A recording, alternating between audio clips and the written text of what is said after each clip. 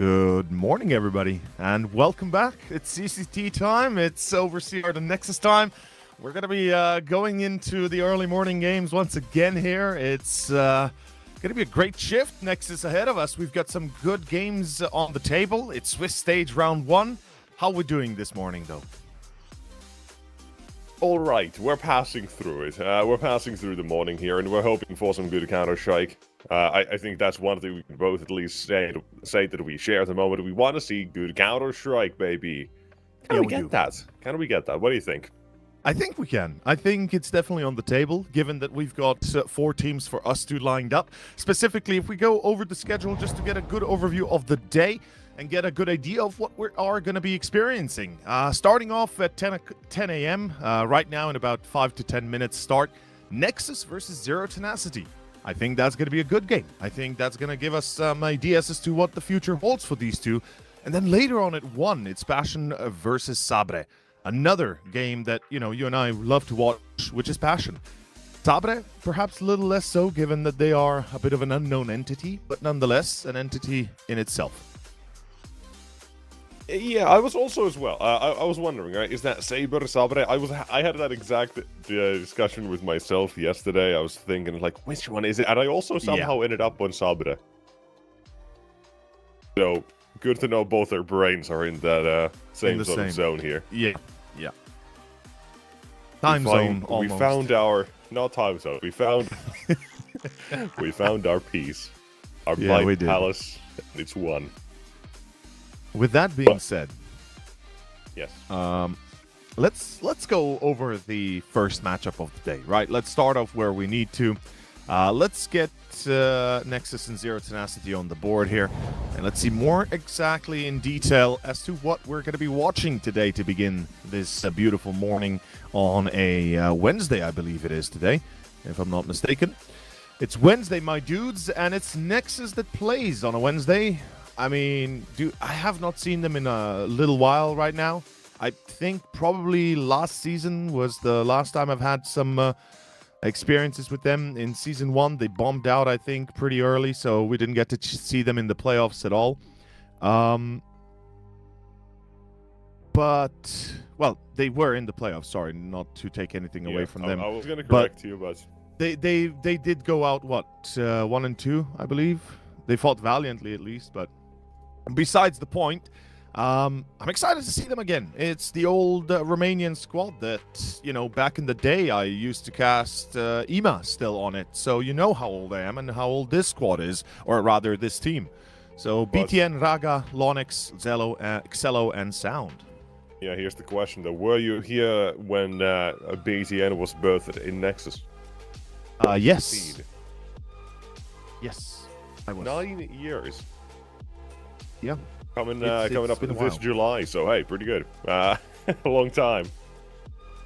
A long time. But, we kind of had these talks around Nexus last season as well, that they had their IESF points, and they apparently did not know this. Couldn't really make changes as well because of VRS and all that, all those things around it, so it kind of did look like we were watching a dead team at times, despite the high enough sort of position they were in with the RS. But now they've added Law and X recently, I say about a month and a half ago, a bit less than that. So they've been making a fairly decent case as well nowadays for them. They've revitalized to a point, and it has looked okay. Not perfect, but okay enough. And we're going to see how they do against a team that we could also say is just about okay nowadays. We have ups and downs, massive swings in form when it comes to Zero Tenacity. Nowhere near the sort of peak they were at last year. But hopes that maybe they could kind of reach something similar, because consistency-wise, I don't think they are where they could be. Oh, I'm fairly certain they could always be better. We've seen them I've seen them fair share in Series 1, at least to a degree. They were the ones to unfortunately nearly bomb out. They went 1 and 3 in the Swiss stage, so we never saw them in the playoffs, and that was my original comment that was meant to be said for them and not Nexus. Regardless, you know, as you said, the inconsistency is perhaps the biggest issue of all here. As if we start off at the middle with the head of the operation, aka Nemanja, he's the player he's the IGL. He's going to be the one leading the team and making the hard decisions. And he can be very hot and cold, right? We've seen it before. He can either drop a 30 bomb or a 25 plus one.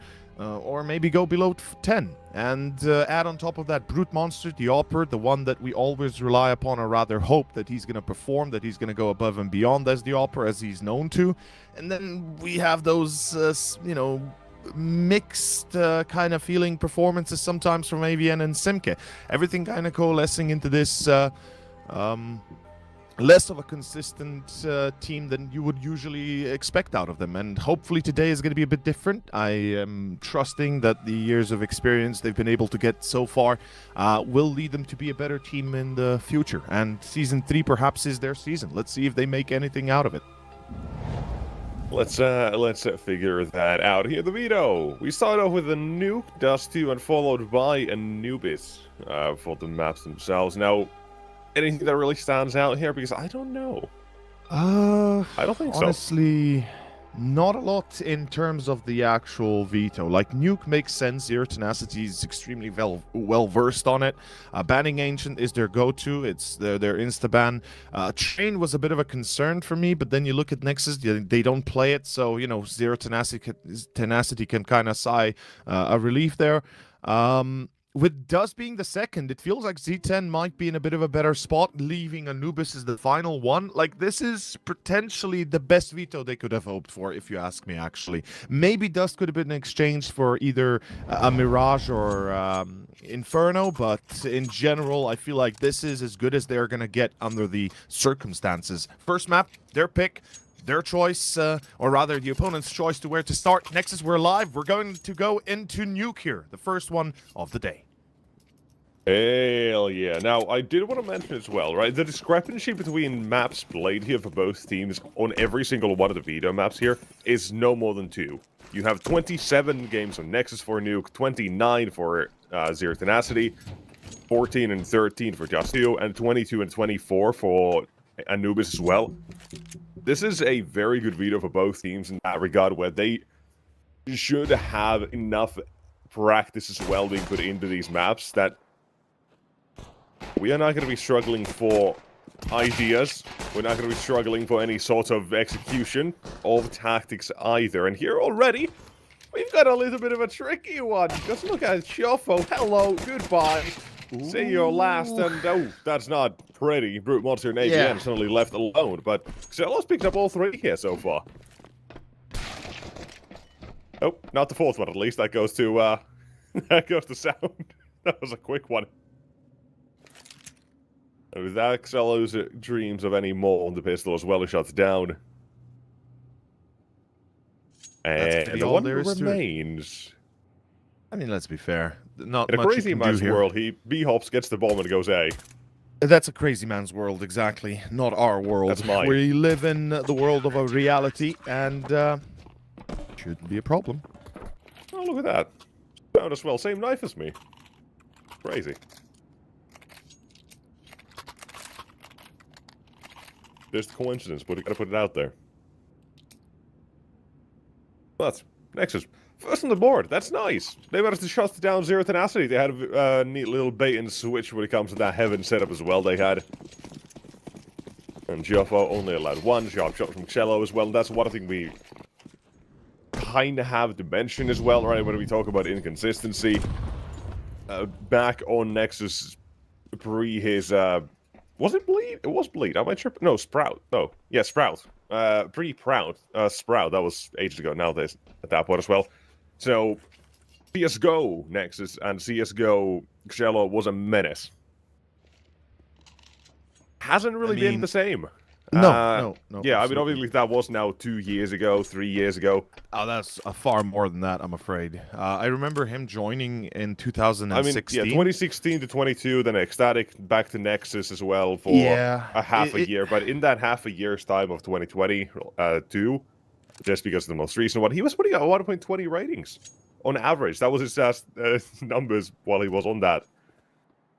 on there for that half a year. Then with the Sprout, things didn't look amazing, and now back on Nexus, things still haven't looked amazing, right? Obviously, games changed, but we talk about him so much because we know what he can do, and it's a bit sad we don't get to see that consistently either. Yeah, the one player that I guess I expect most out of all here on the team is Lonix. I feel like he has to be going above and beyond today. Because honestly, like, he is a surprisingly well-versed player for his age. He's gone through a few teams already. He'd been in Bleed, he'd been in Sprout, he'd been in Falcons.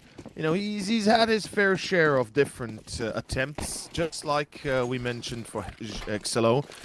But it feels like he is, you know, where ECLOT should have been all those years ago, on the rise. And right now, Nexus, they're relying on him to hold up fray. It's going to be the third round. It's the AKs out for Zero Tenacity. We haven't talked a lot about them in terms of this current map, but they're pushing on the outside. T-side classically with the smokes up.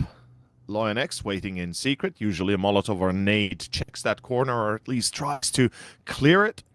They're expecting resistance. It's Brute Monster, the Opper, that's going to take this fight. Second smokes deployed, set of smokes rather, and oh, this smoke is deadly. I think Lonix gets the first kill. Yeah, the second as well. He steals it away, baits them into Sound, who's waiting behind that corner with an M4. And it's a ghastly, ghastly thing to lose Sound, though. Hold up, Simke, good reaction, reads the scenario. Lonix completely sells his opponent, or rather his teammate. ECLOT trades, yet in the end, it's still a 4v2. It seems like Z10 have yet to come out on top in this trade. And they walk Cello as well. This is now left Simke to pick up the pieces all by himself, and dare I say, a little bit too late at this point as well. Like the pistol, except the position has changed. Bomb still needs to be recovered. This time there's a Molotov as well to take even more time off the clock. And fellow BTN should never miss on this one. And they do not. They don't. Okay, so very solid. ECLOT on 6, Lonix on 5. They stop the outside approach. The second set of smokes kind of gives it away for Z10. If we can say anything, perhaps they delayed their push a little bit too long. They should have gone with the first smokes to challenge Lonix's control of secret and Sound's potential support. Yet it doesn't come out of it anything particular, anything important. It's gonna be half buys, halvesies into ramp. Let's see if it works. Rush through Molotovs, yep, and through hail of bullets. That is kind of audacious for Sound to stick around for that long, and to have his teammates fall back immediately. That's actually cost him a couple of players here. Yeah, maybe. Bomb plan still seems like it's not going to happen, and thankfully BTN as well confirms it's not going to. And Nexus, first few rounds of the board, 4-0 to start off this map, and well, give it a C10 pick as well. Things are going A-okay, but not done yet here, not by a long shot. No. Brute Monster's got the op now. We're going to be seeing the duel of fates here. ECLOT versus Brute Monster, each in its own time prime. A dangerous opponent today. We'll see who's still holding that torch. So far, ECLOT seems to be having a much better performance to a degree, but he loses his life against Tjofo. The peek into secret must have cost him his life, surely, or rather not secret, but squeaky. Or was Tjofo on... Oh no, Tjofo's on top of Silo. Okay, never mind. So it was a red secret challenge. Yeah, okay. Cool, cool, cool. I didn't even notice at first. Nemanja pushing down secret. Oh, this is going to get spicy because Nemanja has some control, but they're lined up for the A take, which means they either revert their strategy to go through B or they commit to the A site. There's one defender currently on A. That's going to be Lonix. He has an AK, so headshots are a option here, and all four are about to enter A site. Nemanja is going to lurk through main, surely. That's the plan. In heaven, it's going to be BTN joining. That's two defenders now ready to take the fight. Utility comes in. Nexus, it begins. Counter utility, not going to be perfect, but Lord X will be forced to this fight! And my god, it's not a fight, it's a massacre, baby! The A site stands from one man only. You need that from Lord X, and he will deliver. Holy hell, that's what he sent Zero Tenacity to. Yeah, and it's a little bit less holy and a little bit less, more helly, but it's gonna be a perfect hold. Like I said, the AK, stay true to it, and it will give you results. Lonex on 9 kills, 1 death. He handles the Z10 push, supported by, I believe, BTN on top, and everything goes exactly as planned. And honestly, Nexus, last time they were playing Season 3's Series 1, they were pretty damn successful in the group stage. They made it out undefeated. 3-0, beating the likes of Passion and such. I believe also beating the likes of Ruby and Cyber Shoke. But that's a different discussion. This time, another A incursion. It works. Tioffo finds the headshot with a Tech 9. Ooh, Tioffo finds another. That's BTN. And it's down to ECLOT. And Tioffo, finally the master, shows himself on the other side. Oh, damn. I mean, the pistols, yeah. They'll strike. They'll get you around, but that is far from the expected. Just looking at how that previous one went. But we welcome these rounds. We're down for some shenanigans. Let's keep it somewhat contained and let's not let it get out of hand, shall we? So, all I'm asking for, not too many of these rounds, but well, we know we're about to get them anyways. No, what? Quiet. Stay your tongue, serpent. Do not mention the unholy words. The two words that nobody needs to speak. By. Oh god, no. You summoned the monster. Say 3 times in front of a mirror and it's gonna happen to you. As Zero Tenacity, outside control again, contested fully. 4 players gonna join this fight. This is pretty dastardly. BTN tagged. Not bagged, so got to pull away. Got to play it safe. I think Nexus have already forfeited outside control. They realize this now. BTN, what are you doing, buddy? Okay, he's going to go down vents. For a second there, it looked like he might want to go into the corner. Oh, Sink has been spotted. He goes back into vents. BTN's waiting on the other side, though. Down secret and sound. There's a Molotov, or rather, a little bit of a surprise, we can say, an incendiary. What? Oh, that is nuts sound. That is nuts, the info he gets here. Oh, he's gonna push the smoke. The info he gets is insane. What? Neman? Oh, no. Nemanja. Oh, boy. That was tough to watch. 4v3. Down a little bit too eager to take a fight.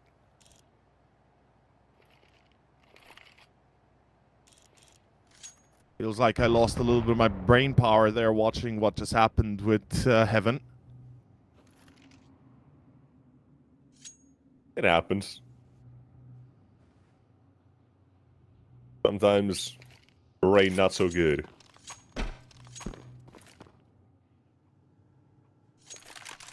They're going to be retaking through ramp. This is still very doable for Z10. Brute Monster has the op. They have some util.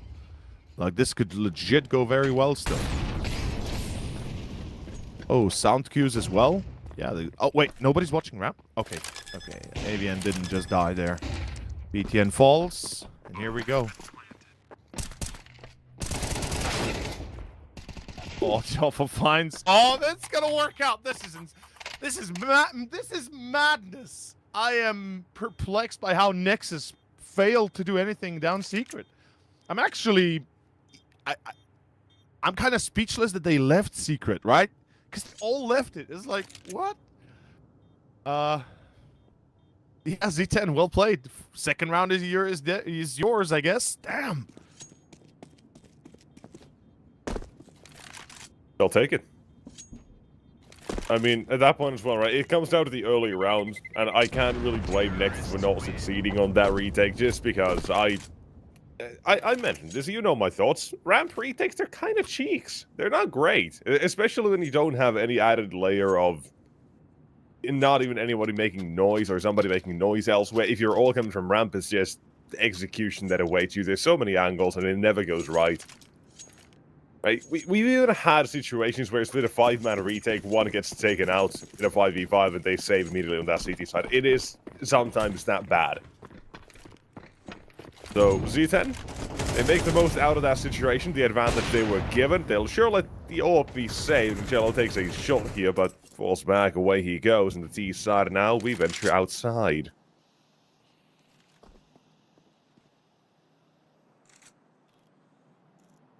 Let's see how this works. They've tried it before. They failed once, having to double smoke up, kind of revealing their hand. And once again, they're waiting a very long time. Double smoke again deployed. They're going into secret. And they're kind of telegraphing their moves, but they're also giving enough time for Nexus to adjust to the scenario. And it's causing them to lose players to start with. This is an anti-eco effectively, or rather an eco in itself even for Nexus. And yet they've lost the first layer, Zero Tenacity. BTN gets caught. That's a good start. The auto shotty on Loinex has to come through. I believe they're in position to take one of the fights. Raga loses the duel. That's a problem. Now it leaves the Opper to deal with the mess. And it's going to be Brute Monster trying to challenge through double doors. Or perhaps even control. But regardless, this round... Ooh, missed shot. Xylo should have hit that. Another missed shot. He's missing too many. The opportunity's gone, and I think the round with it. 2 chances, 2 opportunities, and now it is the scraps that remain of it, and the sound immediately gone. Hold on, wait, no, the scraps. Oh, you gotta be shitting me. They've stolen this one. There's no time. Why? They had the site. Why? I can't comprehend why. The doubling down, the second guessing, the making the split decision. Okay, let's go from B to A. There's an op on ramp. We're worried. I don't know, man. I feel like they should have just stuck to the simplest solution. Occam's razor and all. They managed to get past Xylo toward the site already. Why did they go back? That's what I don't understand. Why would they go back to A? Well, it cost them a valuable round. Zero Tenacity, massive misplay by the IGL, or at least the call here. Whoever made the call at the end. Nemanja gets caught. He's on 0 and 8. He's having a very, very tough time. We said it before. The consistency has been a problem here for the team. You know, either we have a very hot Nemanja or a very cold one. Unfortunately, it's more of the latter right now. He is overperforming for his James Bond auditions at the moment. He's doing too much. Yeah. He's not going to be the next, what's his name? Daniel Craig. Band? Yeah, that's the one. Yeah. Xylo. I mean, look at Xylo, by the way. He's on 11-3. He's having a field day. He's genuinely... Yeah, Loinex. Yeah, Loinex as well, 12-3. Yeah, you're right. They're both genuinely enjoying themselves here, and there's going to be a double setup in the control room. This is not going to end well. Oh, boy. Oh, this is a problem, because now they know there's 2, but they don't handle them. Simka just dies alone. The second player, the player that made it to side, AVN, can't do much. She's now locked onto site, in fact. If doubles and short opens, he's in trouble. He's dead. He's got 3 locations to care with, and Brute Monster's nowhere to be seen. No support just yet. BTN's just waiting for the sound cue, waiting for that fight to happen. And AVN, he's pulling back. He's trying to get to his teammate. He has the C4 on him. Oh. Wait. No. Surely you didn't just... Okay. Let's roll back something for a second. Did AVN just approach Brute Monster to ramp just to throw him a flash and then go back? Am I missing something? Great question. Because it feels like you give up way too much space just for one flash, right? Not to mention, Brute Monster already had it. Or maybe he picked it up from AVN. Regardless, like, that flash is not going to make a difference. You need kills, and I don't know why you would let go of positional advantages for AVN. Okay, Zero Tenacity. Clearly, they're not right now playing themselves. Or rather, they are playing their own minds, perhaps. Ghosts and illusions that seem to stray them away from the goal. As LawNX has a free kill here, basically. This is 8-2. I don't see much happening beyond that. There's the flash. Good for you, Till. Oh, Still, guess what? That's crazy. yeah, and I look don't at even know Raga's about position. Raga completely. Actually, they do. They should know, but apparently AVN just ignores that opportunity, assuming that smoke would have obscured him enough. But Raga had plenty of space to work with, and LawNX comes to support as well for the finishing touches. I gotta say, my last few experiences with the Nexus were still when before they had a LawNX. It's been a while. I really felt like it was just a dead team cruising by with the VRS points they had and unable to make changes. Now we know in hindsight they couldn't because they'd already made a change, but then they had to keep that core to maintain VRS and such.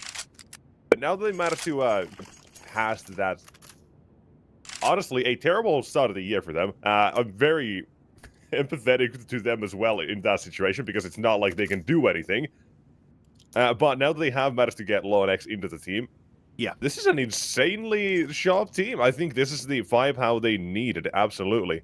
If we can get even half of this, what we get from ECLOT now, on a consistent basis, and same with LawNX, I think you've got a really solid team where sometimes we get these games where Raga is going like 20-2 or something crazy. Sound, when he was on 9, I think was the best anchor in that, like in tier 2, almost one of the best anchors. So I really want to see if we can have all these pieces click together for this Nexus, because it would be so damn sick to see.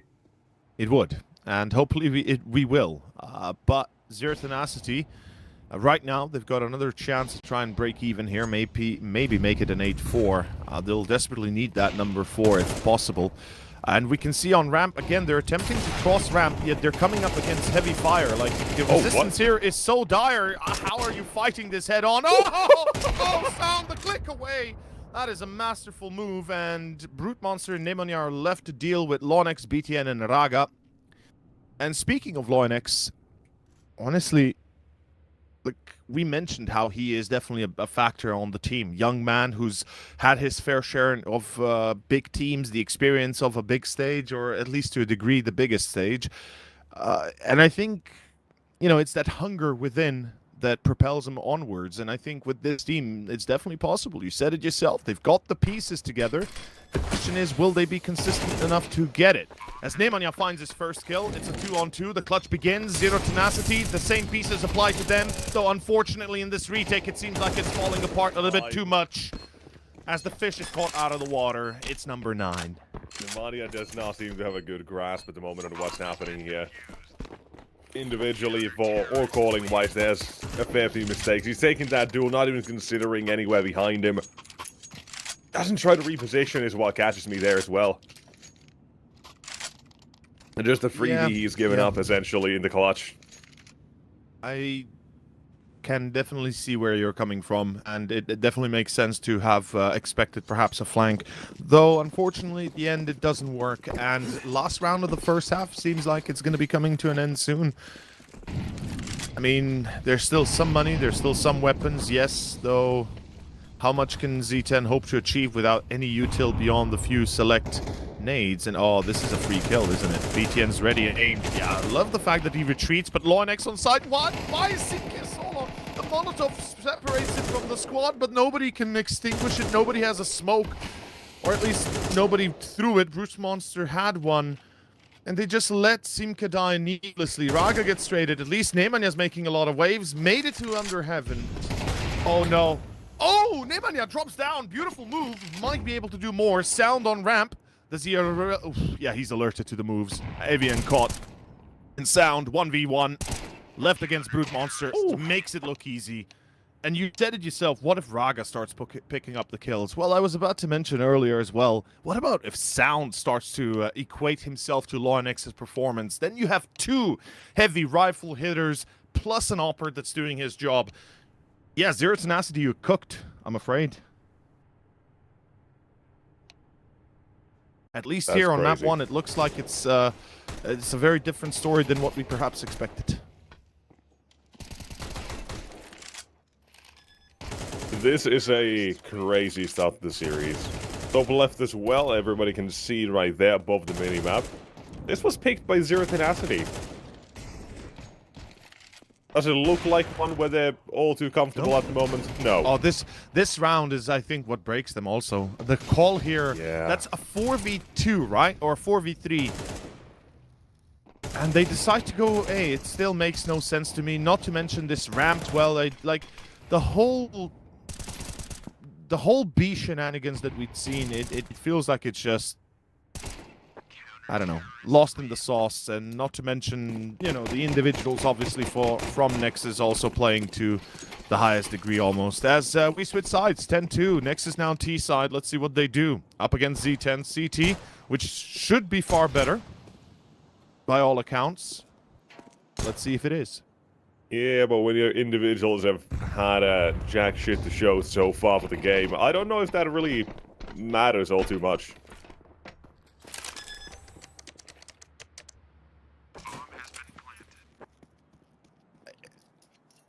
I don't know what to tell you here, but it's a 5v5 retake on Nuke.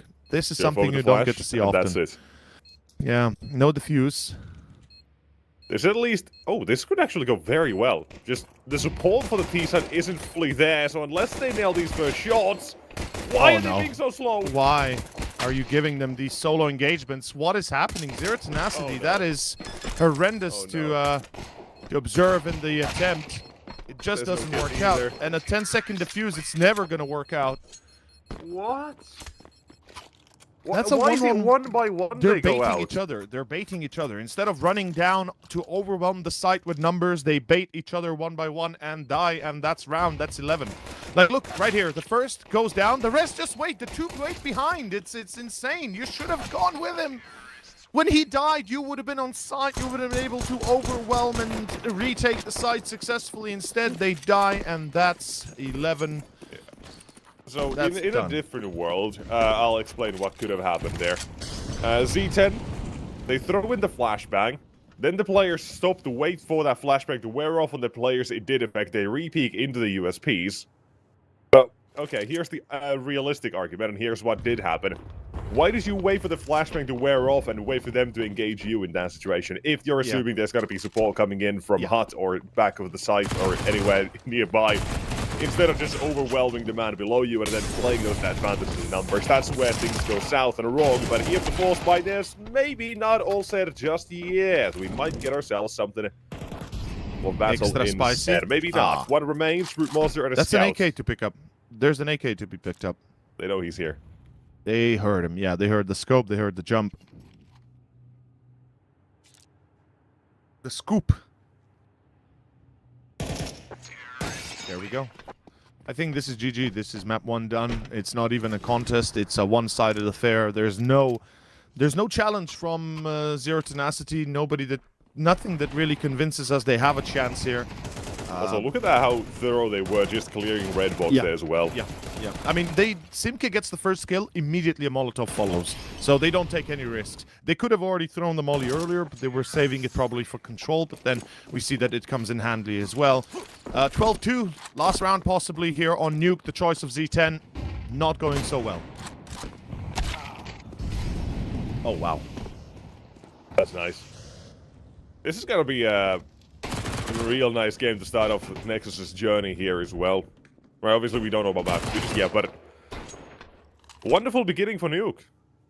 And it seems like the end is following up almost immediately as well here. You've got all the control toward the B site you could ever want. They've still got a man watching rotations outside, so for Zero Tenacity, the only way down is vents at the moment. And in about 10 seconds as well, you're going to start to see, I think that is Cello outside, start to move.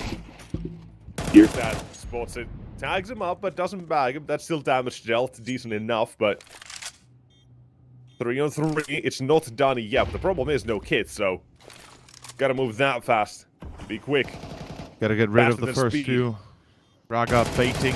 Quicker than a quick. Faster than light. But the only lightning that strikes, it is Nexus taking map number 1. Yes, they are. Ladies and gentlemen, that is going to be map 1 done. There's not really much to say beyond that. It was Nexus doing better all the way. There was no comparison. Z10, they had a few brief moments where things could have looked better. Specifically, I believe it was round either 7 or 8. Now, don't hold me to exact one or the other because I'm not sure, but it was 5-2 or 5-3. In any case, they run up those vents when they have beat control, 4v3 or 4v2 even, it doesn't matter. Run into Lonix with the auto shoddy, the XM. Pumps him full of scraps, and it's end of the line. From there on out, Z10 do not get a single round afterwards. Yeah, it wasn't just that. It was also Xello in Heaven who had given up B as well. As soon as Lonix says, wait, they're coming up vents, Xello shoots up the ladder, and the round is done. And that's it. That's all there is to it. That was all we had in terms of an idea from the Z10. Yeah. You have one pistol round that works out. Not really convincing in any way. You have another round I already forget they managed to win, and that's it. Like, that first half, not great, but for Nexus, an insane show. You've got Lonix and Sound both putting out almost 120 ADR there. Xello as well, wonderfully done. He was staying alive, getting those opening duels, which is what matters the most. It was 6-1 in those when it actually comes to it. So involved in, over half of them. Yep. He was kicking ass. He was kicking ass and giving his team those advantages that they so require and needed and wanted to play with. And even if things do get hairy in that, final situation, the second to last round, they're still all in good hands. And moving on to map number 2. It's going to be Dust 2. Dust 2, yeah. Now, I'll preface this. Look. We don't even need to preface it because there's no point. It's Dust 2. It all comes down to the individuals. If they're not going to show up, it's over. Ladies and gents, short break. We'll be right back.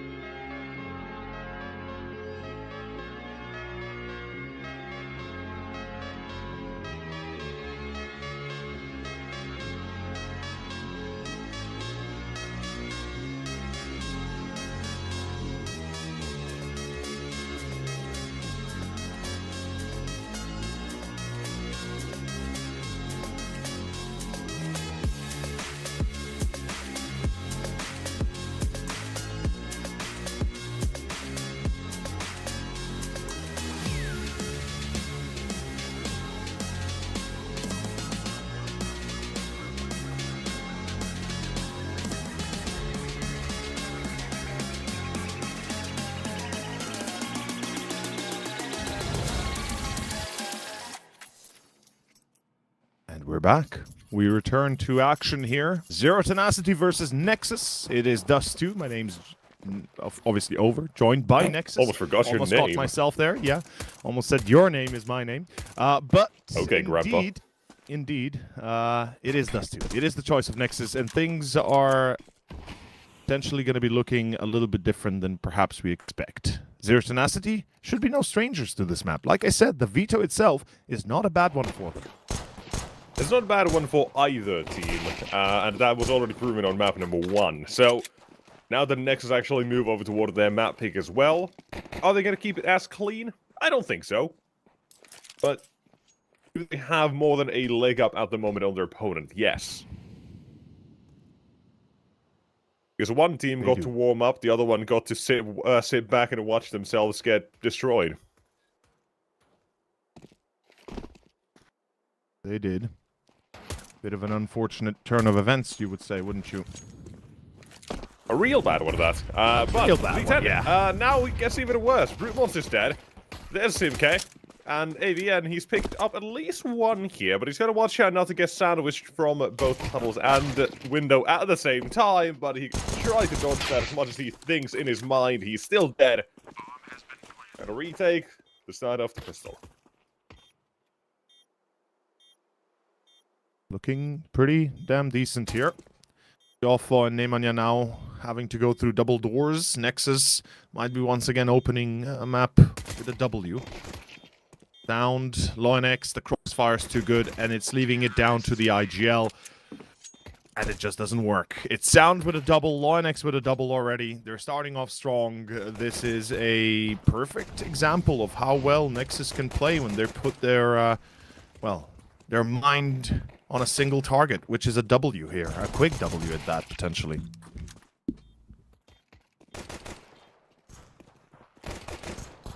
Starts off pretty nicely.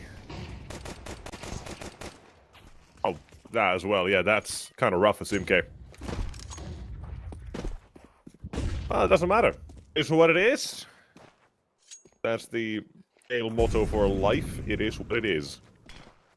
You couldn't have said it better, yeah. You won the lottery? It is what it is. Built differently. Hits differently, too. You lost the game of Counter-Strike? It is what it is. And you can't end the loss as well. Silo, he's starting with a win. A big one of that. He's got a couple of bullets in the magazine. He has lost sight of Nemanja, who is just going to do everything in his power to avoid giving him that ace, but apparently it doesn't matter. Silo's still there, ready and waiting. He gets his ace for the second round, and suddenly there's an AWP coming out for him. Funded more than half by Zero Tenacity. 3k, he makes it to back 10.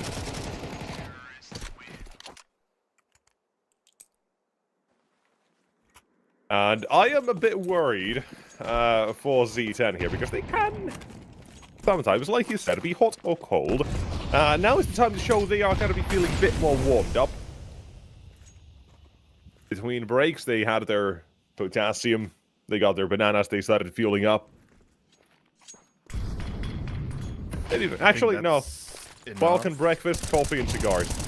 Cigarettes, that's it. Yeah, that feels more appropriate, but what the hell is a banana? Never seen one. Dude, bananas are poisonous, haven't you heard? Yeah, potassium is the goat. Yeah. But regardless, the coffee has to hit any time now, because it's going to get late soon. Nexus, they're on the verge of potentially closing this series 2-0 if we continue down the road we started on Nuke. And already, you know, a great start here for the T side again. But let's see for certain. This A defense, they have a fair chance. Simk is on long, looking to support the side hold from Tjofo. Headshot BTN from window. Confirms Z10 is potentially afraid of a B split, but they'll have rotations. 2 players defending, 3 total on A. Here we go. Brute Monster gets the first. Diop is now lined for the shot. Oof, Nemanja, a bit too quick for his own good. No. Not going to back away, however. time. Little too little of it there, but X, he's got 2 massive ones, and Raga from long. He's got that all-important one they need to make sure that site belongs to them. The retake, at the end, the volley barely misses him, and now they know here. Up on site, 2 players to swing, and Raga pretty much always had that in the bag, unless a double dink. That round was as good as 1 from X's efforts here. This is ridiculous. I don't know how he's ever allowed to get 2 there, but plays it so damn well. And they play together. Nexus full commit to it. Even that last double swing, it looks very nice. Everything goes their way. Zero tenacity, unfortunate. Oh, it just feels good to see Nexus this cohesive. This much of a team unit. There's no denying it. They're doing an excellent job at showcasing what they're made of, what they can do as a squad, and why they deserve to be perhaps once more in the playoffs. They did lose against Ents. I believe it was an 0-2, though, not a 1-2, as I said previously. And perhaps the Series 2 will see them there again. X with the team kill. That's unfortunate, though.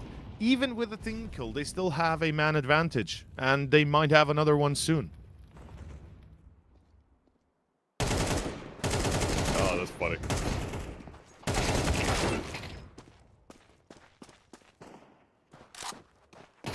Ooh, Nemanja. Hello. Scout is fighting valiantly, and both players already tagged up. All he has to do is nail the shot. Went for headshots. TN will trade out immediately for the final one, but that is a near 1v4 coming through as well for him. He has Emptus there, and it all starts from below and X taking down his teammate. You know, some say never trust anybody, not even your own friends, not even your teammates. Some people are right. You shouldn't trust them. You should go into your game without bombing, microphone off, mute everybody, and go. Force play every round. That's your way of handling things, is it? No, I'm chill. I'm chill like that. I just go in games. I don't mind. Well, unless you're being a dick, I don't even want to really speak up against anything. Because people decide to have double standards for themselves and other people in games, and that's kind of just annoying. Yes, I agree. I whiffed against the 3 people back turn and lost the round because I missed the bomb planter 17 times.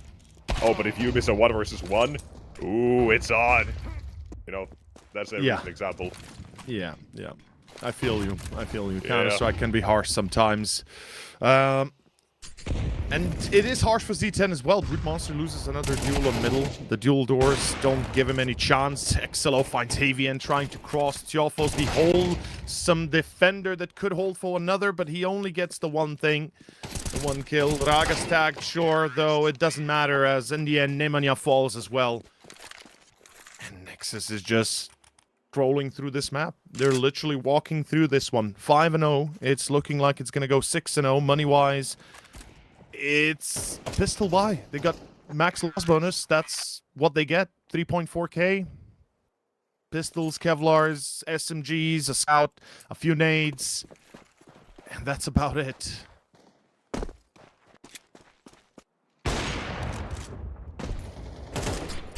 Awfully good at hitting these shots already here. This time it's just a tag he gets. Well, Tjofos got himself an AK-47. Weaponry to work with. Not half bad. Nexus. They need to make use of the space Nexus apparently given them. Simca's not going to recognize this, thinks he's going to be A-OK, just chilling here and waiting, while X is in fact chilling, waiting for his teammates to arrive. Round is done. Z10 just know it yet. Well, they are soon to realize, I suppose. This is not looking too swell. Bomb has been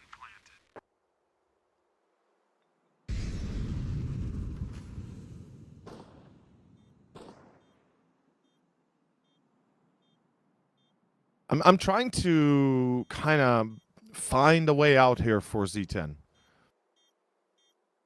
trying to see what is the best case scenario. I mean, this round, the retake, if it succeeds, obviously it's best case scenario. But how likely is it, right? With the HP on everybody being effectively critically low, one bullet away from dying, and we can see the result of that. Brute Monster, I mean, a 10-second defuse, if he had a kit, then we're talking about potentially something, but it matters little as they literally still get cleaned up.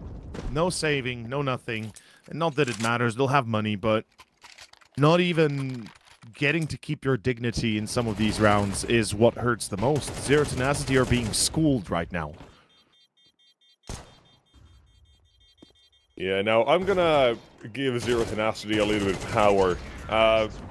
You know, just cursing them, or cursing Nexus here in one way or another, but you know, Dust 2, I always say, it's gotta be one way or another. It's gotta be the longest game of your life. No, don't you dare say nothing. Don't you dare it's say gonna be the fastest word. one, and currently 6-0 is definitely pointing one way. Come on, we need to see some sort of fight here for Z10. There's any sort of a fight, come on. I mean, yes, we need to see something out of Z10. Their T side potentially should be better overall, but they need to have at least, what? We can say 4 rounds minimum. Let's say 5 did not work on Nuke, so... No, 4 to 5 rounds, I think, is the bare minimum they have to achieve. And this mid-battle for Brute Monster has been lost basically 6 times almost. Well, if we disregard the pistol, 5.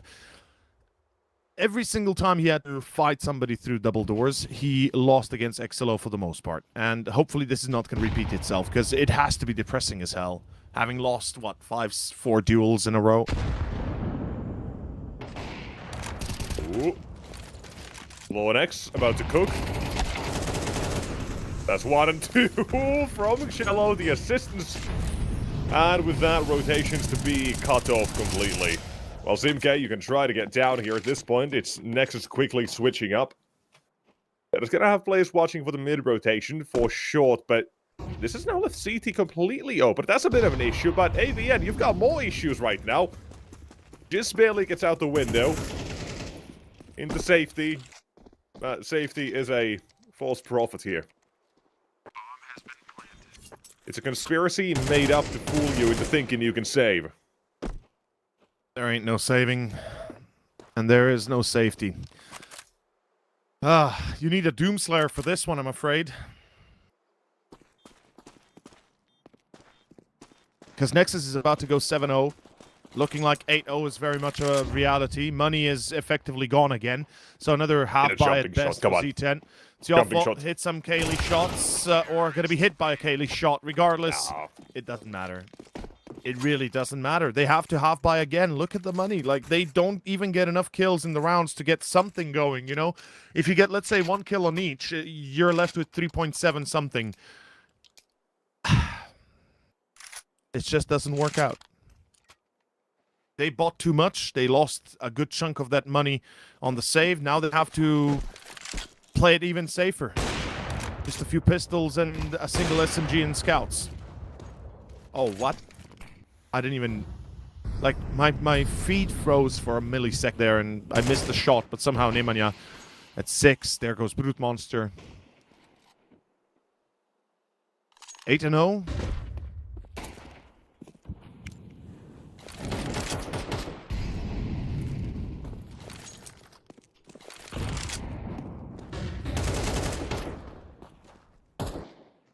Ooh, this is a lot of damage.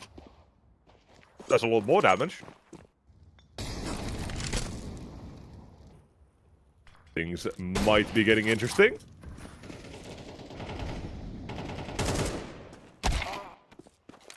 Ooh. Okay, are we actually gonna be getting the first round here? Maybe. It's a 2v4. I'm still holding my breath here. We don't have anything really for Z10 to work with for the retake. You've got a HE that now goes out, deals 0 damage. No damage. How? And now a 1v4. Take these shots, jump to the shots. Hey, let's finally get him. Shot! Oh! No! Goddamn way! Oh, Nemanja! Oh, that was a freebie given. Raga walks too close to the sun.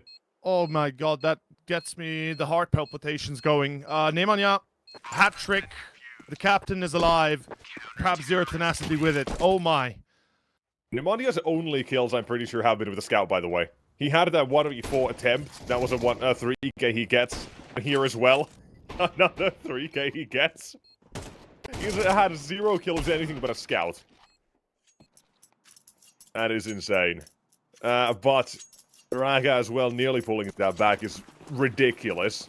If nothing else, if you just look at that situation, it's a 1v4. We're not expecting him to win. That the fact that he still gets 3 there means that the only weapon they can save on the CT side is just one singular, I think an LVP, right? Yes. I would assume so at least. So yes. That's the only thing they're able to save instead of potentially more AKs as well.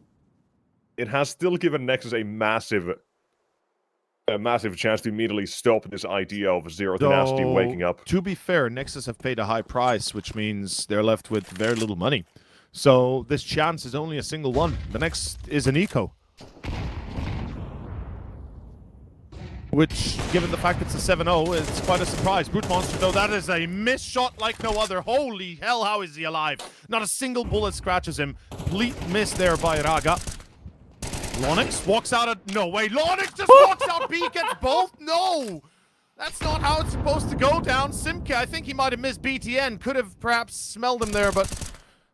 I don't think he does. And Simke has to fall back. It's a save. You gotta be shitting me. How does this round happen?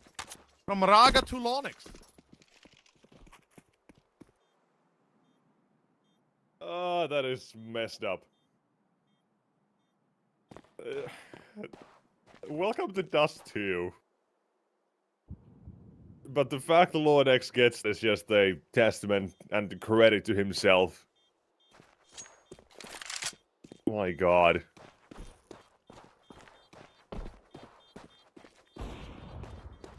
I got no more words, man. It's crazy messed up.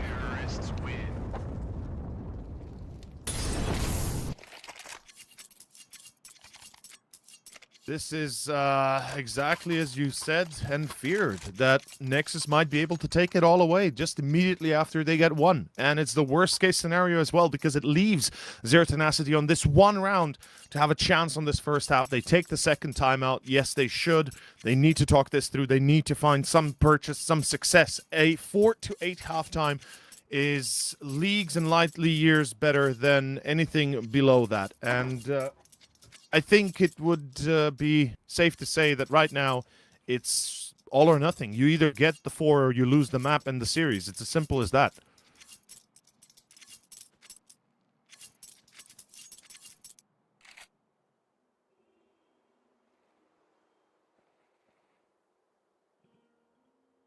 This is kind of messed up here, I'm gonna say. Hey, Nexus, your game. Wasn't familiar with it. And it is way too confident.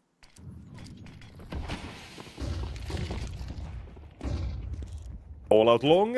Z10 at least, hey, we got some moves for them. They're taking duels, they're not too afraid. But toward the A site we go. Utility immediately used to defend, to hold them back, but at that point... Is there another HE? No, there isn't. No, there isn't, yeah. Brute Monster finds Lonix. Good start. That Molly will break his stride, though. Nemanja is in trouble. He needs to pull back. He needs to play it safe. 44 HP on him. And they're still trying to pressure into Gandalf as well. They know there's somebody there. Shots fired. Lonix is the casualty to begin. BTN falls after, but it's Sound and Raga that have sounded off. And Raga finds the secondary on AVN. It's a save again. Zero Tenacity. I mean, you can try through long with the op for sure. You should even, I think, at this point. As I said, it's the last chance. But already Xelo's on the pixel. He gets the first. It's Brute Monster to be hit. And starting a 2v3 retake with a hit upper is not a good start. Because, well, let's be fair. It usually ends up losing you the round. Brute Monster, good shot on Sound. But it's still Xelo and Car. You need to snuff them out. You can't. Raga supporting. Low HP for Nexus, sure, but not the round. It's number, well, 9. And 9 3/4 is how you get to Hogwarts, and Zero Tenacity is being sent that way, I'm afraid.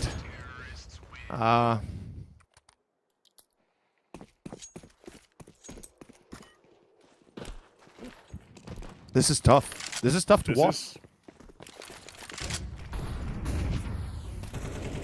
It is quite the difficult situation right now for all of Z10. This time as well, we saw the initial aggression toward the lower tunnels. He gets the second follow-up toward the upper side instead, where Law X does get taken down. So they've got rid of that boogeyman, but with the fact that they found the many lower tunnels, 2 spotted in the tunnels as well. Sound has all free reign, but this is a crazy play still to make. Raga survives. Sound has found an Imagia, and that's suddenly going to force Z10 as well to make some plays. Try to catch these two in rotation, because they know Raga is the one with the bomb. And in the tunnels this round, do or die, make or break.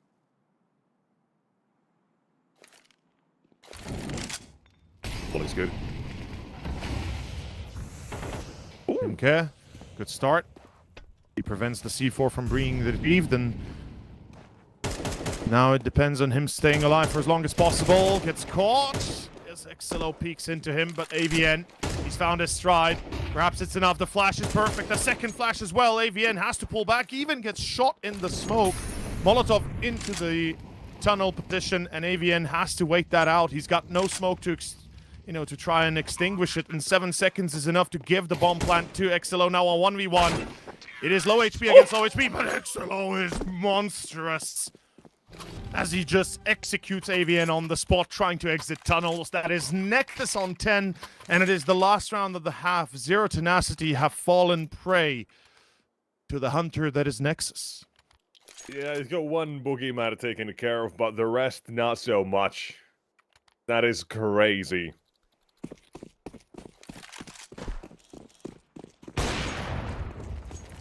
Again, being tagged up as well through the doors, and apparently going for seconds. Wow. They know they're going to be pushing top mid. They're reading them. Simka, though, still succeeds, finds BTN. That's the start you're looking for. More players fighting for control. There's going to be a full-on battle, and it looks like it could work. Though, what is that? Loynex, how does he walk out scot-free, gets a free kill, and he's got B control all of a sudden? And they don't know. They don't know how many players are there. They can't risk running through the smokes and through the angles without being sure that the bomb is committed to it. Although they'll try regardless, it seems like, and they'll be playing against Loynex. No. He's the Doomslayer. He's gonna bring your whole team down. A 1v4, Loynex! He brings the law as Raga helps, but it's enough. It's 4 kills for the man as he single-handedly takes care of the round. They don't even get to the bomb plant. It doesn't matter. The Dark Ages are here, man. The Dark Ages are here. The only thing they fear, Loynex. Holy shit, man. What do you do in this situation? Just cower, hide. Like, that as well, so close to actually getting that ace. It is quite literally, if Raga was 2 steps behind, that would have been Loynex with the ace, all 5 for him. And how many times did he walk out B successfully? Because I'm pretty sure it was at least 3.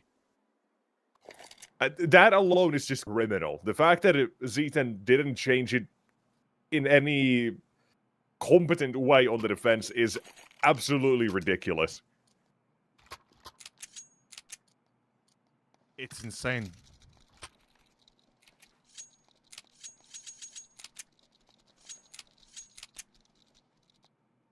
Oh, well, it goes without saying, Zero Tenacity, either your A game or it's no game at all.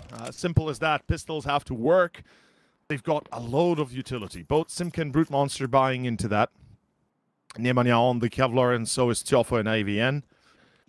Raga, he's playing with a P2000, I believe. And BTN plays the diffuser flash combo.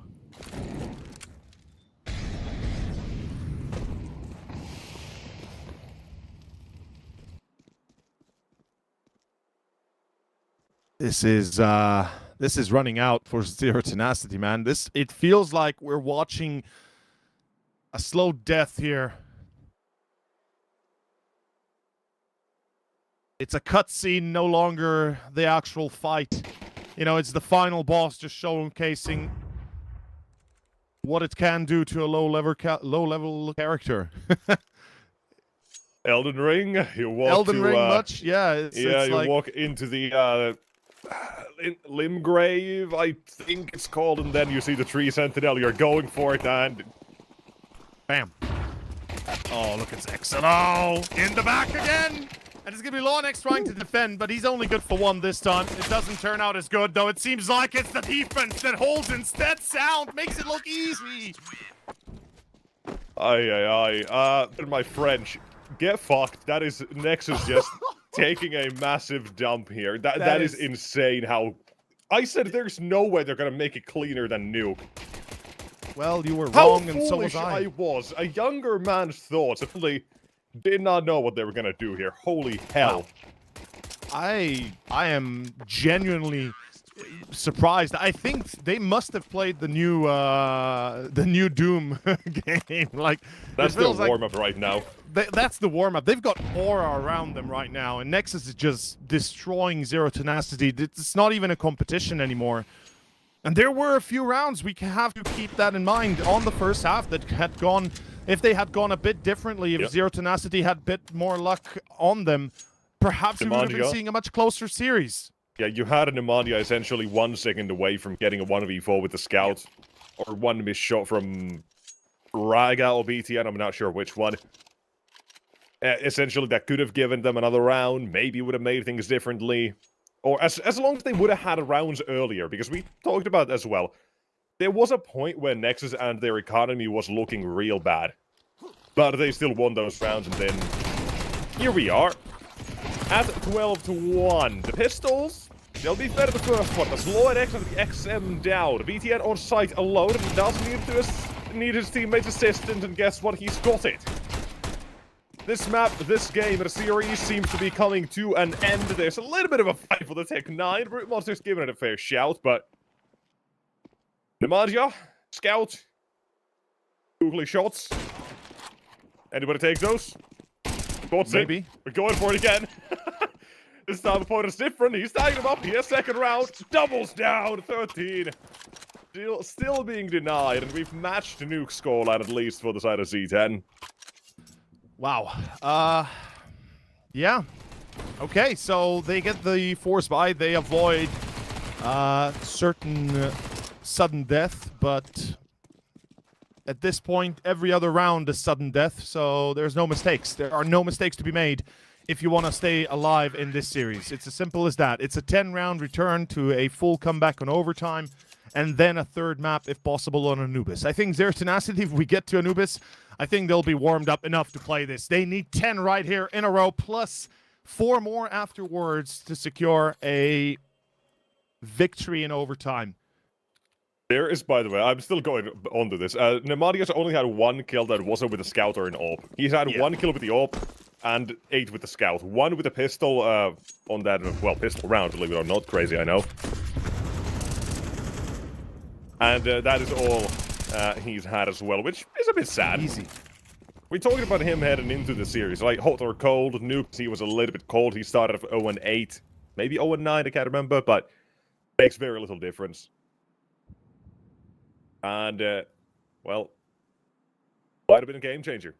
But then again, if we go back to another point we mentioned on Nexus's Nuke, is if we get some sort of consistency from this team, where we get the team delivering the or even half of what they gave on Nuke from an X, Sound, Cello, this is a team that's going to click and delete opponents, because the individuals they have are really damn good. You have 3 incredibly good players. Raga, who has that sort of X-Factor potential and shows that a fair bit, actually. And there's Low and X again showcasing what he's got, and the game not done. 2 HP to differentiate between the ending of this one and not.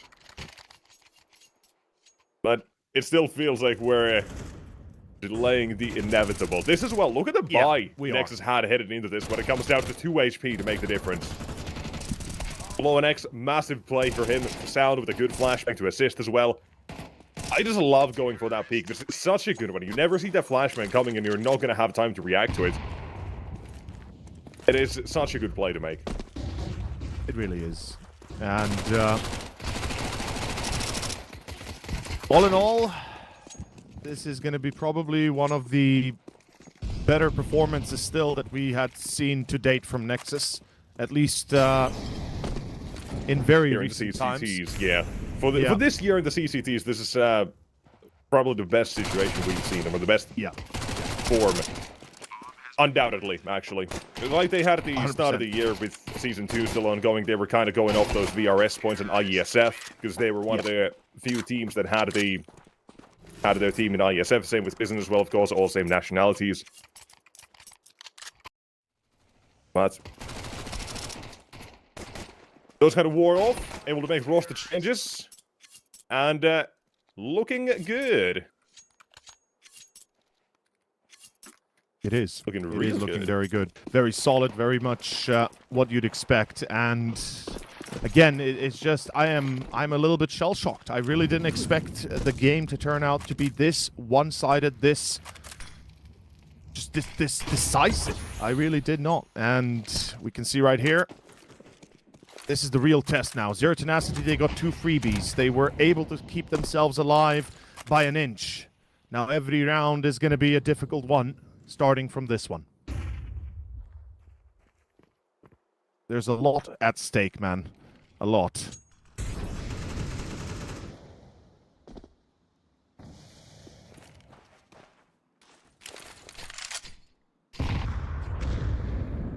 Low start. Nexus taking their time. I guess they realize as well how, how much of a difference it is right now. So the only thing they have to do is trust that their aim is going to go through.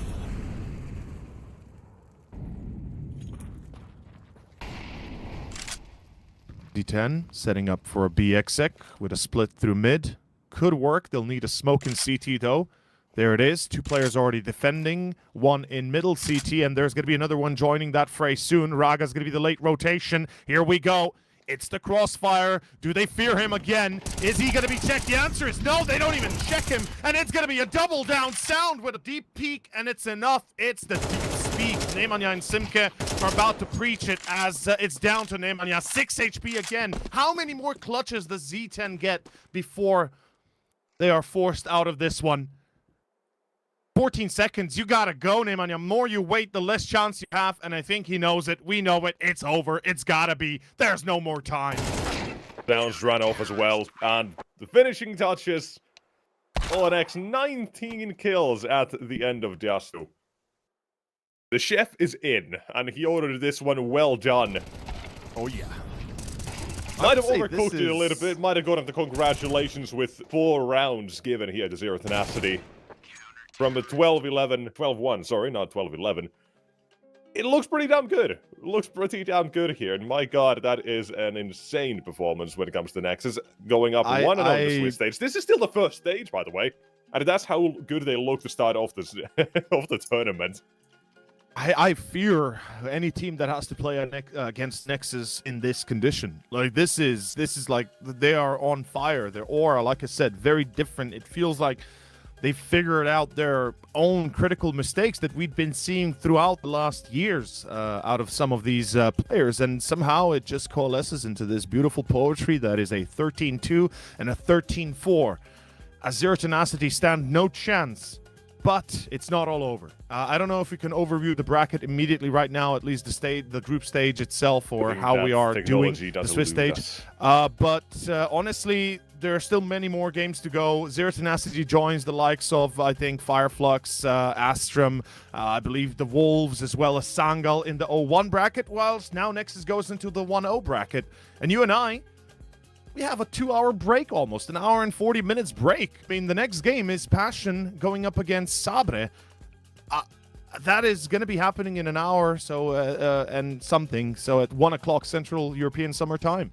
Yeah, 1 hour and 40 minutes. And that is going to be as well on the screen eventually. But for us, it's that break we're going to. Yeah. Yeah, we can actually, pull up that schedule. We have the technology. We've managed to figure out how future technology works, and thank you so much, production, as well. Passion UA Sabre up next. Sabre, someone who actually knows, do tell us, and we'll ask as well later if we don't have an answer to it as well. If someone from Sabre side, Sabre side that actually knows this answer, how is it supposed to be pronounced? Because we have that sort of question around it. But afterwards, Monte versus Delta and Dynamo Eklot versus NIP. That is a game and a half. That is a fun one. Yeah. That'll be a fun one, but not for us. We go to a break. Ladies and gents, we'll be back with Passion UA versus Sabre. Stay tuned. See you in about an hour and 40 minutes.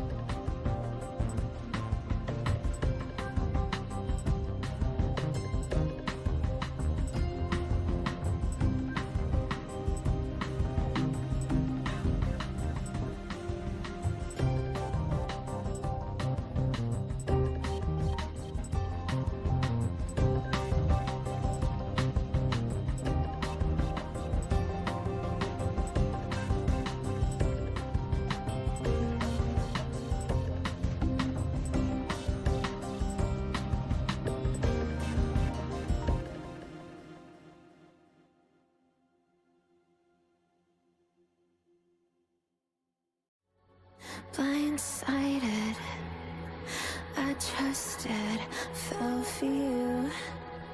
What a stupid thing to do. Blindsided, high hopes, but they fell away the moment you lied to me.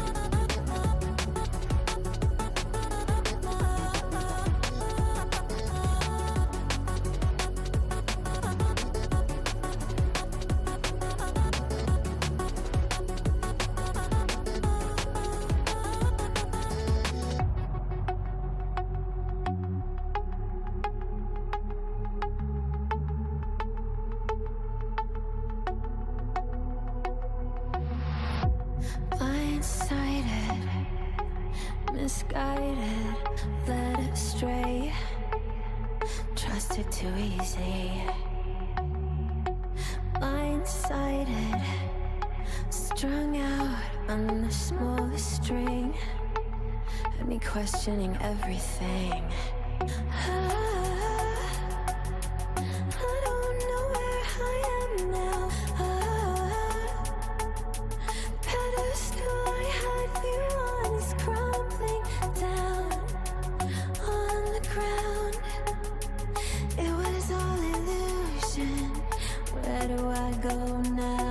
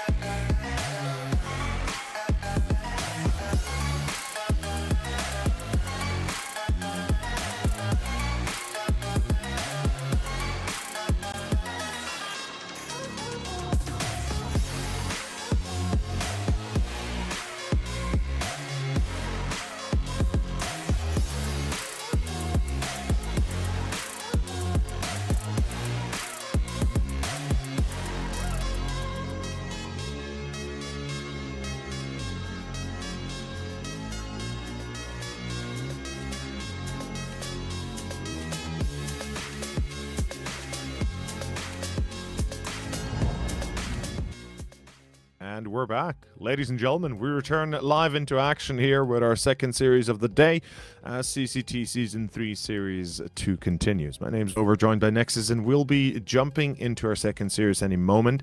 Before that, ahead of us, an interesting discussion perhaps about this best of 3 coming up. Yeah, we coming to this one, and we are looking at it as one where we're going to be very ignorant about what Sabre, someone does know how that is actually pronounced, please let us know.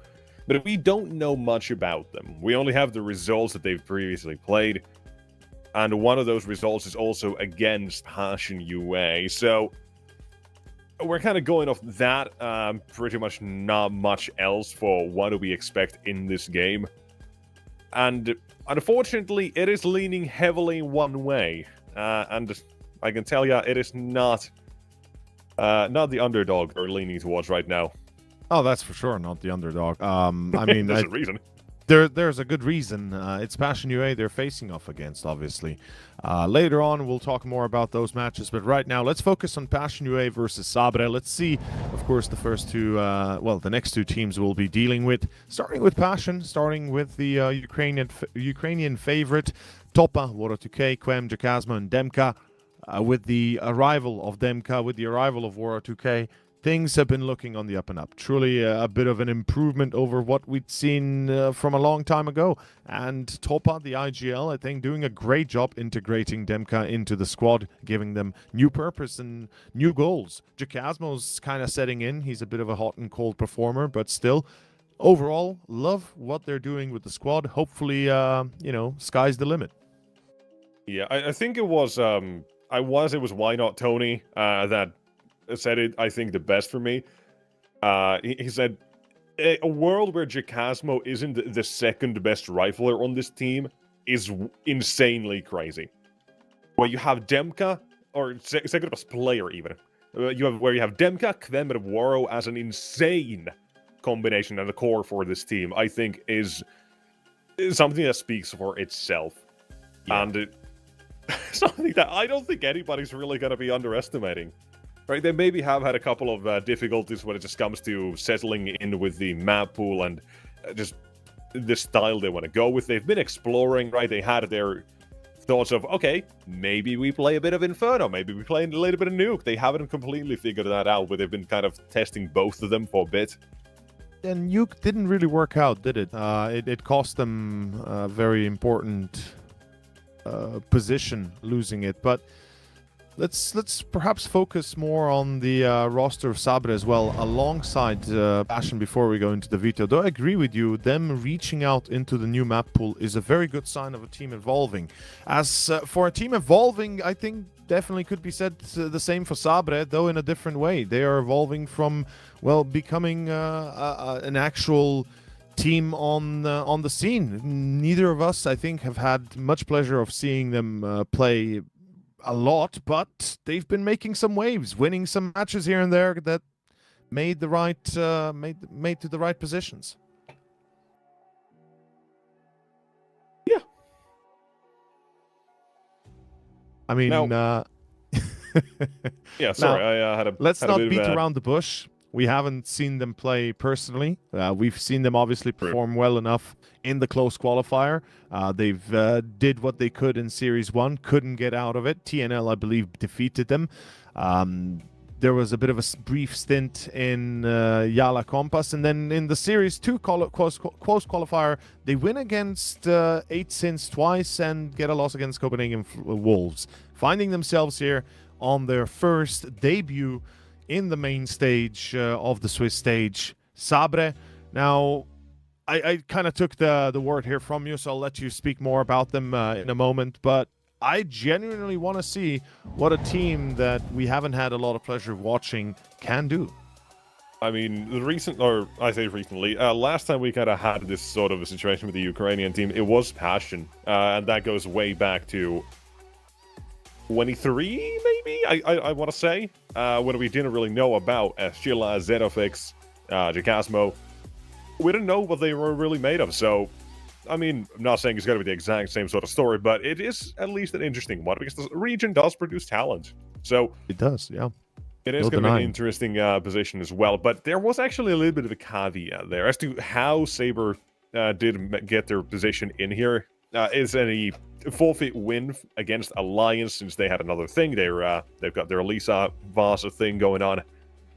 A Nordic Championship, that's the one. So they had to forfeit their game, so Sabre kind of got a free ticket into the main stage here. Didn't have to fight the final opponent in that regard.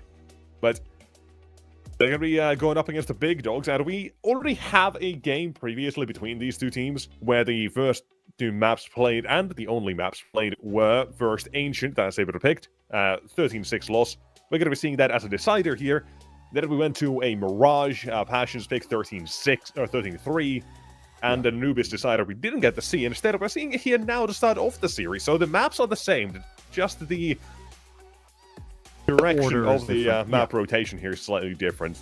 Yeah, we're going to be seeing Anubis first. I like this pick, given that right now Sabre, when we look at their Anubis stats, I mean, they won against the Wolves 13-6, which is not a bad achievement, given that, you know, the Copenhagen Wolves, after a long time being as an inactive organization, are bringing back the meaning of it. And they've got a decent lineup right now. I believe the newest player being Matheos and Quez, both joining the squad pretty nicely, giving them extra firepower required. Tapeware, the leadership is there. So taking We're one off looking at of a them different team on- right now. yeah, I know. But what I'm saying is, obviously, getting onto Anubis, it perhaps is a good sign. It's a solid map, statistically speaking, to a degree, though their percentage win rate on CT side is a little bit questionable. Everybody is, I guess. Back to Passion here, because there's a couple of things we can talk about here. The trio, right? The trio. Quem, highest rated player, by the way. 1.18 rating, 1.31 impact. That's kind of crazy. And solid 84 ADR as well, nearly at 85. And these stats as well, they're not just from a couple of games, they're from 104 maps that have been played. That is insane consistency. Then you have Demka as well, who on Monte was pretty much the best or second best player, arguably, depending on the day. Him and Waro kind of hold that same title. And guess what? Waro's also here. So this is a situation where Passion UA, I don't want to see them just stabilize as a team. They thankfully have a lot of experienced hands now with Waro 2K, with Demka as well from that previous edition of Monte, where they bring in that synergy of playing together. Topa, a very young IGL, still very new.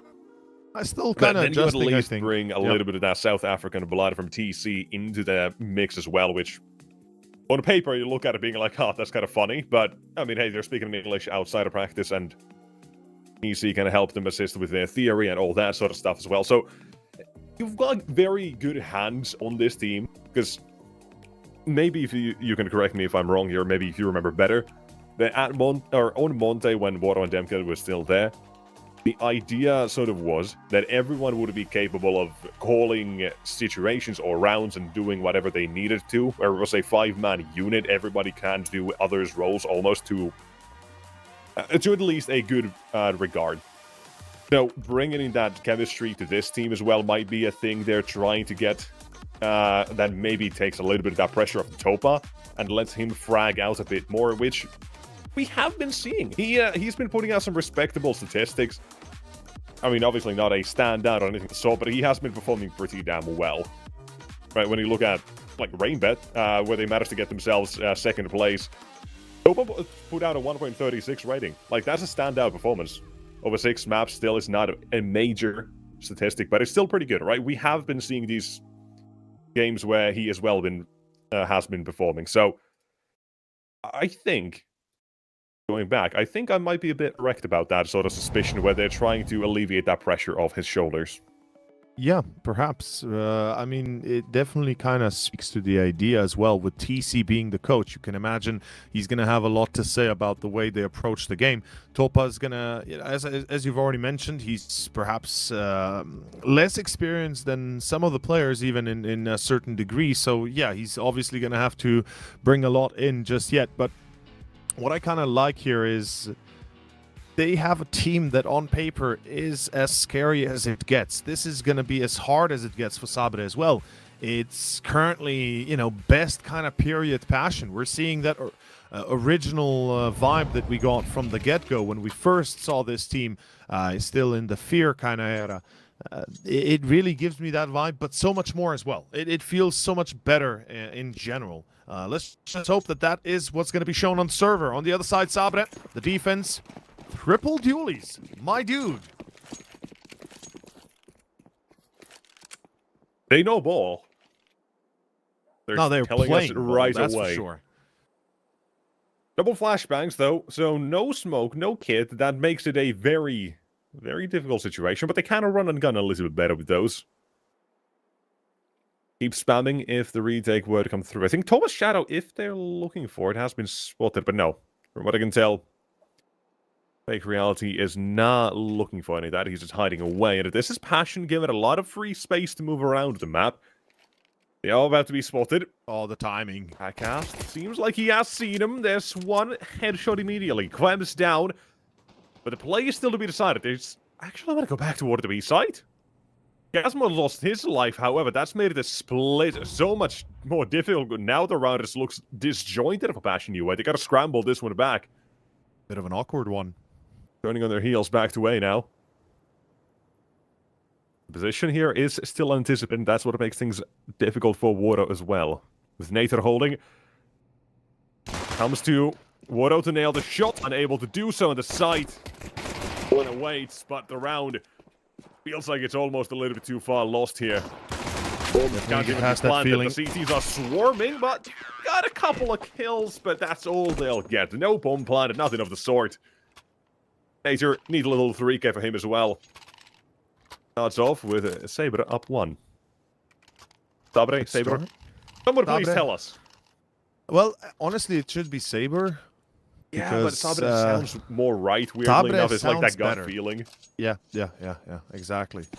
Though, difficult to tell, man. All I'll say is, it's a great start. Triple dualies somehow work out perfectly in the end, and yeah, with the pistol, they can kind of stabilize early, get themselves a bit of a foothold on Anubis, start off strong. This is what I talked about, playing against the Wolves. They showed great promise on the CT side to begin. And like I was saying, not a easy team to beat. I've casted plenty enough to know that they have what it takes to be on the level with pretty much anybody in the league. But Passion, a different breed perhaps, though. Fake Reality and Tripex, a little bit too easy. Jacasmo brings it back for 2. Demka with the deagle. Quick return fire. It's enough for Passion to take control of the site, perhaps even get a bomb plant. This would be fantastic given it's a full force, and a 2-on-2 still could constitute a win. M4, 8 bullets. You should be reloading soon as the smoke clears. Bomb plant alone should constitute a small victory. Passion! That is awkward, but timing. Looking for it either way. Waro goes hunting. A little bit too much. That's all. Demka's trying to go as far back as he No can. kit. This is such a good play, and he's managed to just slip away. Wow. Jackass, I think this one has to be forfeit now. There's no kit. Knows he can bait him at least, but time is ticking. Now he knows not on the fight, not on the defuse, excuse me. And you are also excused. Sabre, good night. 1-1. Passion tie it up here. Demka Deagle, it strikes twice. What a maneuver by Jacasmo and Demka, by the way. And Wara 2K as well, especially with the entry. Playing it to perfection almost, as it guarantees the return here. Passion, quick and easy on to B, it looks like. Wara 2K, they hunted a bit far there, but in the end, it worked out because Demka plays smart as he can. As we said, definitely one of the star players of this team alongside Waro, though this time double nade onto staircase, and it gets them a kill. Sabre have done their homework, man. They weren't supposed to, well, they didn't play last time on Anubis. Perhaps that was the crux of the matter. Passion, if we had gone to Anubis, we could have been seeing a third map in that series, potentially. Well, Anubis was the third map, so if we would have seen a third map, it would have been... Exactly. It's a bit of a conundrum. Yeah, it would have been a different story had they then maybe picked this one, but you never know. That hypothetical is just one that we don't really know all too much about, and even so, this is still just at beginning. However, with Waro having lost his life, it definitely makes things a bit more difficult. But that is a very nice jiggle for Toppa. To see just slowly inching closer, just 80, 80, 80. Nobody's favorite when you're getting peaked like that. Something that might even make people a bit mad, mauled. Salty has. Yeah. Well, it seems like this force bite doesn't end up going too swell. Well, I take my words back. It seemed like to be eating them. 3 players through main, though the nade from Fake Reality as well. The damage on Tripex is enough, and it will be Jackassed. Last player alive to try and get himself out of dodge. 2-1. The force. I thought there was a weapon at Pillar he could have got, maybe. Maybe an MP9. There was an AK, I believe, at Pillar. Died defending that spot, I believe. Yeah, that's what I thought, but he's just ran away. 5-7 and armor to be saved instead. I mean, better than nothing, even so. But doesn't change sad, the outcome. Right? Could have definitely had more damage there as well. Had they ran into him, and if not, he, well, would have died trying. 5-7 alone probably isn't going to change the entire round and dynamic of this one. But either way, moving on. Passion. It gets close. Too close for comfort. And to round before we go. A couple of nades as well now, so more than just a 5-7 to fight with, but these nades need to be hitting in the correct spot.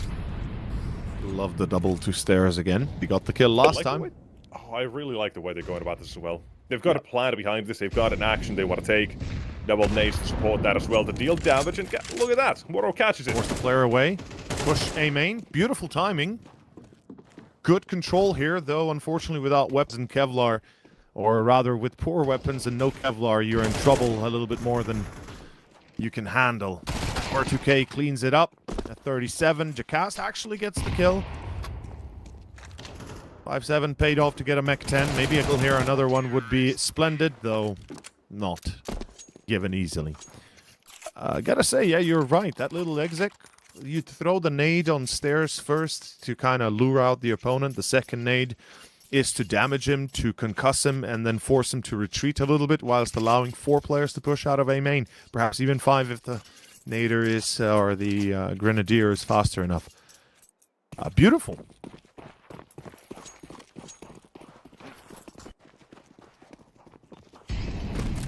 Yeah, it doesn't work out all too well in the end, but it's still something. It doesn't work out, obviously. It's the fact they had that idea, the plan in mind, that's nice enough. But now it's more nade damage. Back and forth apparently as well. This is connecting. Passion UA's initial plan. It was out to be. Now away they go.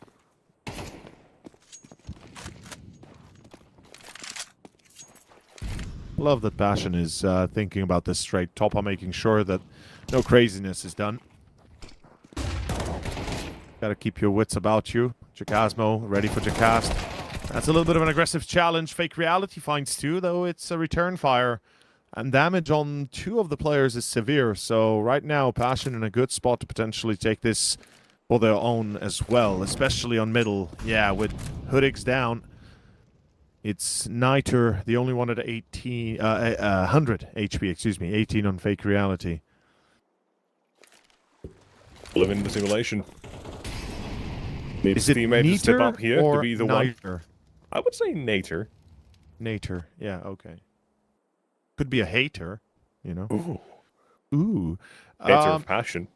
No, surely not. Demka. Nah. He's checking bridge. Oh, jump down. He heard it. Yeah, goodbye, Fake Reality. Good night. Got speed. Crispy one tap by Demka. Oh, I heard. Took a lot of skills out, but one bullet into the chest. Must have been using hollow points, surely. Probably. Well, here we have it. Pretty clear start to this second series. It's a 4-1 opening. Sabre currently on their own map pick. I mean, they started strong on the pistol. Afterwards, it kind of collapsed. A few close moments, though nothing that really speaks the truth just yet. Sabre, another eco in their hands. Another double nade on staircase. And this time, it's countered. The counter nades are severe. They are all tagged that were on a site. And I'm feeling like Passion is just going to push A here. Like, they know they're going to be probably tagged, given how much they like that nade. It's like they just learned it. I mean, I like the fact they have the Mac first as well here, so in case things do go wrong, it's gonna be the Mac headed that gets lost initially, and they can try to trade it out from there. So Topa's making use of the SMG. Even he as well, playing aggressively, but this is maybe a mistake almost, you could say. Not the trade there, not set up for it. Quem's going to be a little bit late, so I think this round is still going to be A-okay, but Fake Reality is actually tending to this. And now he's just heard to guard for the rotations instead. Swing comes through, down he goes. AK can't be picked up, not that easily in a Mac 10 only. Quem deals with them all. Well, that was easier than it looked. You want to hear something very criminal, by the way? Yeah, no, Quem. I mean, yeah, sure, but I was more referring to somebody else. Yeah, let me know. You know there's this guy, Alex, better known as Atro. Yes. He calls them Kevin. Why? I don't know. He just cannot get his brain around Quem and just says Quven, or Kevin. Huh, must be a Romanian thing. I don't know. Yeah, I don't know. I've gotten him to call him Quem a couple of times, but we've had more than one game recently where he's called Quem Kevin, and I've just gone with it because Kevin McAllister Home Alone is kind of funny. Yeah, it is. And, you know, Quem feels like somebody that misspelled Kevin when writing quickly. You're missing the I, definitely, and, you know. When the autocorrect does not hit. Yeah, exactly. But yeah, I think it's funny enough. Yeah, sure. Just kind of go along. But the fact that it's kept happening, it's like over 3 months, even longer, I think, where you want to hear a funny? You want to hear a funny thing? You know how Demka is Demka? Like that's how you say his name. But if we want to speak his name properly, it should be Dem crying. Badge. Yeah. What was your cast ball? He's lost the bomb. Yeah, not just the bomb. 2 players are dead, and Sabre is about to get their second if this continues. I mean, yeah, Fake Reality is already outside of B main. He's going to be flanked by Topa, but there's still a player in dark, and nobody's checking. Jacast 3 kills for days. It is going to be number 2 here. Okay. Nice no scope. 25 seconds, no C4 to be picked up, and no time, I'm afraid. I think he realizes that. Run far, far away. Oh, there you go. Second round. Well, but I pick it up here. Nicely done. Of course, it's coming off the back of Jacasmo being completely alone and a very nice reaction as well. Right? Knowing it's going to be coming through canals, you've got players in ready enough positions to aggress into main. They make it work very nicely. Right, maybe Jacasmo finds one there. Things look a little bit different. But what ifs and such don't really matter for a round itself, so 5-2 is the scoreline. Sabre slowly waking up here. CT side, of course, is not going to be favored by any means when it comes to Anubis, so it doesn't really matter all too much if you do have a slower start, but what matters is how you finish it. 4-5, you could work with that. 3, not relying so on that pistol, but we'll see. I feel like you need a 4, a minimum 4. Anything less and you're losing this guaranteed. It's just the leeway you get, but this is very quick for Passion. There's no leeway here in this one. It's just running at it. Quem accidentally wrong smoke that might still work in this team's favor here, weirdly enough. Look at this reaction from Topa as well. Making sure they were the right cave, and now they're thinking, okay, what if it is going to be that A split? What if they try to get them into position? Or a B split, but little doesn't matter. They have called off Fake Reality from a B to assist, so they're thinking about this now.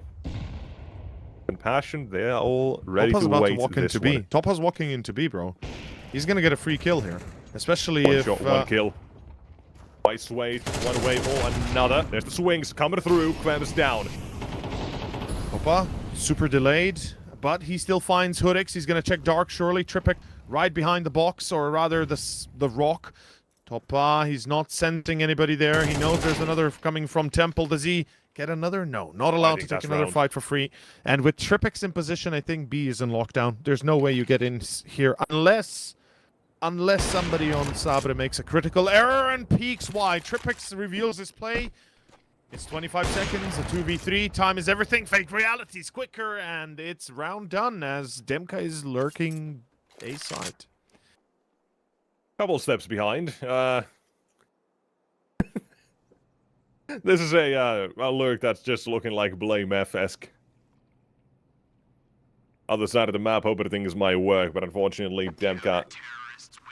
Not the right place to be. Right? It makes me wonder, right? If Topa does have assistance instead, they can try to trade each other out, clear things toward B a bit more efficiently. But Demka's thinking about the other side of the map, looking for any freebies. Trusted in his teammates that they could have still punched through the defense, but unable to do so. That is 3 on the board. And they're even taking a time out as well to celebrate this little achievement, knowing that they're going to be breaking the economy of Fashion UA. Very, very possibly.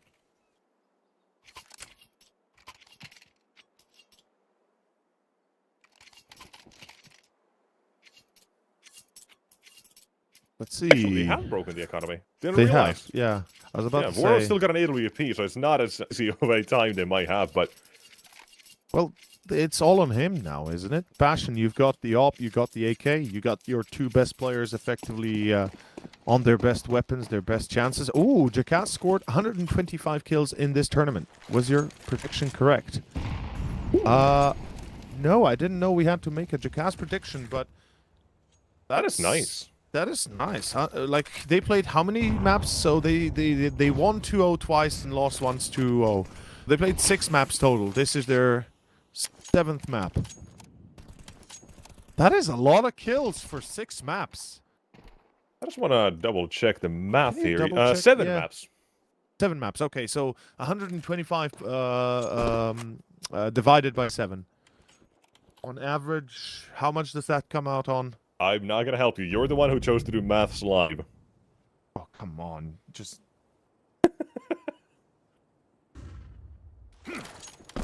About 17.85, so we can round it up to 18 kills on average per map. Yeah, that's good. That's kind of... That tracks, yeah, respectable. Oh, ouch. Beautiful. Ouch. Use of the AWP and AK, suddenly you've got yourself to be site. Yeah, That's you a gotta gift to be save. given by Passion UA's, well, star players here. If you're Sabre, you're saving. You've got no money in the bank. You gotta equip your next 2 players that just died, the ones that have no pictures, which kind of seems fitting now to think about it. Imagine if the player's picture disappears if he dies. That would make it like Just deleted and gone into the void. no. Just like, you know, if when he dies, the picture fades yeah. into just a silhouette like it is here. What we That'd have be- on Fake Reality and Trifex, yeah. Yeah. That'd be pretty sick. I mean, it's That already could be colored fun. out, so it's good. I kind of like the way it is just black and white as well, but... Yeah, the black and white is pretty nice. What I like, by the way, big shout out to either our observer or producer, whoever noticed, and you know, switched the silhouettes just a little bit on the CT side, so we have the minimap distinction between the two, so they're not fully black, but so Tripex has a little bit of blue on the sidelines, while Fake Reality has a full blacks minimap ping. So that's super nice. I really like that. Respect, guys. Respect that you noticed that. It helps us a lot in making the distinction between the players themselves. Now, what about when we have all 5 and no picture? Yeah, well, that's a whole different story. But again, you can do what you can with what you have, right? As Passion right now are doing all they can to make 7 a reality, and for Sabre to prevent that. So far, fighting into canals pretty aggressively. I like the idea here. They want to take control. They will force Passion into a slower approach, perhaps. Dude, are we seeing a full main A out push here from Sabre, or are they just setting up anti-flash? Oh, Good God. shots. Please don't. No, don't do that. Oh, Double down. yeah. Double to dead. Double failure. That's round. That's 7. It's right there. I'm liking this sort of... Now, this is going to be sounding very, very poor maybe, Sabre, but I like the way they're playing here, because it's also giving the time for Passion's players to kind of shine as well in what they want to do. Right, they're giving these sorts of easy enough duels, which all you kind of have to do to change that is to have a bit more structure behind that play for the CT side. Right, we had that pistol way back when already, when they had double nades towards theirs, pushed out. Just a flashbang there changes up that dynamic as well, but Wado's not allowed to get that, but they want to surprise, get contact instead, but they don't really have the framework around that. Like, you don't have any player from Hey at the same time kind of pressuring it. Or making noise, catching anybody's attention. Instead, it's just a straight bright geek against an AWP as well. That is, however, just not the right play to make.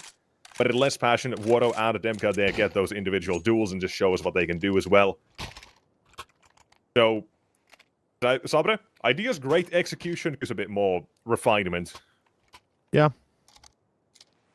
Could improve a little bit. Could definitely use a little bit of firepower as well. It feels like everybody's giving it their best, but it's just not reaching to the standards that Demka is setting and that War 2K is hitting. Team play-wise, right, like I say, it's that structure around it that is not setting them up perfectly. And it's not like Passion is going about it doing everything perfectly either, but no, not by long shots. Slight difference either way at the moment. I mean, Passion's a little bit more convincing about doing it. That's kind of what I'm seeing here. A bit more I like decisive. This. Okay, this is going to be a nice one again. We already saw this once. Back then we had 4 CT players here. Now it's just going to be 3, but they're smoked off, taking duels one by one. Jackass not even helping out all too much. Now he goes through. Niter. Oh, he's been seen. MP9 of a dream, baby. Dead. Very bad positioning. Yeah, Nightmare didn't choose the right fight. He kind of just lingered there, did nothing instead of taking a fight. He didn't even choose a fight, to be fair, and that was the undoing of him. 50 seconds, and perhaps Sabre, you know, we got to give it to them. This is their first time in the main Swiss stage. It's their first time performing. Perhaps at the higher echelons, finally, you know, getting themselves situated. It takes not entirely. Like I kind of mentioned this before we went in. They've played some like name stages here in CCT as well. Like even before, in a few other tournaments as well. In Passion, they played in before. Like they played against Amcar, they have. Monte, Ruby. They managed to beat them on that second try as well. TNL who now kind of coming out of nowhere. Bavbed. Right. Look, these are teams that we know. We know that they've played against. Yes. It's not like they're, you know, they're elite rookies. What I'm saying is, you know, there's still a little bit of lack of that experience. They have to get used to this whole tournament life, right? It takes a little while, I think, and every team is going to have to go through the jitters, right? There's going to be moments at the start of everyone's career where things are going to be a bit shaky. So you just have to kind of hold true, kind of keep steady, and I think you will make it out at the end a better man. And right here for Sabre, I think the only thing I'm getting at, to not prolong it too much, is that is nice. I had a thought, right? Yesterday, 2 days ago, I don't remember. Like the mental game, right? I'm sure somebody is gonna know the name for whatever phenomenon or whatever this might be called. But when you're rapidly improving, now this is, I think, most applicable to gaming in many people's case here. Yeah.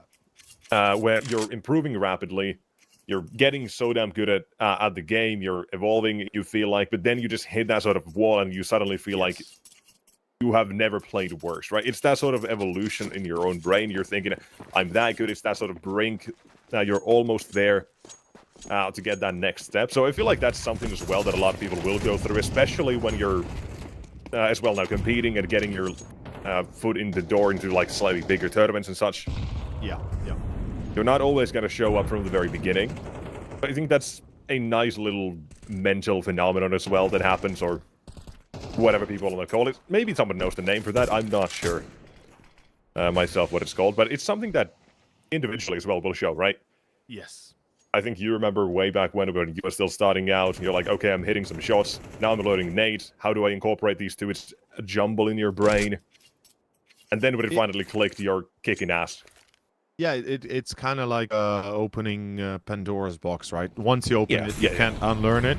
And it just takes time to get that, you know, thing going, to get that box filled up with all the knowledge you need. I think it's a very nice conversation almost to have sometimes. But it is. Here now, we can see the side finally showed up here. Need a little triple and it's left to passion your way down a man with The two best players at the moment still remaining, Demka and Waro. In no way are they out of this one, but they are split up. Yeah, They've gone ahead and not checked fake reality of this box even a few times, so I am worried about if they head toward the B site, but 25 seconds. They haven't heard Waro running yet, but they will shortly. Yeah, mid Drop down contact. to his teammate. Matter, he That's is the C4. dead. Yep. That's number 4 at half time.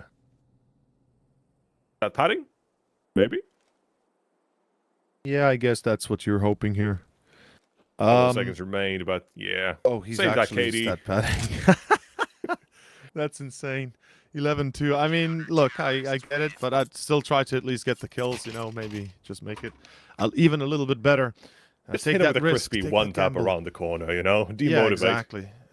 Grace us with that inevitable presence. But to return to the point of conversation we just had, good 4 rounds for Sabre. It showcases not luck, not it's not a gimmicky round. It's what gets them. It's the gun rounds, and I like that. We talked about how they need a little bit more, perhaps, in terms of stability, that individual level. Absolutely, I agree. This is the opportunity here for Sabre to now showcase it on the T side. Everybody's going to have a chance. Yeah, you also mentioned you wanted to see a bit more firepower out of Sabre. Now, the fake reality, right? He's at 11. He's getting up. No, perfect as of yet, but getting somewhere at least when it comes to waking up individuals as well. And even better, now they're going to be on that T side, where momentum can be carried over a bit easier round from round. But the problem, simply put, is the individual skill of Passion UA. Just more proven. Even in this game so far, with what on Demka out there and doing a lot of heavy lifting for the first half. Moment as well from Topa. But by no means a done deal. This still, however, will tell us which way we are going to be leaning for the start of this half. Back toward the A side. This is paid from mid. Support A. Clem is playing alone towards Canals, which is interesting. Might be enough of a deterrent as well when it comes to Sabre and thinking about it. So, what A they go for in main. From both sides. Massacre about to ensue. This is going to be Take a tough one. shots. Topa. No flashes here. Straight up aim duels. One headshot. All the utilities spent, and that's enough to deter them as well into Kvem. Now, objective, survive. Oof. Mistake checking that corner, taking that fight. Tripex actually secures the site, and it's going to be a 4v4. Dualies not really in play right here, but Waro2k will be. Waro2k with a double. Doesn't need the dualies when he's got the USB for a hat trick, and it's going to be Niter left in a 1v4, a 1v2, a 1v1. That's insane. Oh, no. Topa on the flank, missing all the shots, but in the end, makes the one that counts, the last bullet in the magazine, in the chamber. And that is round for Passion. Ooh, that gave me a fright. Getting away with criminal acts here. That's what I want to see. That is what I want to see for the T side as well for Sabre. They at least get that bomb down. So here's the question. Are you baller enough? I am. Are they?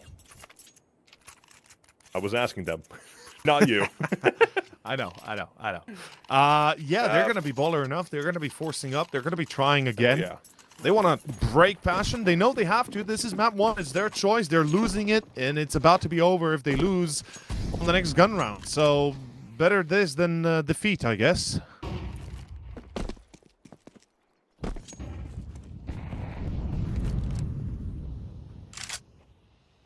Love the boost. All right, time Fake for some reality. miracles. Yeah. Quem is there. I was going to say, he's playing very forward. Oh! What? Oh, that second is nasty. Boost, he was not ready for, but it's still decent enough. 2 for 1. Not even going to be able to pick up that weapon and make a difference for the T side. So, Kvem, he's done his job as the mid-defender. Now going for the next shot as well. It's going to be a little bit of a love tap in the back of the head.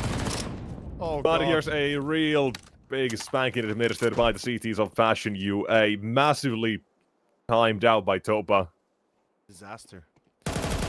Disaster is what struck Sabre right there, and it's done. It's 10-4, it's 11-4 because they got no money left. Yeah, he can throw away the M4 maybe if he... I don't think he survives, though. Like, if you're Passion, you're hunting 100%. You're feeling good. It's about to be 10. It's about to be 11. You know it. You feel it. Money isn't an issue. It's an issue if you don't let him... well, if you let him save, that's an issue, honestly, because I think they might just... I mean, they won't buy again, surely not, especially now, but if he had survived with Kevlar and an M4, he buys another AK, they have enough for a second AK as well, so that means they have 3 rifles plus whatever else they can muster. It's not too unfathomable to see another force, but yeah, they have to eco now, and 11-4 should be the new scenario. Passion UA, do you fail against pistols?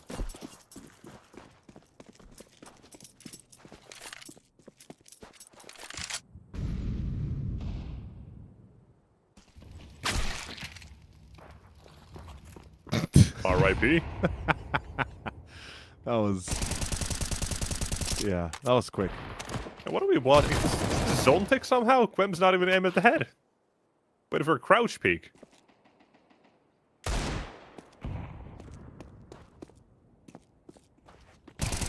Rip another one. Rip and tear. Rip and tear. Shout out the Rhino Ration and Clink. Goated weapon. Stands for rip you a new one. Never played. Sounds good. I mean, I played a little bit. I don't know which one it was on PlayStation 1, but... I mean, that would have been 1 or 2. yeah, I think the second one, maybe. I'm not sure. But yeah. If you remember starting out on an airship. Yes, it was in space, That was 2. I think. Okay, that was 2. Or an airship just floating in the sky, that's 2.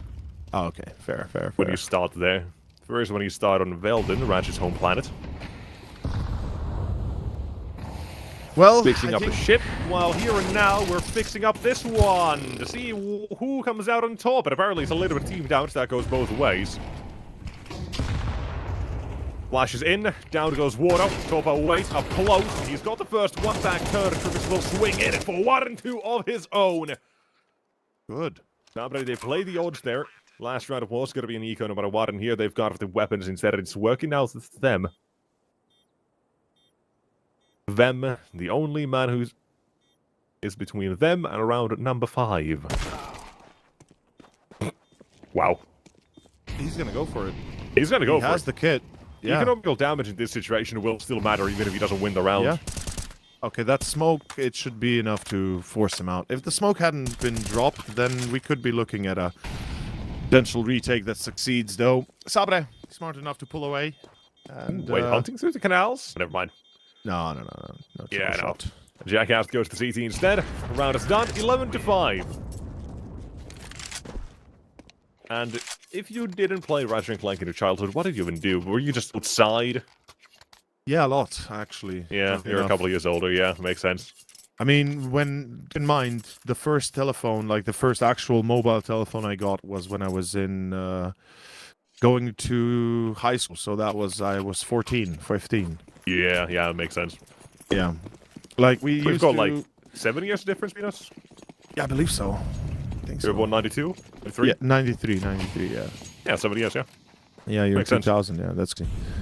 But by the time I got into high school, there were already college there were already smartphones out, so that was a very different age back, trust me.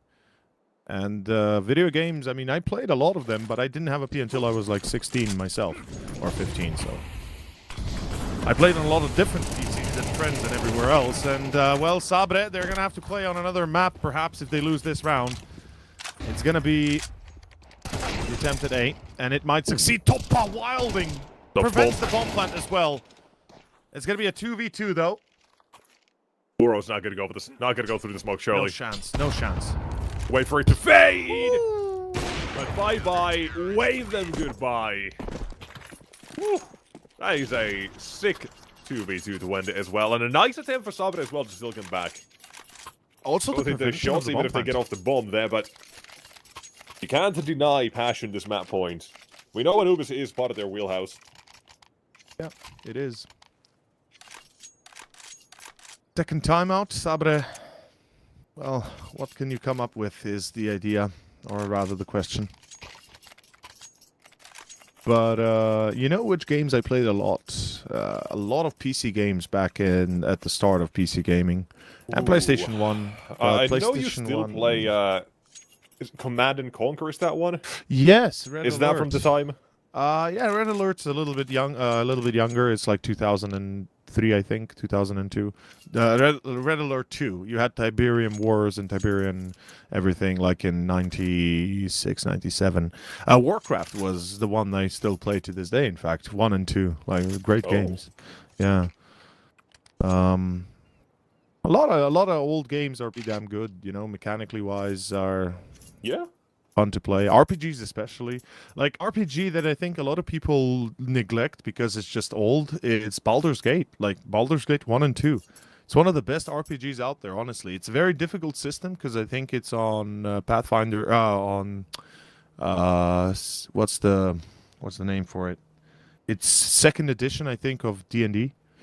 So it's 2nd edition is advanced. no, I D&D think is different. No, never mind. yeah, no, because like the first Baldur's Gate was like the initial D&D, but kind of with a few extras, and then Baldur's Gate 2, I think, is like second 2.5, something like that, or just before 3. It's weird, but it's super fun. It's super difficult. Like it really is difficult, and Hope you guys are enjoying at least fun. this little intermission. We're just taking the time to yap here a little bit, just go through yeah, apology. topics while we have the like time. But one other.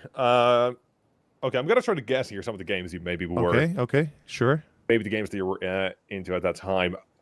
Hit me. This is gonna be a shot in the dark because I know for sure I myself don't like these, but you, I think, were a bit of a Fallout boy. Early Fallouts.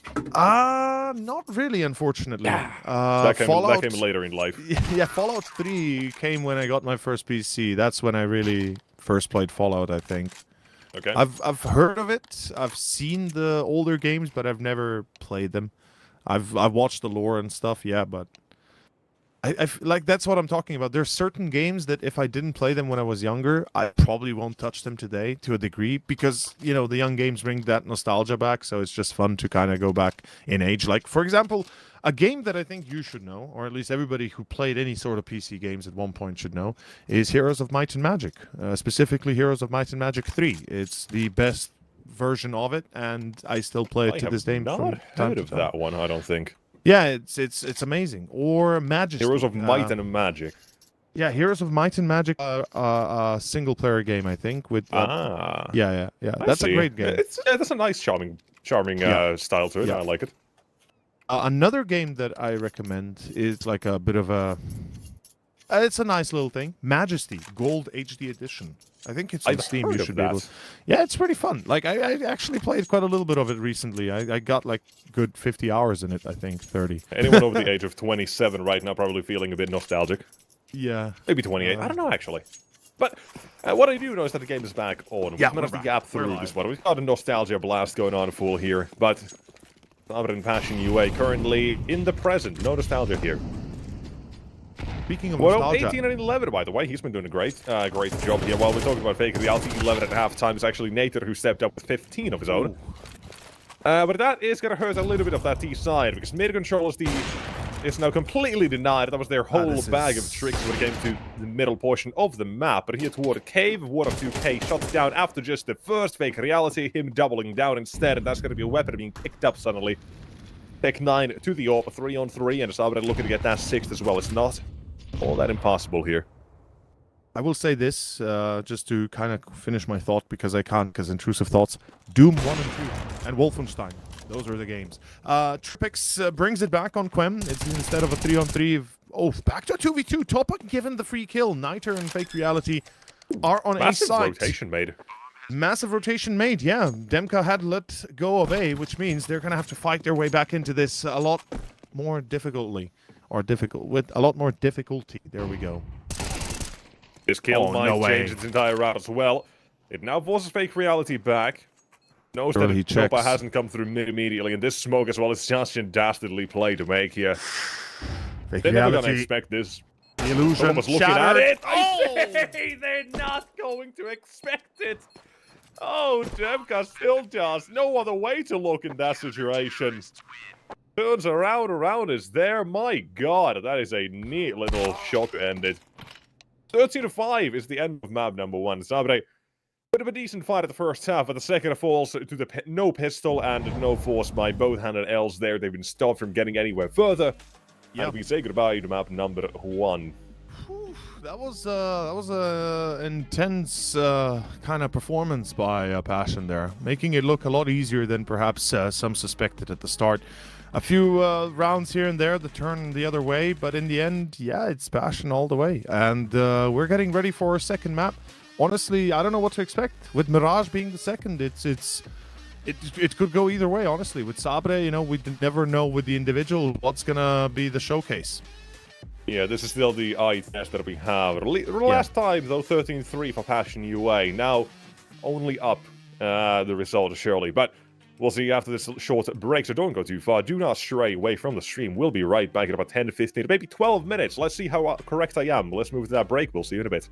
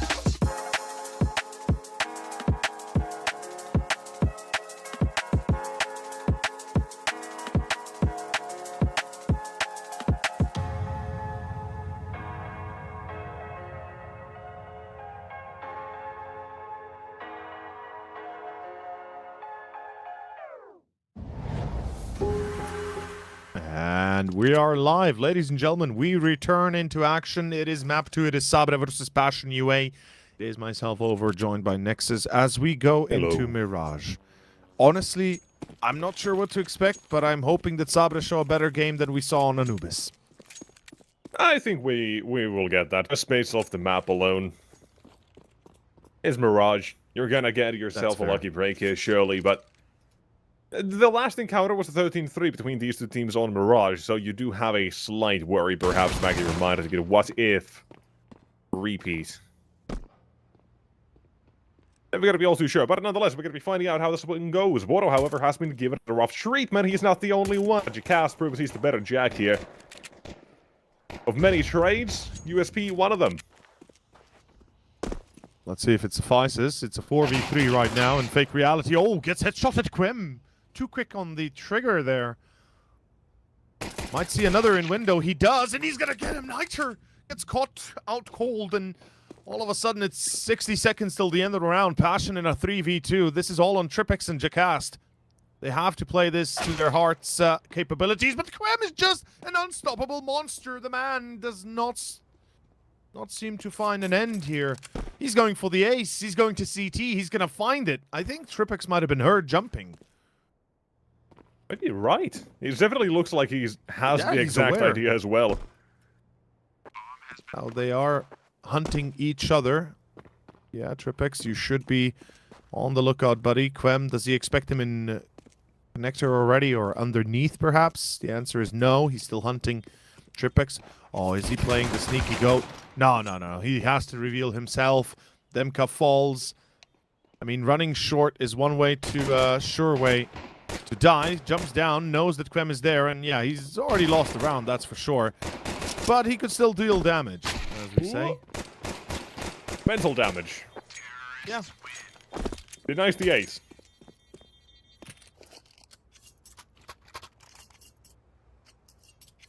So. Passion, first round on the board. One of Well done. how many? Well, they lost a pistol on Anubis, yet still made like what, 7-8-1 performance, right? So, or 8-2, something like that, and then 4-8. There's a chance we could see more. Let's see if it will be the case. Sabre, full eco, right? Makes sense. Oh, they don't break the window. Interesting. They want to be sneaky about this. So if somebody's running apps, they don't see the window broken, they wouldn't think they went short, though. For some reason, I feel like that's not going to matter much, because Passion is still going to anticipate somebody being short, surely. Word, okay, once he jumps or spots, now knows, it's over. Quick mow down.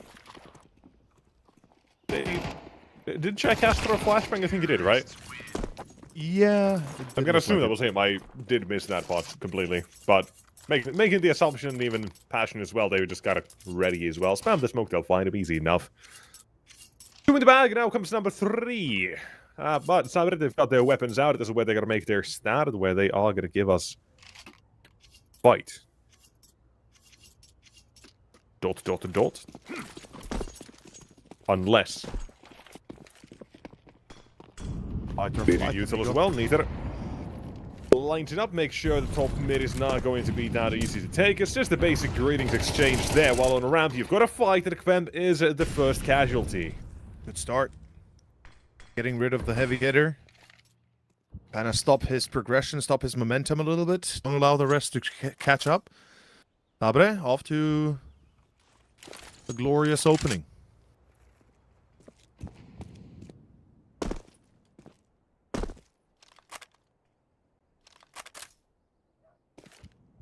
Yeah, looking back at as well, map 1, the statistics that both Topa and Waro, Topa somehow, had over 100 ADR. 114 and 104 on the Topa and Waro. IGL was a bit of a wide hitter there, I think. I don't think we mentioned him all too much when it came to map 1, but he was there through and through. He was. It was more of the Demka and Waro show for most of it, but the silent killer, Topa. It's Jacasmo that gets me. Yeah, I mean, to me it makes a lot of sense, because you just have to make space for Waro, Demka, Sure, on this but thing. Even Quem to a degree. But so if you have Jacasmo in your team and he's essentially the 4th best player, I think that is danger in itself. But it's still the lack of consistency, I think. Right? I feel like even in some of these roles he plays, he should be performing so much better. But we do get these games where he's getting sub 10 kills, and I think fairly often as well now. It's a bit sad, but they still keep winning a lot of them, but that could be the final piece. Demka, in the meantime, though, he has exactly the right read, but they got the bomb right in time! Oh, it doesn't matter if Demka's reading it. No time to pick up the bomb, and the round is done, and Sabre steal it. Last possible second, my god. beautiful move. Kind of return fire for Topa's shenanigans, denying the bomb plant on A on Anubis in that crucial moment. Last seconds to pass.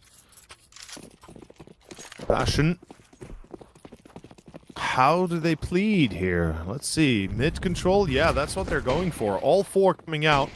They're going to leave a deep lurk in Palace. It looks like it's going to be a vie for control towards that A site.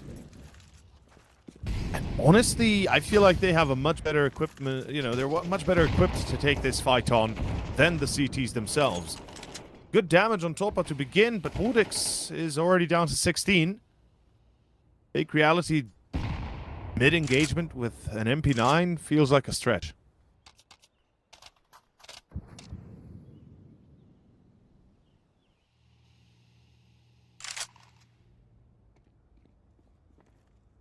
Love the reset, Passion. Sell the idea nobody is left in mid, that you've retreated. You've spotted Fake Reality. Trying to jump out, not gonna work. He gets caught, no kills. Just death so far is what's following on mid. And they're gonna go B here. Controlling connector, deep smoke into jungle. They've sold the idea of an A split. Instead, it's a full B send. Jacasmo finds Tripex. Talk about the man himself. When you need him, he's there. And oh, Woodick just missed a crucial timing to connect on the player on balcony.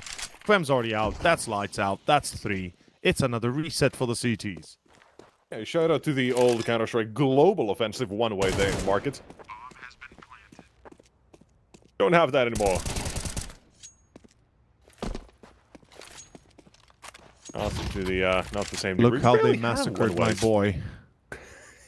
Yeah, they did. Ah, dude, there were quite a few spots that they kinda... Yeah, you can still have like something akin to that, but Not the same. Not in even limited close. places, yeah. Yeah. At least it's made things a bit easier when you're getting shot out of a smoke. You at least nowadays see where that shot's coming from.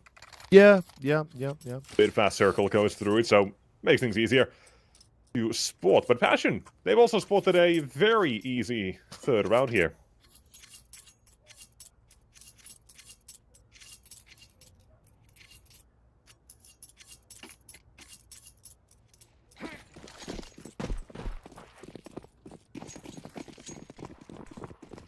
Oh!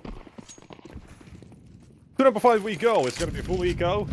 The question, how many kills? USPs? Desert Eagles? Actually, yeah, you got something there. What's your answer? How many kills? 1. Ooh, you've avoided the boring answer. Thank you. There is a wrong answer to this question 0, always, and yes. it's 2. No, that's the wrong. 2 is the most boring wrong answer of all time. Yeah. It's like they can maybe get a kill or 2. Like, just commit or don't. I mean, you know how we like to dilly-dally around words. That's one Passion, where right? I'm not going to change my stance on probably Fair. ever. 2 is the most boring answer. Doesn't matter if it's right or not. It's oftentimes is right, but also the most boring.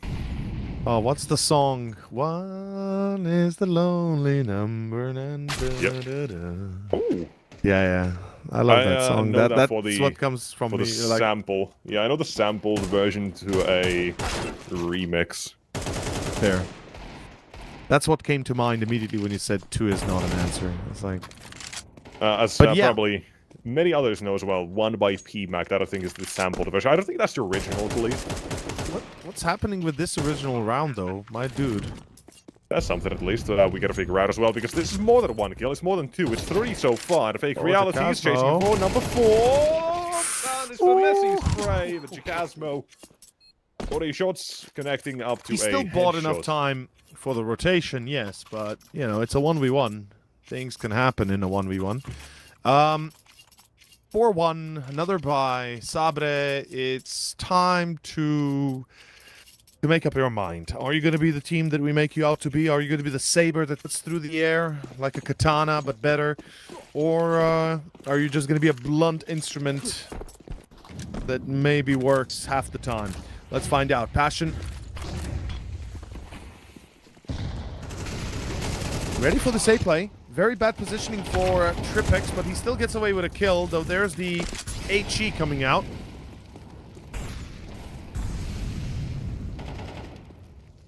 They're gonna check CT deep with a flash, surely. Or do they? Oh, they don't have a flash. Never mind. They have to dry challenge, and they do. Good No win trade. against Quem. Not setting up a second player there is going to cost them a little bit as well in terms of time, but now it's just Topa down to 1-on-3, and I don't see a way out. No way out. And Sabre with the defuse and Jackass performing 2 kills of his own are going to take this second round here. They will.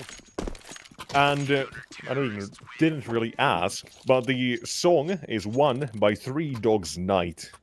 Ah, That's the original. okay. I have to add it to my Spotify list. Yeah. It is a vibe. It is a vibe. It is.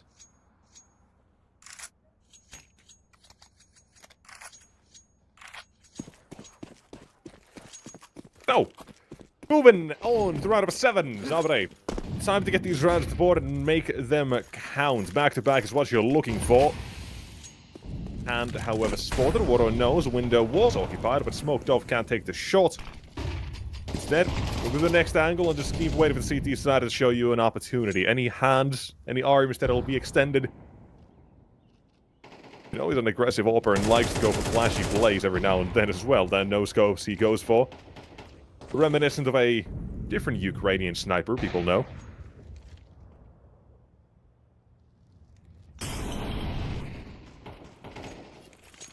First one. I mean, if we Waro, go second Demka. by history, Sabre will be losing this round because that's what's been happening pretty much every single round that they've won one, they've lost right afterwards. So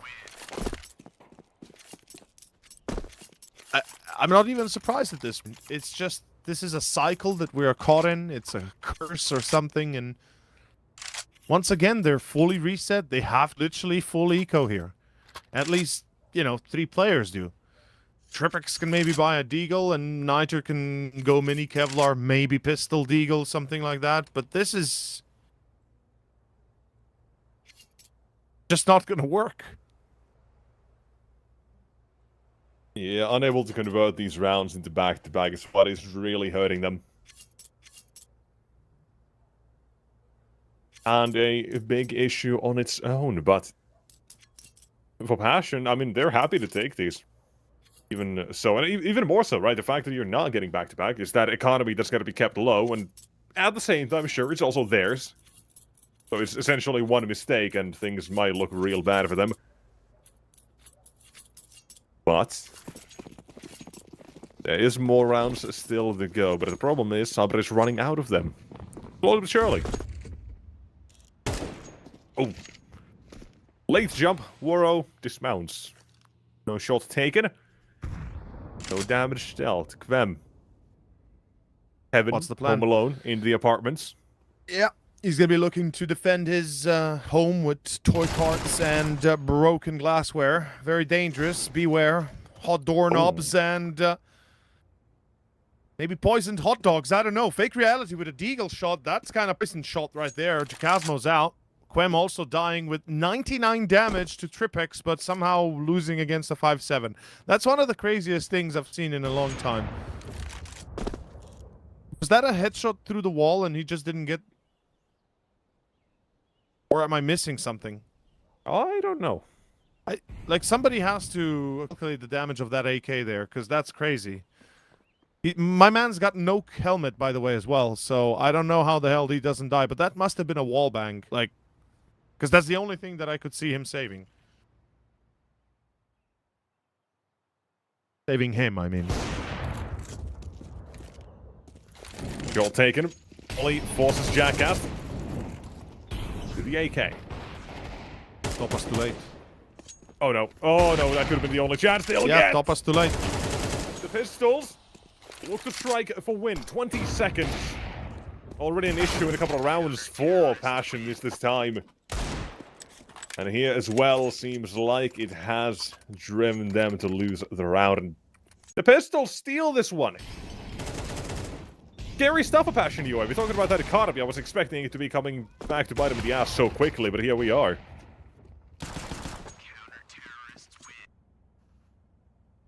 Passion, immediate timeout. I like that. It feels like they got a little bit sloppy themselves, right? A little bit careless, pushing out, being aggressive, thinking being the big dogs is enough. Sabre is sure fire way to cut off a limb or two. And economically speaking, they've certainly done their due. They've done the damage. They've done enough. It looks like it's going to have to be a very late Christmas for Passion here, with barely anything to afford. A single AK on Waro, hero buy, and the rest follow or not? The answer is no. Just a few pistols. With Demka somehow convincing himself that, you know, that's what you need to win. He might not be wrong, though. If they go B and they get the 2 entries, that'd be crazy. They had done it before.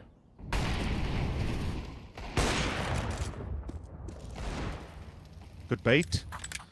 Drawing the ire of the Opper. Hoodix is going to remain in position for a while longer, surely.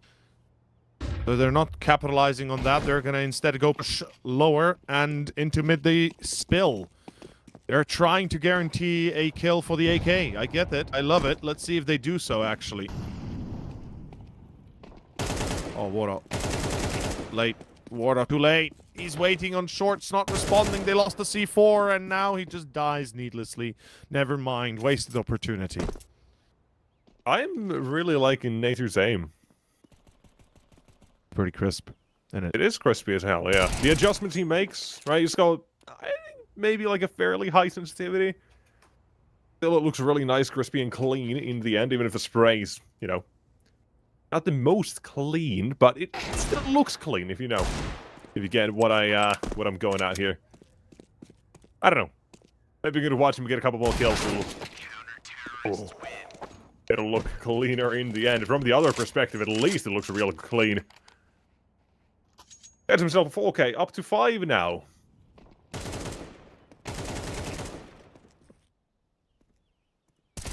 Let's see how this works out, brother. Sabre. They've made much of a better impact than they ever did on Anubis. They got closer than ever than on Anubis. So let's see if they can sustain this. It's going to be a fast beat now. Passion has made the call. They know that it's the Opera in apps. They know they need to abuse that. Oh, they make no sound. Fake reality completely missing it. And here comes the explosion. 5 players going to be pouring onto B side. The utility flying. It's going to have to be a hold of the ages. Sabre need this to go through. Hoodix, good shot on top of the IGL's down. Hoodix, though, he remains in position, gets caught himself. And they know about the player on short, which means it's a 4v4 with equal numbers. And Passion basically on equal terms also. Deep control established. They check out short, but it's Demka soloing. He dies. Water 2K with the reply. Sees a second. They have all the info they need. They know more than enough to catch Jackass. What are they doing? Why are they splitting the CTs? One by one, they're dying. That's round again. Option quickly, apparently. Or? Oh my god, what is this challenge? Why is War 2K challenging from apps? I don't know, but they're giving it their all here. Every single opportunity and chance to go either way. They literally should are have been giving done a long time yeah. ago here, but so many situations. There's just a trade in every opportunity. War at least had an off angle there. Neither shows off the adjustments he can make there. That is number 6 eventually in the bag. I do still like these sort of chaotic situations. It's not clean. It's not going to be kept flawless on anyone's side. And here, Mirage, this is kind of the battlefield where things kind of go whatever way. Got an advantage there for Tripex, but it doesn't entirely matter. He's still gone, he's dead. Left in the dust, and Onyx, that is a slightly poor adjustment. And that is an even better one for Passion. Damage still dealt here, gives out of that HP. Demka, he's the man with the most HP. Spotted down the second one in CT. Fully down Fake Reality, can't get the weapon that easily, but he can still go for it. Gonna have to smoke himself off from this as well, but an MP9, he looks to save and gets away. Demka. Watch the murder hole. Stuck in CT, Fake Reality with nowhere to go. One bullet might be good enough, and well, for Demka it takes a couple more as well. Running past, perusing toward the end of the half here, 7-4.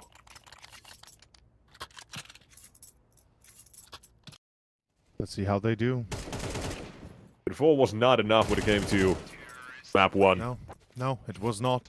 And Was that pistol surely, as well came to bite him back in the ass. yeah, it might not be enough here as well. Last round, first half, second map, second series of Europe. It's the main stage of the Swiss stage. It's where the, the bread and butter is made. Playoffs, 3 best-of-3s away for these teams, and every win is as crucial as the other one, or as the next one. War 2K. Re-entry. As I said, 3 wins required to get into playoffs. 3 best of 3s lost, and you are eliminated. So there's some space for all the teams participating, which I think is always a good thing. Give them some time to adjust. Sabre starting against Passion, perhaps not the greatest opening on Anubis. Surely Mirage tends to go better, or should go better. It's what we're expecting. Maybe we ain't getting that, though. Let's find out.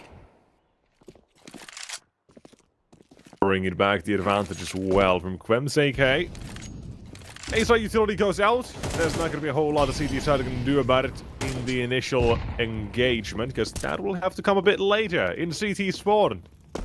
One spotted. Gaspo's dropping down. He's trying to play with the steam as much as he can. Let's say that Waro up at the balcony. Baked it by the shot. And okay. Bye-bye. Take a nap. Hike, buddy. Next one. Gigasmo traded 2 on 2. Out of connector. Fake reality. Double steps made. That's enough. He's gone. Last man out from CT is Nater. Up against Quem. Flash is there. Set himself up as well, but up close. Taking the fight. Nater wants to run him down, but mowed down instead. Quem triple for this round. 8-4 yet again at the halftime. Crypt Riders apparently copy-pasting.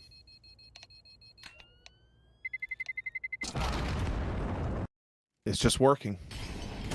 It's working here for Passion UA. They've got a few, they hit a few bumps on the road, we can say. Certainly a few mistakes here and there, but generally speaking, they hit the mark flying, or rather really racing to the finish point.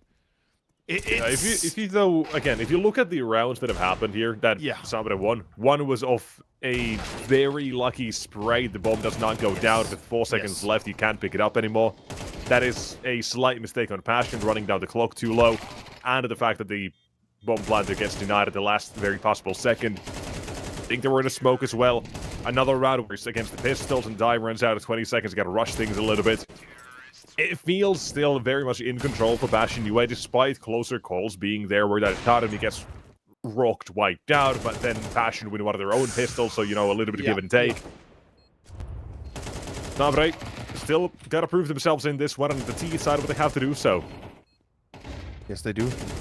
And it's a difficult battle. Like, let's be fair. There's a lot going on. There's a lot you're going up against, especially when you have Waro, Demka, and Quem all performing. Then Jakazma and Top are both on their A game. Apparently today we won't be seeing much of a lack of anything. Jakazmo is isolated in Sandwich. Oh, he still steals too. That's a crazy pull from somebody that's supposed to be dead before it even begun. As no, please don't tell me Waro didn't just do what I think he did. Yeah, he jumped into okay, he didn't jump into Sandwich. For a second there, I was worried. I really was. He's on staircase. He's got a great position, but he's got to stay alive. Topa gets caught. Now Waro has to activate. He gets caught as well. Quem's gone. It's Demka. It's a 1v3 man, and it's the Titan. Does he get it? Oh, they're chasing. Don't give him the 1v1. Tripex, you know better than that. And yeah, they won't. Where's for his teammates, and this time, unlike on Anubis, you managed to pick up the second pistol round. Sabre got a couple more rounds to claw at before things get too dire. And for Passion UA, we come into this one. We ask for an eco. We get something not exactly there. I'm not sure what's happening here. Topos. Waro as well, and yeah, there's going to be a buy coming out for the CT side. I don't like. Yeah. It's what? I can't agree with it. Yeah, that's what I thought. Yeah. I don't see the reasoning behind it. I know you can damage the economy of the T's. Yes, you can maybe turn this on its head and win the whole game because of it, sure. But you're gambling a lot on a round that has very little success chance on paper, and even less, perhaps, once you put it to the test, as already Quem's gone. That's a site. Like, what else? Oh, what Nater? No, not Nater. I don't want to be a hater, bro, but that was a pretty bad move. How did he not hear him go through murder hole? There was, like, he actually didn't, like, unless he perfectly shadow danced around that corner, then I don't know. There's the FAMAS, and there's the round. Technically speaking, should be.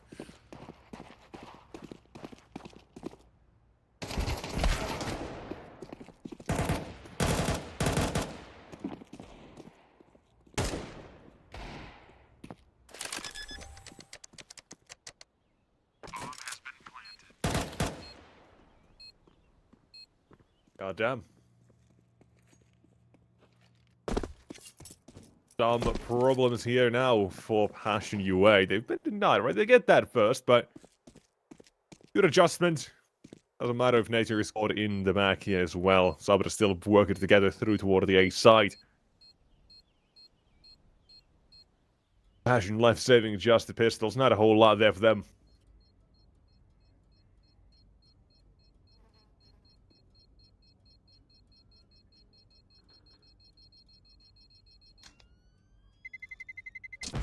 Pretty clean. 4 alive. Enemy starting to look better and better with each passing moment. I think it's safe to say that looking a little bit right on the nose here.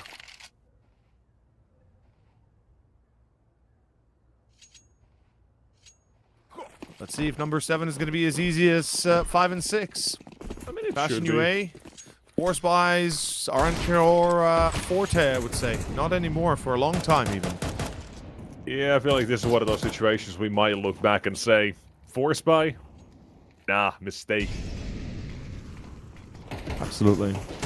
Especially with momentum as well potentially being carried, but things can switch up on a dime here in these games.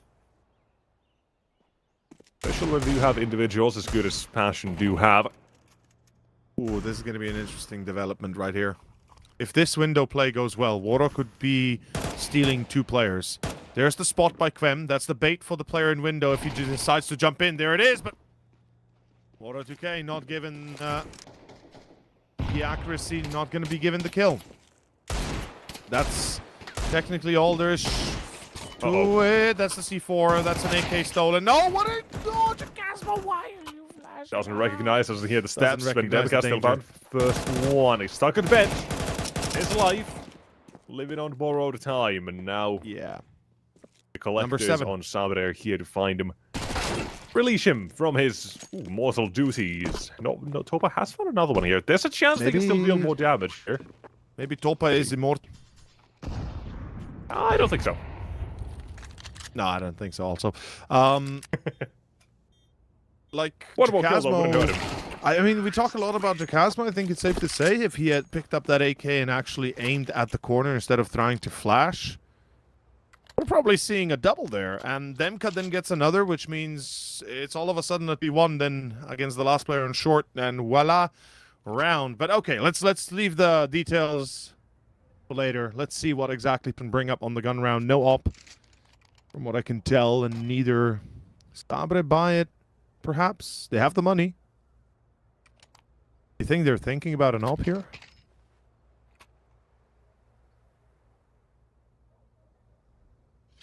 Oh. No. Okay. Here we go. Full comeback and swing from 8-4 to 8-8, potentially 4 in a row, and then 4 more to get to 12 or 5 exact to get to a win and our 3rd and final map. It's definitely possible, and we see a second timeout for Sabre utilized. I like this idea. Double timeout to try and make sure they solidify their game plan against whatever Passion throws at them. And honestly, if we switch to Passion, if we could quickly switch to Passion, is there a good spawn on the CT players? That's what I'm thinking. Because if there's a good spawn, a decent one towards window. yeah, that's what I was about to say. Like, it looks like there's a decent one towards window. I can't really tell 100%, but it seems good. And that could be a mid-push indicator, which means that this round could be decided within a spin of a good 7 seconds, 10. No, not seeing mid for Passion at all to start things off here. Or at least from the very get-go, not from the first best spawn step cut. There's going to be Quem in connector. Only pressure they have. Sabre as well, like, kind of just letting it be. Choosing to utilize hack tactics instead. Trying to get an advantage on that.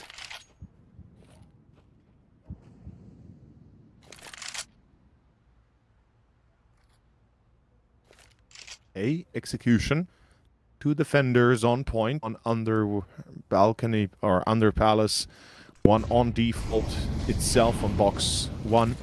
2 more joining. Passion is ready. They've read the scenario. They know what's coming. They want to take this head on, and they will.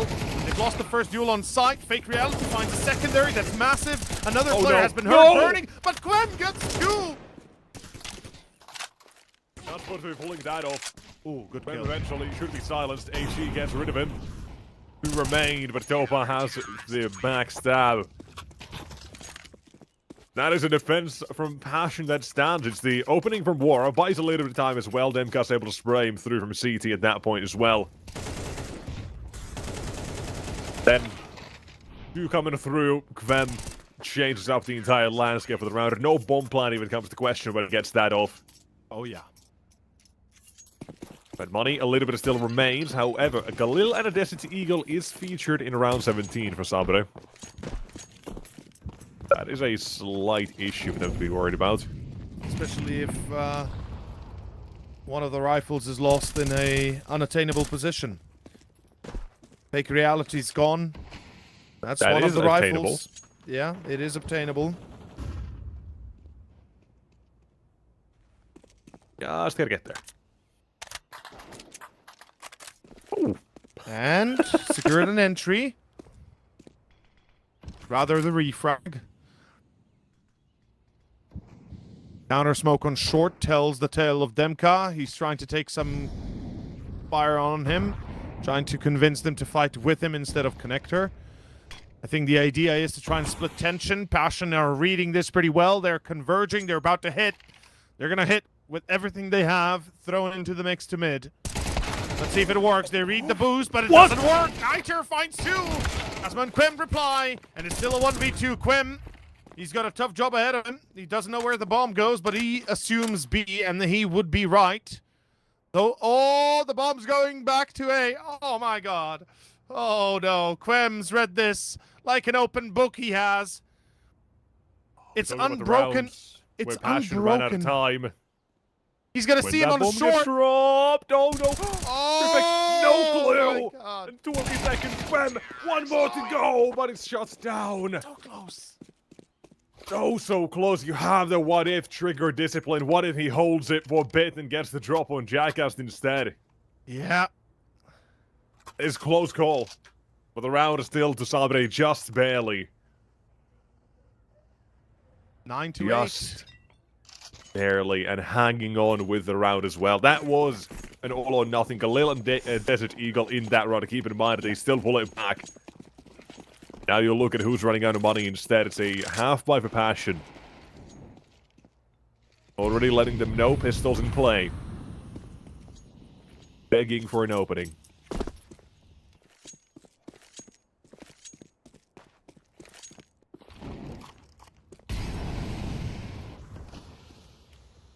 All or nothing, brother. Stop that. Let's see what you mark up here. Number 9 is vital. It should be achievable too, given the current expense that Passion has invested into this round. Which is not a lot. In fact, barely anything at all. Though, you give Topa, that only has a Deagle a free kill, you might give him another. And their ingenuity might know no bounds. Spots the player on short. Now they think Pa might be alone on B. Do they pressure him or not, is the question. They want to find out more. There's the Quem opening. Scott in kitchen, and they're still committed to degree, though. Pull back. Bomb through underpass. Play it safe. You know there could be on A. That is round done. That is number 9. Well played. Well done. Flipping right past the net of Passion UA here. That was such a close call because the net was about to close. Yep. There were, if they committed, let's say 5 hold to on. 10 more seconds to that and pushed onwards, they would have had a deep flank by Demka that possibly cost them 2 players in BA apps, losing the bomb, and with that, losing control, because then you've only got short as your approach. But luckily, that's not the case. That's just theory. As Tripex is going to triple down potentially with another hat trick here. Let's see. Denied. Still good damage. Yeah. In this situation as well, Sabre, of course. No. Okay. Gotta be scurrying for cash. That is a couple of very important kills they'll pick up, but no more.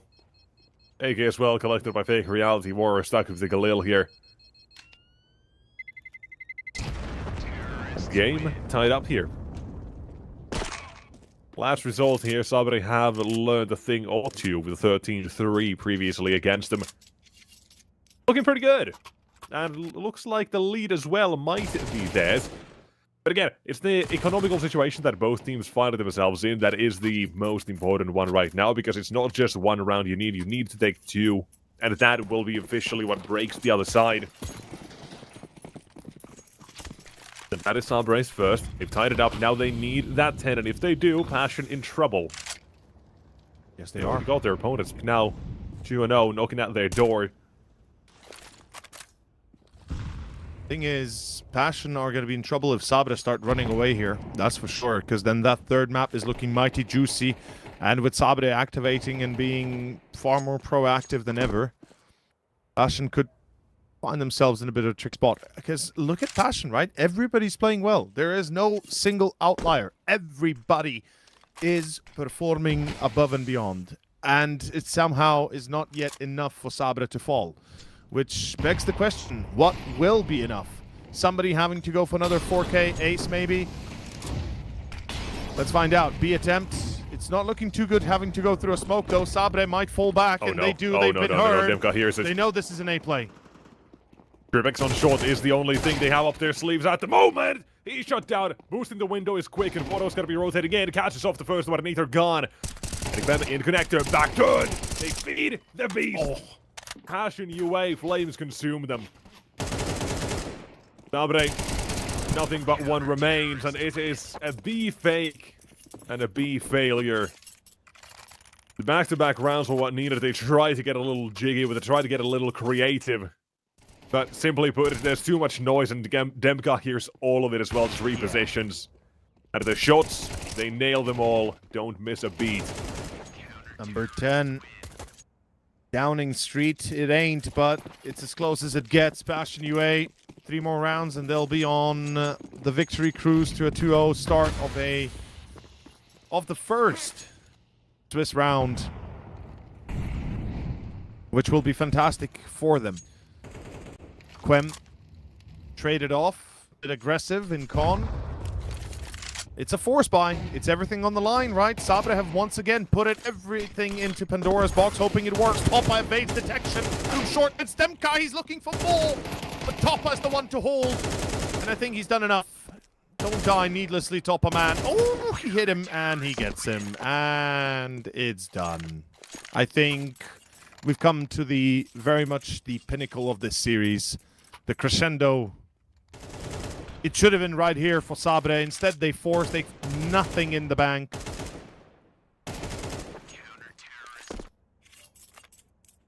Hoping for overtime, they are. All right, Yoda.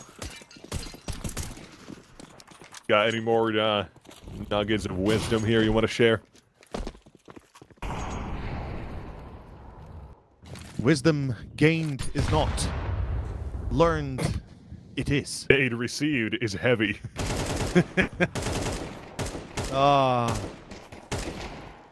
Yeah, the burden. Unfortunate, this is going to be Jacasmo feeding.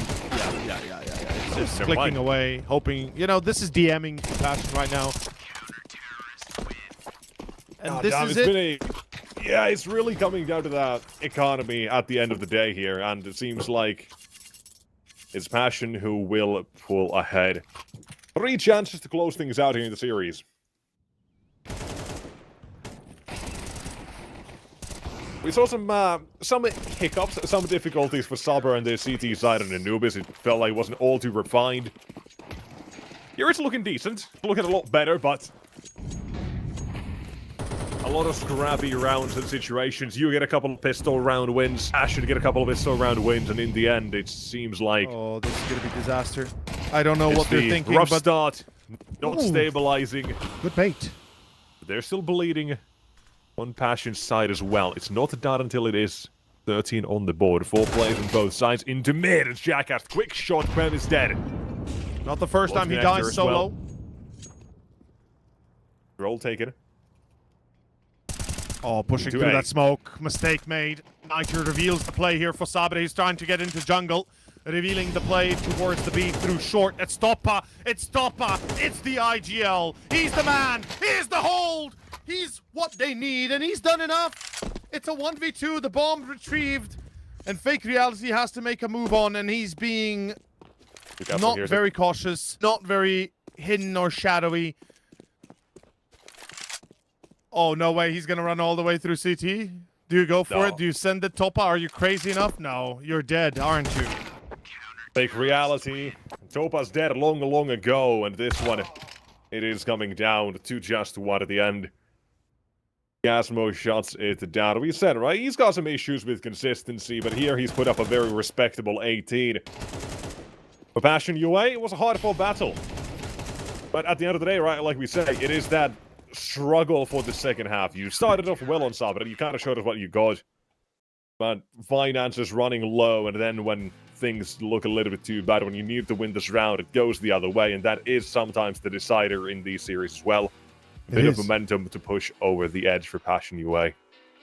It is. Passion UA at the end, just too strong of a team individually and as a team. They played a brilliant game, showcasing their work that was invested throughout the last... How many days will it be now? Like 60 days since... yeah, I think so. We're getting a close month actually. 30 days, a month since War 2K and Demka joined. Yeah. April 7th, so, you know, a month and 2 weeks. Yeah, okay. Month and 2 weeks, sure. Month But and a half, TC yeah. as well, right? Joining at the same time. It shows the work they've been doing. And I'm very happy to see them in this light. I really am. Because once, you know, we saw the old-fashioned kind of lose their players, it looked grim. But this is a brilliant future ahead of it. Yeah, we kind of have been waiting for this team to click and stabilize. We saw their struggles with that map, like we said. They've been testing Inferno for a bit. They banned it for like a month and a half since Waro and Demka kind of joined on TC. Started exploring what if, and then banning Nuke. They've kind of figured things out. They haven't exactly settled in on one just yet. But they are stabilizing. They're putting in the hours and the practice, and we're seeing what is to come in the next few months as well from this team. But it's looking okay with the glimpses that we do get. But just still gotta stabilize. I think with the individuals they have, it's not gonna take a whole lot too longer. So, gotta be a letting future for Passion UA. For Sabre, though, I like the framework. I do like what we kind of get at the same sort of stuff. We get a glimpse of what they can kind of do, but it still requires work. Yes, a lot of it. And, of course, the work to be required for the day as well does not end. For us to, it might. For some of you, it might. But for the rest of the schedule, it's not yet done. We got 2 more best-of-3s ahead of us.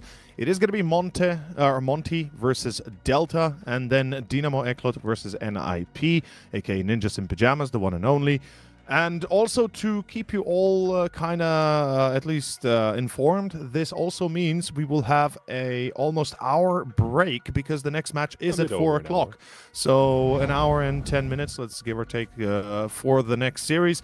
I believe Mark and Vincent are going to be the one casting, or the ones to cast, if I'm not mistaken. And I hope they're going to have a good series because it certainly looks like they're going to be great. They both should be. But, like I say, that is it for us. And we are going to be saying goodbye. Break is ready, and so are we to say goodbye to you. For now, like we said, an hour and 10-ish. Keep an eye on the stream. Or not. Not your father. Do what you wish. But if you want, you can come back for the next series of the day. And with that, Tell, good night, goodbye. Bye. It's time for you to go to bed. Old man, we'll see you later. Bye-bye. No.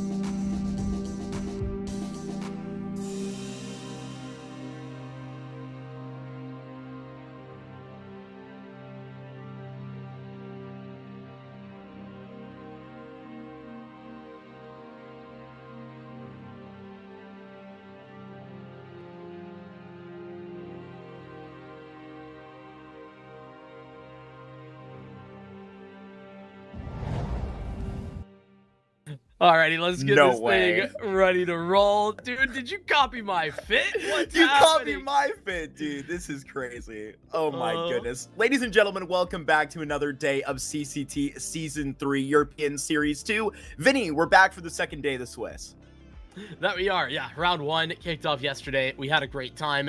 We had some winners, we had some losers. That is how it goes when you play the video game, believe it or not. And we're gonna define a couple more. We've had 2 BO3s tonight. We're gonna have 2 more. Leading us off though, this is gonna be a good time. I think they saved the best for last. I mean, maybe not the like very best, but they saved the best for last. The biggest name at least. We got Ninjas in Pajamas a little bit later. And then we start off with Monty versus Delta to kick our day off. It's not the start of today here on the stream, though. Passion UA taking the victory against Sabre and Zero Tenacity. A big L to Nexus. You know, in the fight for like the 2 teams that can beat anyone and lose to anyone.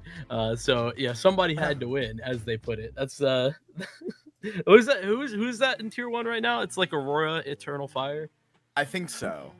It's Aurora Mongols. Honestly, nothing's guaranteed now that we have a tier 1 event in NA. You know how things go. Vinny will be in field researching that soon, but it's great where we do get out. Unfortunately, that Passion UA series wasn't absolutely too keen to that Sabre side, rather that Nexus series I'm referring to.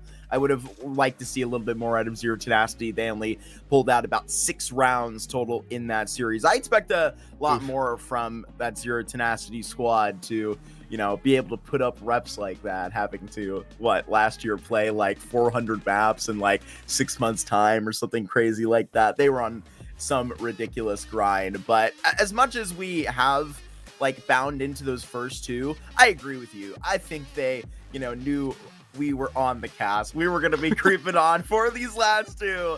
We were going to have a great time with Monty and Delta here, Dynamo and Nip. Yeah, it's gonna be a good time. Let's jump into the details. Just get moving on this thing. We can talk about Monty to start things off. I think that this is a Monty team that, like, the results have been a little bit up and down, a little bit less than stellar, but like the team as a whole, I actually think is a very well put together team, considering, you know, how this Monty situation has been happening. You know, when they get picked apart like this, you don't have all that many options, but I think Gizme's leadership has been pretty good, considering that this is the core of their, you know, Monty Jin team, or at least it was previously. You know, this is still a team that's performing relatively well, being able to make big steps, and they've made big steps recently with the pickups of Haji and Afro. You know, those are 2 guys with not just experience, but like a level of firepower that we really just weren't seeing previously, and we really haven't ever seen, I don't think, from somebody like Ryu or like Lean in the same way. And I hope that those 2 additions especially have, and it seems like it's been happening, have helped develop this team a little bit in the right direction. Yeah, certainly. I mean, I'm, you know, really excited to pick back up on the conversation that we were having yesterday with Tapeware, right? If there was any positive that we pointed to with the Copenhagen Wolves, is that you really did not have the issue of starting somewhere old for that IGL spot. It's really, really awesome to be building around a caller that's only 20 years old. I'm a very big fan of Gizme. When he was on Viperio, I know that people were really big fans of him, and obviously jumping somewhere a little bit more different regionally. And last time I got to watch them with Dia and Hades last time in season 2, Vincent, I was a big fan of what they were putting together. And so obviously you did speak about it pretty clearly. You switch out a lot of experience for a lot of experience. It should be nice to see how that glove fits. Of course, D, I believe, teamless at the moment, and of course, Hades went over to G2. We know that already, playing with little mobs. We know that too well. But Monty has been, you know, doing well ever since, and I think it's because of what I lined at the beginning of this talk, right? I am a big fan of Gizme, and I think with the head on his shoulders, it should be good for this Monty squad. It's been good. We've seen that, plus the upgrades in the firebar department. Haji and Afro have been really good. Ryu has consistent performances that you would really like to see. You know, you put together that trio with some good calling. I think you're in for a good treat. We're gonna turn the tables there. Talk about a team that, to be honest with you, I feel like we don't have that much to say on it. That's not this isn't an interesting Yeah. team. It's more because this is a team with the pieces that just haven't been around. A fully Kazakhstani team, from what I can tell, and I think that's cool. I'm here for that. But it's too. also a team that is almost entirely unknown. They break into the space just like the beginning of this year, end of last year, in under this Delta organization, and I think that, as you would expect from a team that's built up of players that have not had experience at this level, it's mostly been some struggling results. But the fact that they've been in the mix, playing in a bunch of these qualifiers, that they're building up their resume, as you will. I think that at the very least is positive signs for this team. No, absolutely. I mean, for a team like you mentioned to come for a region that hasn't had an insane amount of representation, I think putting more of those national squads into opportunities like this is awesome, right? If you're coming from the land of launders, whatever you want to say, right? You're a fan of what these guys got going on, and we'll talk about in a moment where exactly these guys do get out to swap a couple players today, or I'll just mention that pretty quickly. We're not going to be seeing Mixmeister or Homeboys, also known as Tisku Meow, on the roster today, which is actually significant because Mr. Meow is the opper. Yeah, it leaves us in a position where nobody, from what I can tell, actually is an AWP player that's coming in, right? Kilmisker and Batiaz, who both played in the Galaxy Battle Tournament for this team, but otherwise have zero playing experience as well. Kilmisker, a little bit on the older side, he's 26, but Batiaz is just 20 years old. Kind of adding to what's a pretty darn young core of players here for Delta. So I don't really feel like we have too much data to go off of. What we do know is that the games that we did get to see, we just haven't seen it. Like, they haven't gotten a significant win against opposition that I would put in the same caliber as Monty. I guess that's like the fair way to put it. Not to be a downer. I think we're both pretty high on like seeing this type of project move forward and succeed. But it's mostly the wins that they've been able to get were with a win at Frag. What I expect Frag season 17 or 14. That's what it was.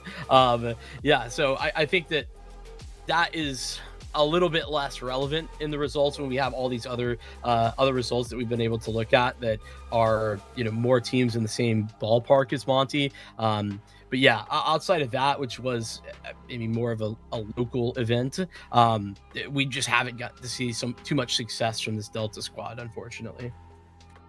I mean, I feel like it was just yesterday I was watching. It definitely wasn't, but it was definitely what it feels like yesterday, watching a Dren approach the major stage with the Kazakhstani flag on his back, right? I mean, that was a big moment for this team. And I do have one inclination of success. And I know you're going to roll your eyes at me here. We have the real Leeson Agib in the server. Dude is 17 years old. There's no other way to put that. Okay.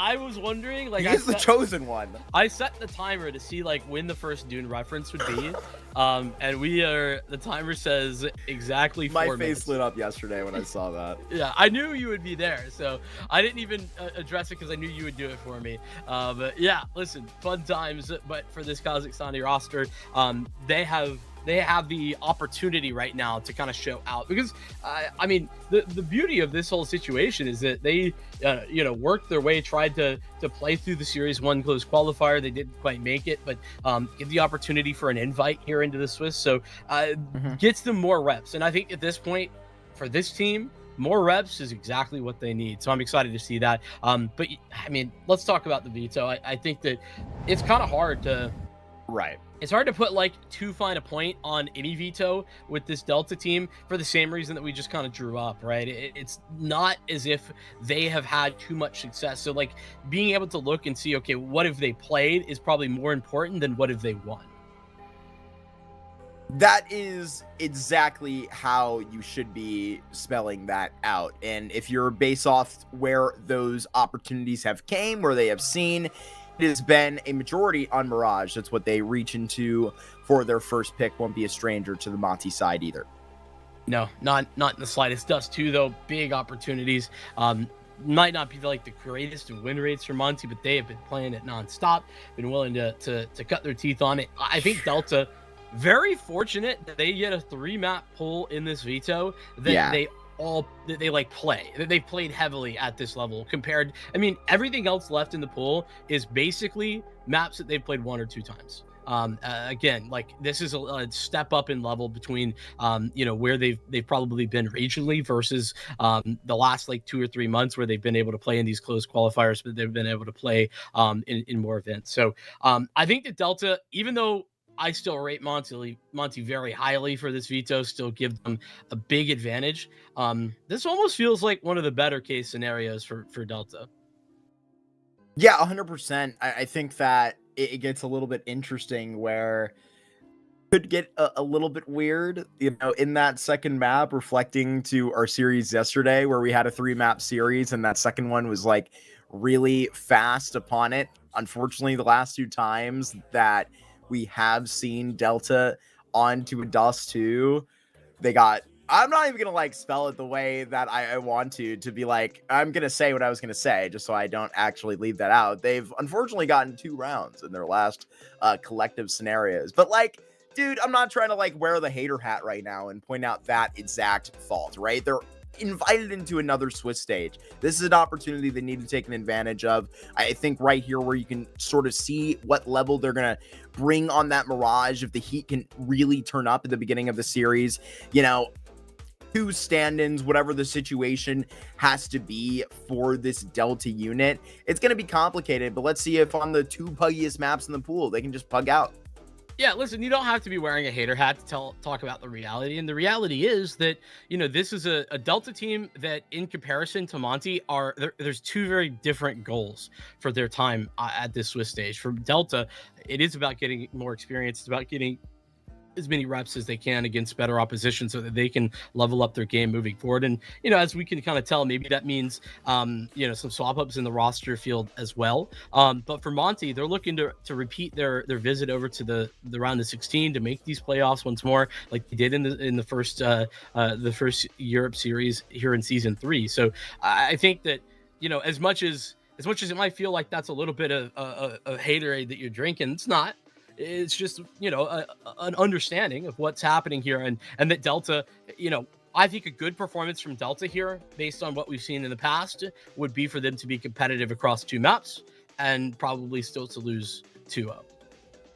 Yeah, and like for that stake, I feel like where you do have an opportunity, you can absolutely just kind of rip the Band-Aid off, some of, unfortunately, the falterings and, a bit of a loss streak that they've built up in, I believe their last 5 series, unfortunately, in that Delta direction, right? They're still where you have the face of 2 new scenes into it, right? In and out of that roster, played in Galaxy bits, but, where these pieces fit is where you may be able to catch Monty off guard. I mean, having not seen into a ton of these opportunities, not into this Monty squad in particular, right? This is where if in any case there is to be a direction that is, coming right back up, because Vincent, I mean, it's been rough for this Delta team. I want to see them, even in a loss, put up really good looks on this Mirage, and the pressure's on for that Dust 2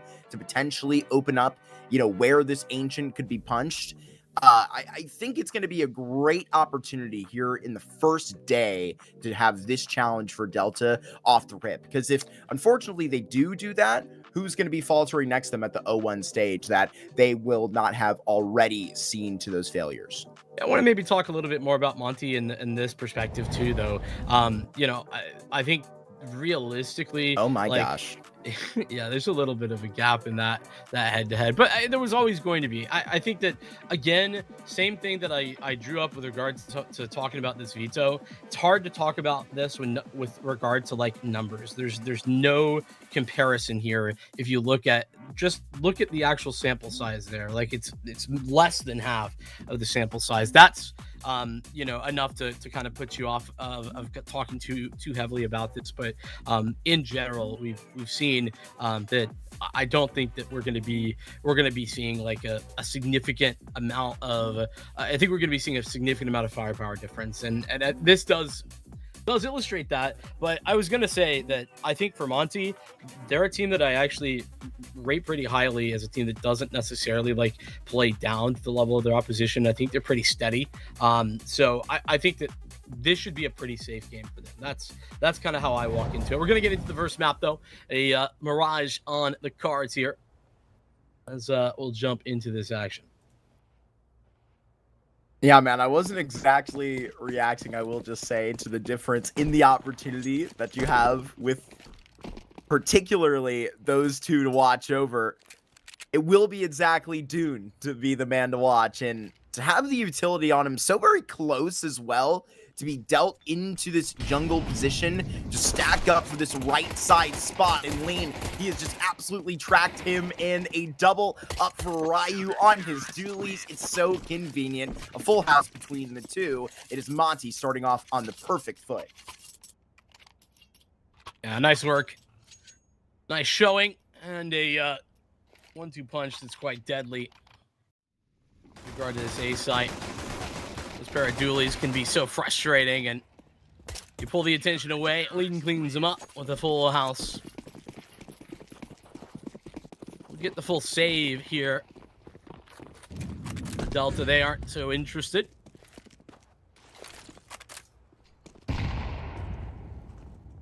Packs a mean punch immediately with that nade. Is there a flashback this up, or is it just the A4 to go ahead and take care of his problems? It's Haji to help him out. Even a man down below can't finish the job. Another just monstrous wallop from Monty, that time in middle.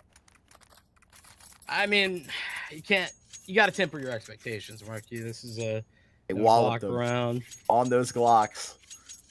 It's nothing to be seen. But let's talk about the reality. Let's talk about the real deal. AK's out. Pretty much everybody super light on utility, though. There's 3 smokes. 2 of them already been implemented. Here for Delta.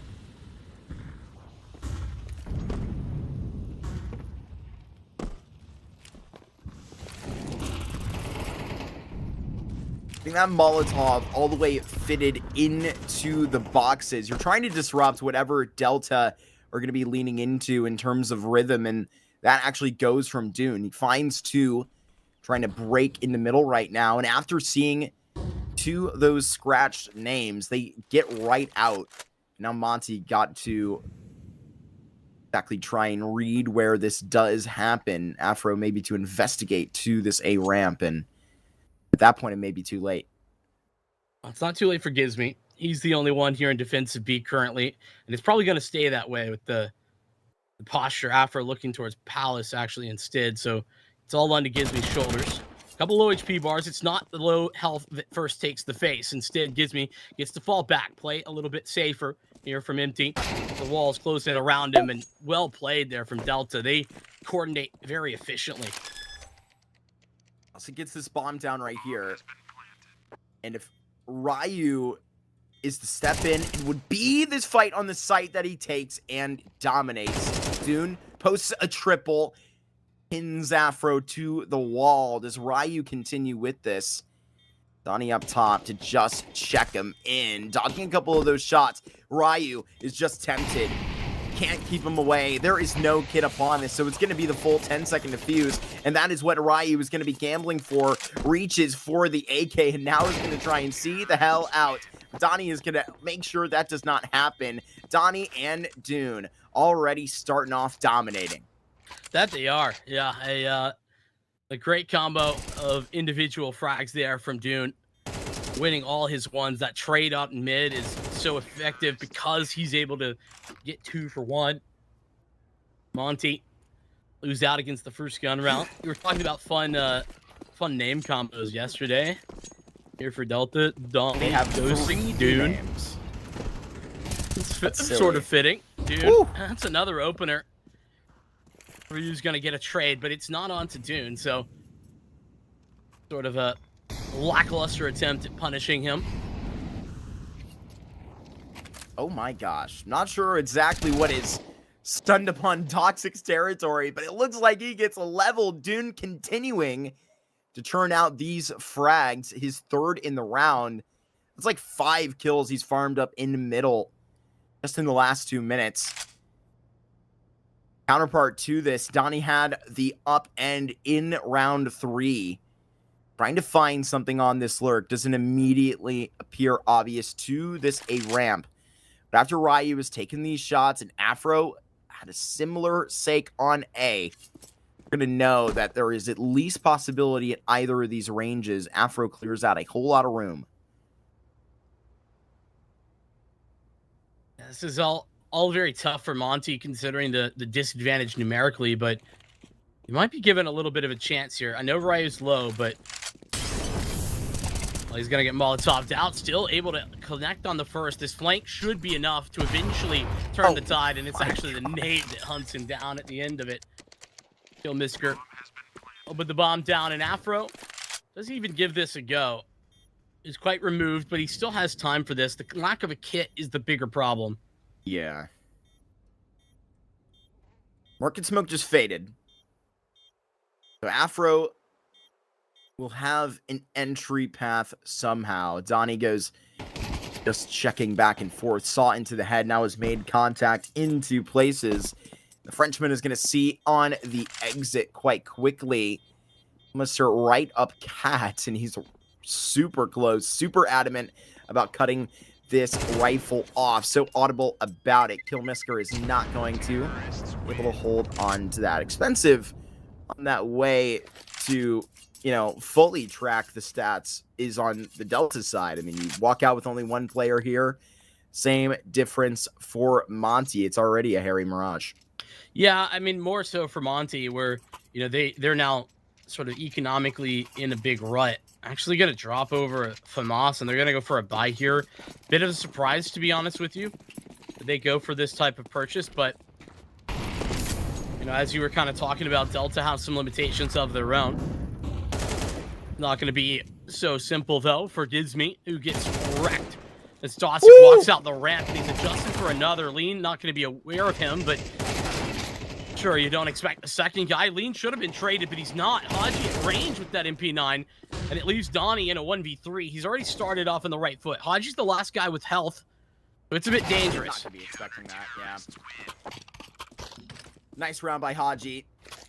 But oh my gosh, I mean, they just put fuel into those MP9s. They are just rattling off from range. And look, man, I don't know how the other games went. I haven't had a chance to tune into Delta yet. But the way they're shooting right now, it's pretty hard to believe that they're on such an unfortunate streak. Yes and no, though. I mean, it's been so reliant on Dune that you almost have to look at that and say, well, you know, if he's not getting 3 kills a round, you Delta win those rounds. I don't know the answer. Well, I mean, poetically, he's the first gone in this round. Let's see if that hurts or helps the chances of Delta. What an altercation in connector. 13 HP right around the corner. Ismi just playing with him. That is going to walk right into the crosshair. Old Monty have to sacrifice with those 3 bodies, get their hands dirty, but Afro and Haji are absolutely not intimidated to be doing so. And Lean has been all across the board today through these first 6. Yeah, it's been impressive. Obviously, he's the architect really of that A-hold against the much better purchase for Delta. They had MP9s, Monty, the vast majority. So it's finally shoe on the other foot. Delta the one limited to just pistols. There's going to be a lot less problems in this round, you would imagine.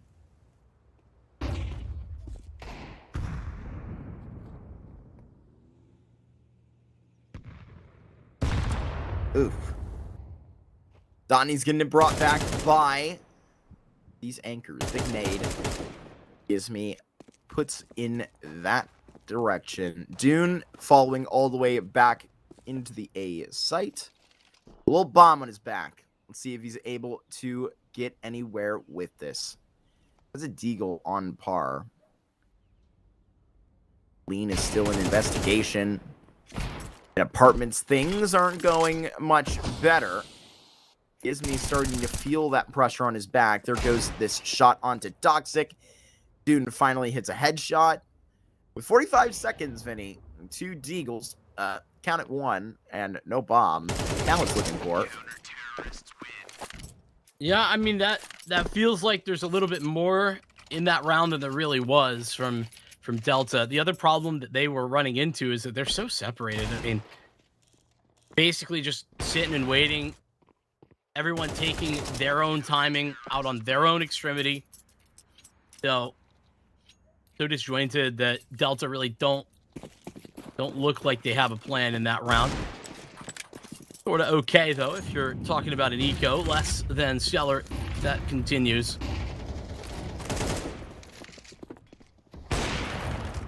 Right into the op of Afro. Dune removes first again. Lean stabs through the smoke, finds a great gap, and takes advantage. Monty just melt them away, are testing every strand of this aggressive middle stance. I mean, they have been throwing it at the board for the last 3 rounds at least. So this is about to be off limits. That's why they do go and initially lean to the passive default. Toxic right around this corner sees an elbow. Now you're even being tracked down. The op is pushing through TV room. That is what you get, unfortunately. 3 versus 1, and he's going to take that op and throw it out of the map if Toxic knows what's good for him. It looks like not going to go for that, but yeah, that was a rough miss for Afro. Happens. But probably shouldn't. Happens to me. Yeah, that's okay. You're a I don't know. I caster. used to be on the do not op list. I've come a long way. I think if we were being serious, you might still be on the do not op list. Sorry to say.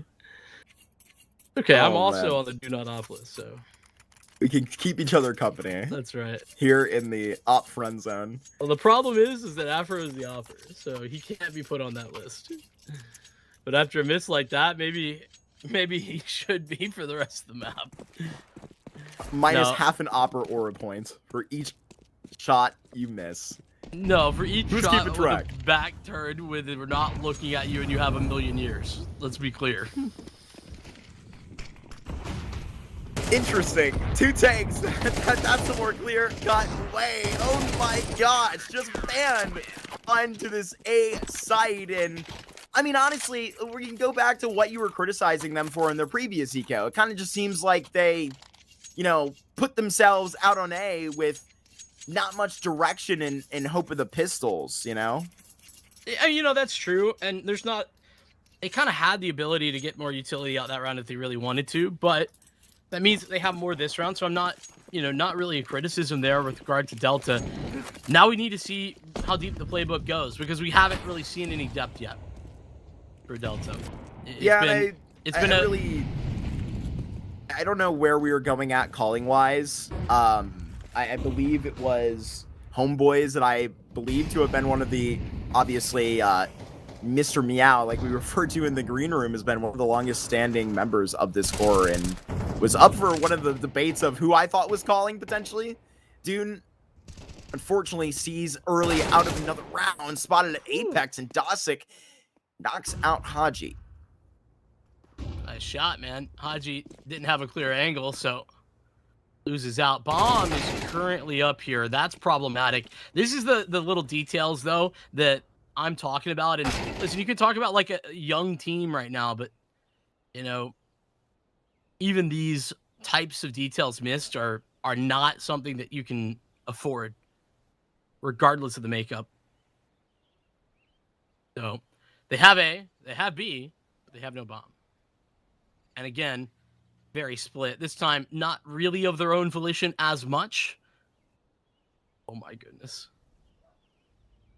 When do they take the first step? That's the question. Does Lean This even is turn just all around? flipped on its head. Bombs top mid. Both players are coming in from window and connect, or at least knife him. At least do that. Yeah, thank you. I don't ask for much, but I ask for that. And Dawson gets the knife onto Lean. It is 20 seconds to run it down here. And Ryu Ryu, just knows what he's doing. he's stuck in tail and run. He says, I will see you back home at A site. Like, I mean, this is just great move from Ryu. Makes the right call. It's a bit of a gamble, sure, but he's going to be an unexpected wrinkle into this problem. He doesn't see anyone. Timing. That's devastating. Could get It down. make this better or worse for him. I was going to say could get down without making a sound, but he doesn't worry about that. Just right around the missile and has another one in the AK. A triple posted up for Doxic. All started from that crazy kill out of Apex just when you thought he was going to be put out. Yeah, I'm going to be honest, though. I don't feel like I can give Delta that much credit in this round. It was the craziest timing. That shot for Doxic is great, but the craziest timing there for Lean, who is, like, just checked stairs. Like, he's just looked at it. And then that's when he comes around the corner. Anyway, you take the wins where you can. There's Dune, who's had some struggles in the last couple of rounds. He gets off to the races. It's all aggressive for Dune. That's something you can say for certainty. Always wants to be taking a fight. Afro gets that on the smoke. Donnie, unfortunately, not prepared for this fight in connectors. Doxic, that's going to try with that same lurk. Go twice in through that lower connector peak. Doxic will now begin his reign. Let's see if he can actually pick up two and stand on the cane. Knocked out, he falls right down. It is Monty that get that eighth, and boy, oh boy, this is pretty much off to the races in the way of Monty. Away with that baton. Yeah, for a map that this is like Delta's potential best map, I don't feel like I've seen any strat at all, other than like their default and then like run at the mid. And Mixmeister for, you know, continuing on that conversation and been playing a lot of the officials with them. Double nade. Try and get that off. And, I mean, it doesn't take a masterclass IGL to call up into just an exec off spawn. We all know where these smokes are landing, and so do Monty. They know how to abuse them. All right, sailing through the air, and Doxic almost connects. Another great couple of shots. Here's Afro. Unfortunately, there was just something about hitting between the shoulder blades this game that has just avoided him, but Mr. Batyaz has joined us for this afternoon, has unfortunately struggled when in this Mirage, as an opportunity to flip this around at the end of the half, Vincent, with an entire minute to work. Do they not know they have the bomb? They might not. I feel like they just don't know they have the bomb, which is tragic because, I mean, look at how many trades were out on the A site. Yeah, they can't know that they have the bomb. Anyway, I mean, Gizme's still giving this a, you know, tentative look. He's got a lot of responsibilities, though, currently. He's a responsible young man, 20 years old, calling this project, man, calling it with guys like Haji and Afro, right? That's how you know he's got to be doing a great job. Was just with Hades and Dia. Now he's got to prove it in the 1v1. Got to be up to snuff individually as well. Batyaz teases on the bomb, and he has got it. Nearly takes to the end of the half to see one of the biggest plays, but near and dear, that is going to be one of the best for Delta out of the first. I mean, I hate to continue to be a hater here, Marky, but like, you're wearing the hat. This is 8-4 that should have been probably 10-2. Delta win 2 of those rounds in absurd fashion. 2v4, Batyaz with a 1v3, and I want to give credit over to Batyaz, like on the individual front. You know, wins all the duels. That's great to see. But like generally speaking, I think Monty given a ton of space over to Delta in those situations, making some mistakes of their own. So you'll take it, but they got 4 rounds on a half. They didn't call a single strat other than A exec, default, and mid take. Well, like, to be fair, I think that you are in that conversation potentially missing a call or missing an opper, but you do start on certain foots and you try to get certain things out to, you know, support your foundation of a T side, and with nothing, you know, starting to work, besides, like, you know, being able to crash in middle and actually find as much force as Monty was putting your way, right? Dune was dominating in those early entries, and then they're just like, all right, lean, shot out of a cannon from Khan 4 rounds in a row, you know, to shut that all the way up. And so Monty looked to his second half and a pistol round and potentially run away and make this Mirage a quick sentiment. Delta looking to play the block to that. Low crawl. It's into underpass where Dawson's ready and waiting. 1-for-1 trade.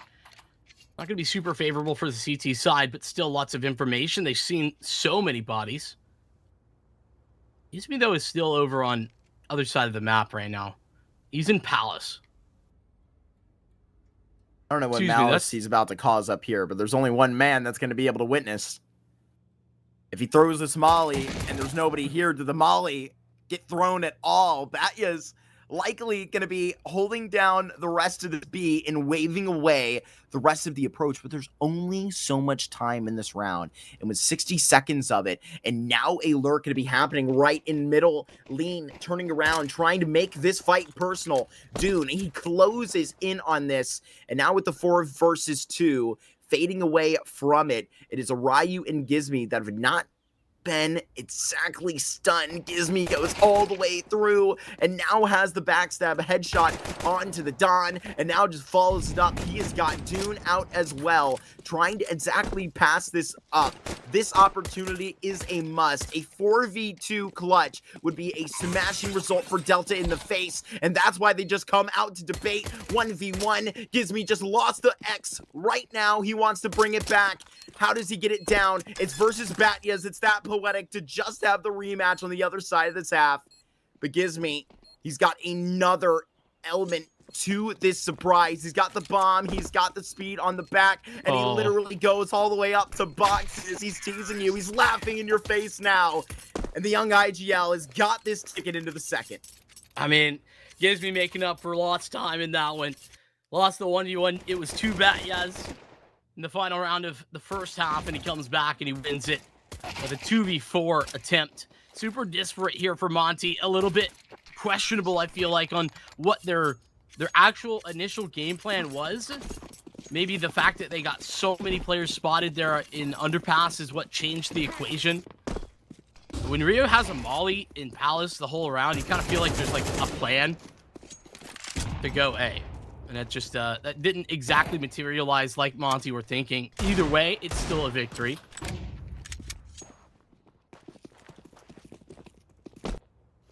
It's a little bit interesting for Delta. If you're gonna save second round after a loss, I really feel like you need to save it all. Why you can't like sprinkle in a little deagle or two? Like a Not P250. on. We can't. I don't want to unfairly criticize Batyas because he actually did get a couple of kills, and if he, you know, keeps his money at the 2K mark, then I'm not complaining at all. But we do have another couple of culprits that have bought up upgraded pistols when they can afford them. That's naughty who I'm Delta. talking about. Uh-oh. Nice shot though for Killmisker. Just a little bit of an oversight for Gizmi. Yeah, didn't expect to clear him all the way on the counter there. I mean, if he can get out. If he can get out with this AK, this is quite good. But he's got. Yeah, I was gonna say they've got all the exits covered. No escape made. But yeah, I mean, that's kind of who I was talking about specifically. You know, a few extra grenades in this round are so very important compared to if we're have 3 USPs anyway. You know, it's cool if you can then win the round with your deagle. That's why it's such a fun weapon to buy and it's so powerful. But you know, I'm a numbers guy. The numbers say keep that $700. That's what I hear.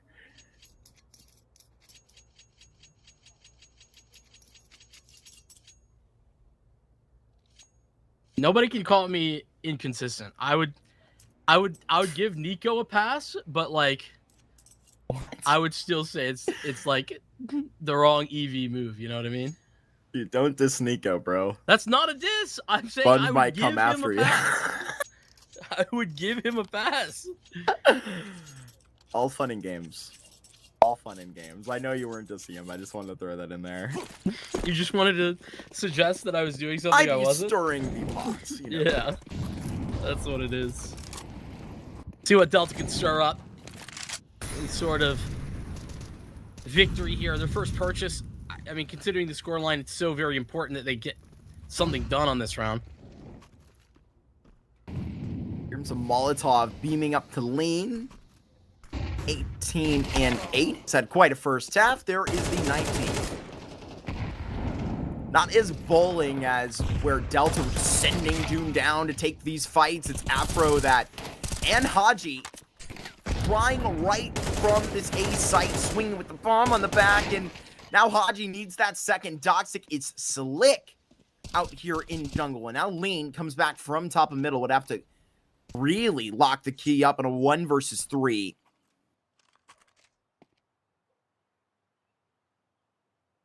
He's been good. We need great now. It's the first vision onto Doxic though on stairs, and a little unexpected. Delta are playing some pretty unexpectable Counter-Strike. It's very hard to read Delta right now.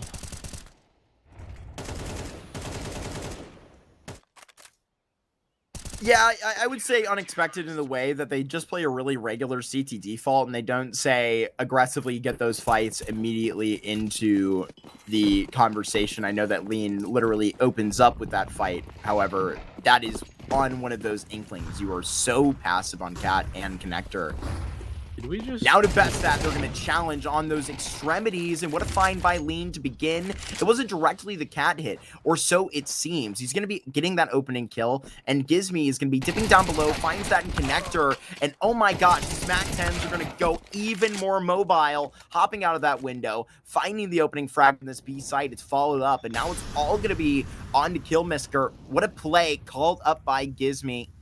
They should be able to finish the job quite clean here. I think they may have spotted him. Yeah. Just briefly with it. Crawling out. Can't make it into a safe position of E-Box.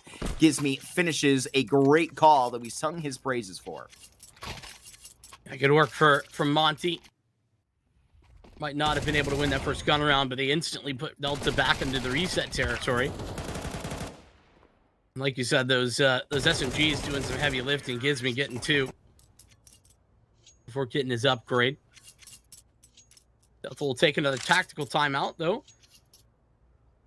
But I think the discussion right now is, you know, more about what to buy here. Like, are we going to be buying? Are we going to save for the potential, like, give them 12, but let's make the comeback?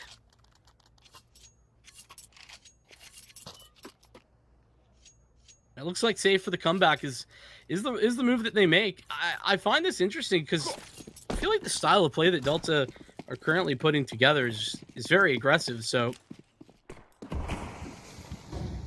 I would not have anticipated that. Glad to see it though.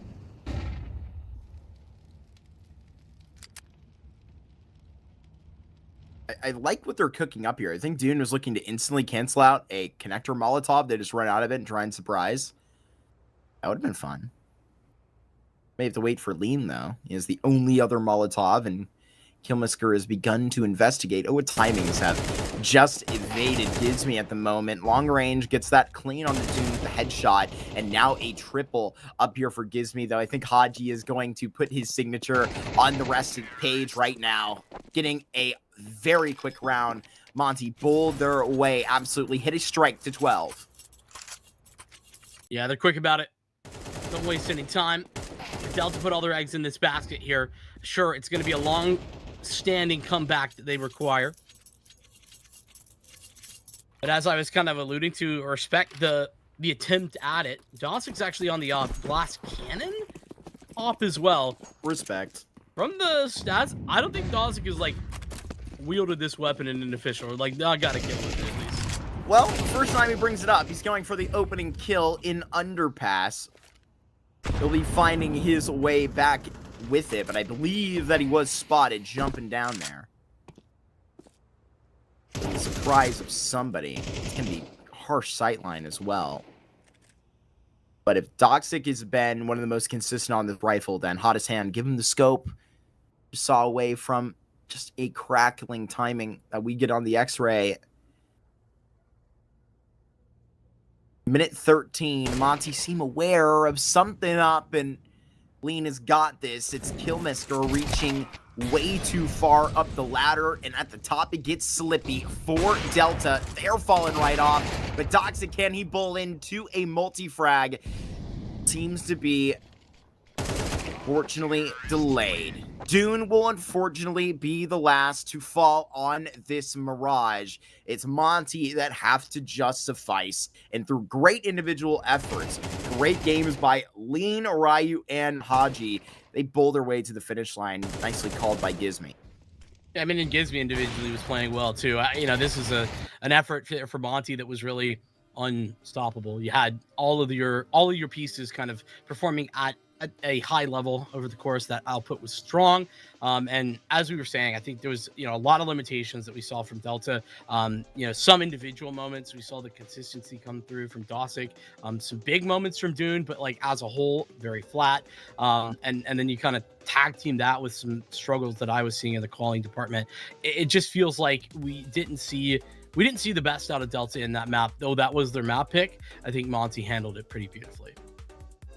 Yeah, and I'm not sure exactly what the difference may have looked like from, the player swaps and some of the discussion that we've been, having there with some of that, man. I made a comment pretty early on that just from the individual level, from some of the tenacity of the individuals, right? I was having a question as to maybe why the ratings were what they were, how some of these results, have been going. They looked good. I mean, Doxic and Dune particularly were pretty effective, but like you broke it down almost perfectly. There was really nothing that looked exceptional out of the calling book besides, kind of running what you would, just directionally on a puggier stance to a Mirage, right? They have that individual ability and to measure up, and some of those times to Monty, good, that's great. But I mean, you've got to be able to take that next step and form a playbook around that Mirage. I know it may be a weird opportunity right now, but I don't know. I don't think that was too terrible of a face, but in terms of where I wanted them to connect maybe like 10 rounds, we didn't see that. Multi-kills and clutches, that's what gave them a little bit of light. We'll see if Delta can lean on that anymore over on Dust 2. That's going to be map 2 in this series when we return from this break.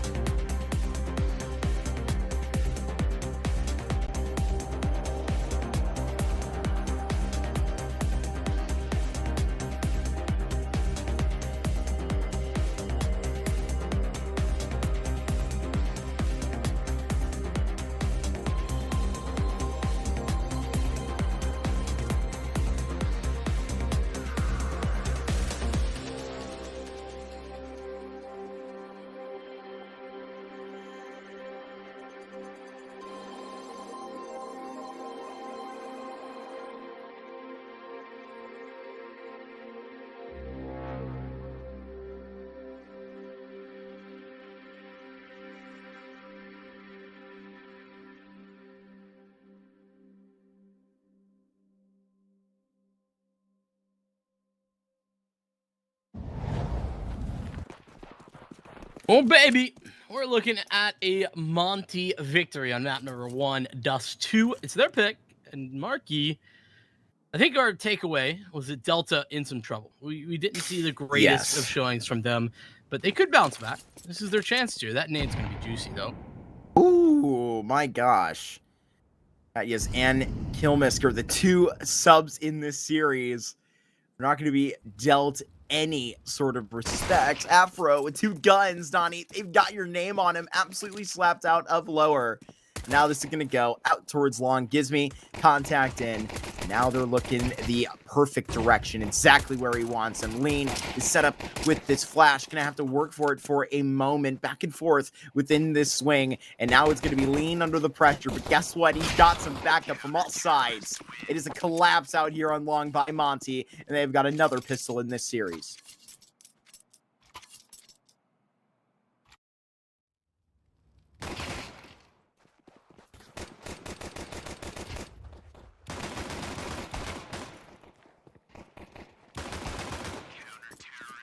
Leave that to be their 3rd. Great work up there by that Monty side to keep it automatic here. Lean stays alive in the pit without actually falling. Afro speeding it up. He's got this MP9 into upper. Dune opening kills on these Deagles. Something's carrying over from Mirage, Vinny. No doubt. See if we can continue that. Man, Dune, yeah, had some really highlight moments, but like as a whole, I feel like still was not quite at the level that I was hoping to see based on like our head-to-head, what we talked about. That's another kill though. He's got 3 total here. Talk about giving your gamers a chance to win a round that you probably shouldn't have a chance in. It's gonna stay cool, right? Just one little Tech 9. They're backing off. Oh, Monty. Don't do this to me. Not right here, right now. Nah, they are just making sure they're keeping their backlog clear. Nothing going to be shooting through long, taking this fight straight up. It's going to be Ryu to really pack the punch right now. Molotov going to be dwindled right under lower. This is going to be so perfect. May not actually spread to them. It's leg seen from upper. You've been Glock-dinked, but when has that ever stopped anybody before? Ryu and Lean pull up an absolutely just clean house. It's a second that they see in through, even when the Glocks make it super scary. Shout out to Dune, putting that all the way through on that Deagle. Yeah, like honestly, you know, this is where you get big value out of that Deagle. The fact that they transition that into a bomb plant makes it all fine. You know, Dune, the heights that he can provide in some of these rounds is pretty incredible. You saw it there again. Not going to really limit Monty this round, but, you know, they're all in for this one. Won't have any reserves. Not very much of it, at least. And Afro's off. Unexpected, I think, for that, yes.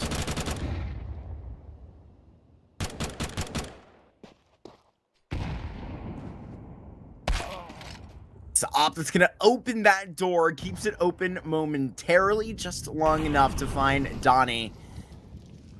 Taking too much space on Catwalk. You are not welcome to go ahead and stab at Haji down below. I mean, that's really the crux of that smoke right on the corner of the box. You're able to lurk in front of it, and there you're punished. Monty with the most control that they've had at the end of any of these rounds here on the first of the rifle. Toxic trying to land another knife. At least can get the right click onto Gizmy, but he walks away with a wound and nothing else. All 5 alive for Monty. So when Donnie saw his teammate Batyaz get killed from mid doors, right? And then they blow open the smoke and he decided to peek mid doors. What did he think was gonna happen? I just like curious. I want to know. That's an open question. Don't ask me. Open question. Don't ask me. I'm your co-commentator, but don't ask me. Okay. All right. I won't ask.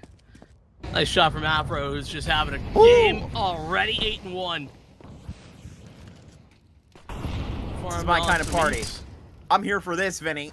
Farm it up with the ecos, maybe even to Haji now. He gets a look and clears to that smoke. And see if that scout's got anything on it. Old Donnie will try and get this back. Focused on Lean.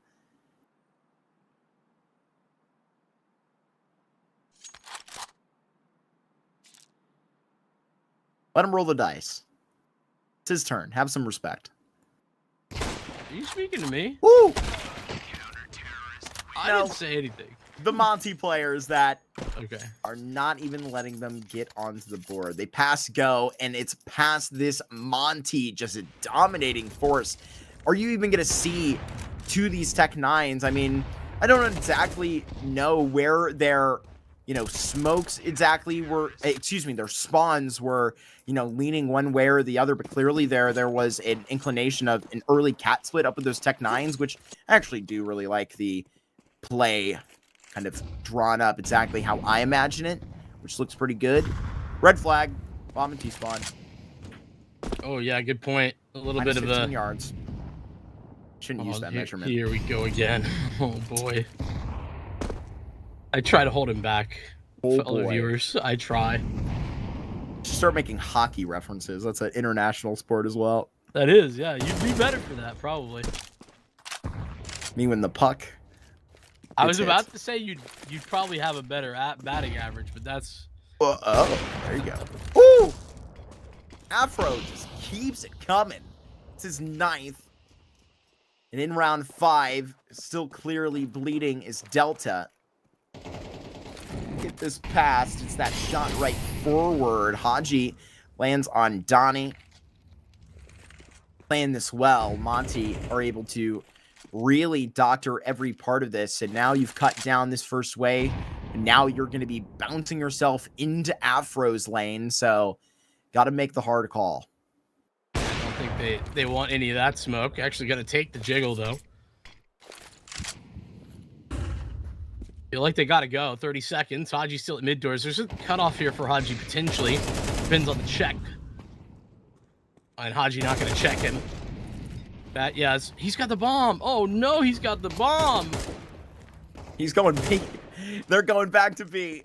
Ryu gets out and gets in front of this right where he needs to be. Batyaz just anticipating the fight out a window, playing around with 5 to go, has just got to manage it and can't even get the plant now. You're hopping around, you're jumping around in your own sight, and it is Monty that will do it again. Around and around and around. They are just playing with Delta, roping them into cat, all the way to B. Whatever it is, Monty will best you. Yeah, and even in a round that looks a lot better, there's these little missing pieces, right? Batyaz has the bomb. Like, that's the big problem. I know, like, well, now we can go B, but that clearly was not the plan. And even then, Monty's still, starting these rounds off with some fantastic frags. Haji might only be 3 and 3, but bro is also doing a lot of good work. Hey, Afro finally bested in an opening duel, and it's the Deagle of Dune, who, I mean, is honestly the only guy that's been able to do anything all map. So he's 6 and 5. The rest of his team combined for 2.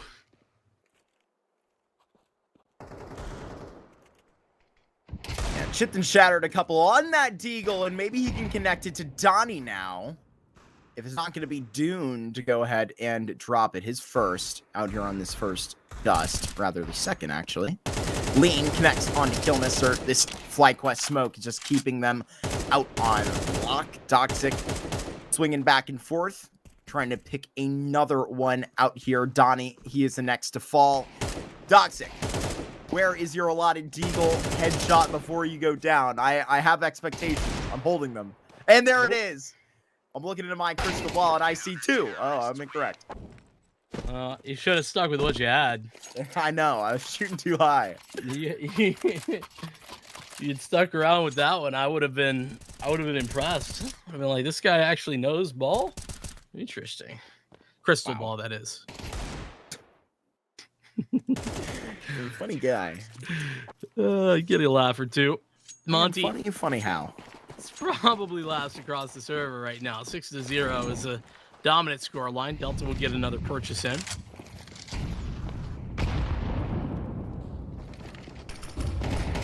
Haji ready for a very big push. It's awkward. It's separated. And Dune, nice spacing. A good double to work back. And even Donnie taking the most confidence that I've seen Delta having a Dust 2 T-sided round so far. Wins a 1v1 onto that player in the bomb site. And right now it's being brought back, clearing into bottom middle, trying to dust off of this. It's Doxic that is now going to be overwhelmed and bombs in T-spawn. Bruh. Bruh. That is crazy, man. No, just when I thought it was going to be good for Delta, man. Oh, Lord. They can still box it out here right in the ring. They got to hold off 2 more from upper. They can still do it. They just got to box out, and hitting that headshot's a great way to go. But now Lean, he's got to realize something's up. Something is not right about this. He walks away patiently. I genuinely was waiting, bated breath. I'm devastated. For you to see it. Oh, but he's perched up for it. There's no way Donnie finds him on this angle. Oh, but Steve's out of it. It might even be better, though. Top of that box, Lean would have had a guaranteed fight, but he's going to have an auto UQ now. Yeah, streaking up to top middle. Delta is going to have to see Donnie back towards long. Or honestly, I mean, he loops this back to B. That seems to be the most economical way to use the gas. Time? Run along there, son. I fear there's no time. What type of track athlete are you? And not one at all. Turn it back on that turn and you are gone. No time, no dice for Delta, no matter how they roll them. Man, sometimes you talk about the 6th man, right, for the T side, and that's the ticking of the bomb, the timer set to the round. Well, it was the 6th man, all right, but not for Delta, not for the T's. Monty had an extra guy and in the server, and that was whoever tossed the bomb in spawn and did not react to go back and get it. That is... I'm a little bit lost for words, to be honest with you. Like, it would be one thing I was kind of joking on Mirage when that happened a couple of times when we like had a bomb faux pas, but now that's like 3 times already, and it's round 8 for Delta, where they've like it hasn't mattered to that extent yet until that round, but multiple times we've noted that as a problem. They haven't forgot it this time.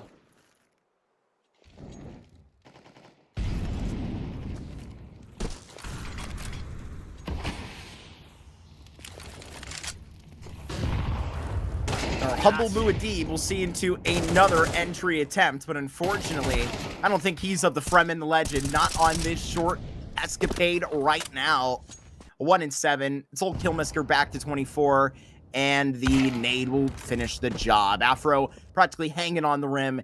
He shot from the 2 line this round. It absolutely hit with the net. That is... At least he's got the bomb this time. That is true. Small victories. Small victories indeed.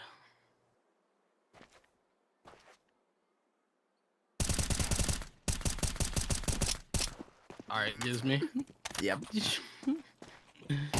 Oh, that's a rough spray, but it doesn't matter. Afro actually steals it. It's really just a ploy to get Afro more stats. That's what the deal is. 15-3 right now. I mean, I guess let's maybe try and do a little bit of spin doctoring here. What a shot that was! I didn't even register how crazy it was at the time. You know, if I'm doing some Delta spin work right now, compared to Mirage, you know, a lot more solid of a default, a lot of missing pieces still to it. I'm not saying that they are, you know, good on this, but it's far better than I felt like Mirage was. There's a lot more poking and prodding. Still missing a lot of like moments there. Like Haji's been in mid like all the time. Like, every round he's been indoors, sans 2, and they're still not giving him respect. So, you know, definitely some weaknesses here, but an improving sign, even if the scoreline doesn't tell you that. I think there's spice floating around in the air on Dust 2 and Mirage. I mean, of the maps, those 2, you know, would make some sense. This is true. Maybe that's what's empowering our main man on Delta at the moment. Needs to be that same sense for the rest of the crew. Oh boy. Haji taking right in. That's a brutal opener back to Cat, and they've been subjected to this nightmare time and time again. Now it's seeing to a short crawl. That's something they haven't seen before. Afro is going to be bested as, you know, the Opera is pushing long doors, right? It's got to be punished eventually. Ryu taken out on the other side. That 1v1 fight has occurred before. Gizmy checking close and can't finish the job. Would have to be a huge play from Lean, and Donnie follows it up, chases him down, and now the former driller is going to have to put it into precision right here. Has this headshot out in Abatyas, and Alhaji is going to go hunting. A 1v3 attempt about to be made. He's got no support here, but okay. He'll still win it. Delta, get it on the board. It's courtesy more of Monty playing a little fast and loose with the rules, but you'll take the wins where you can. For sure.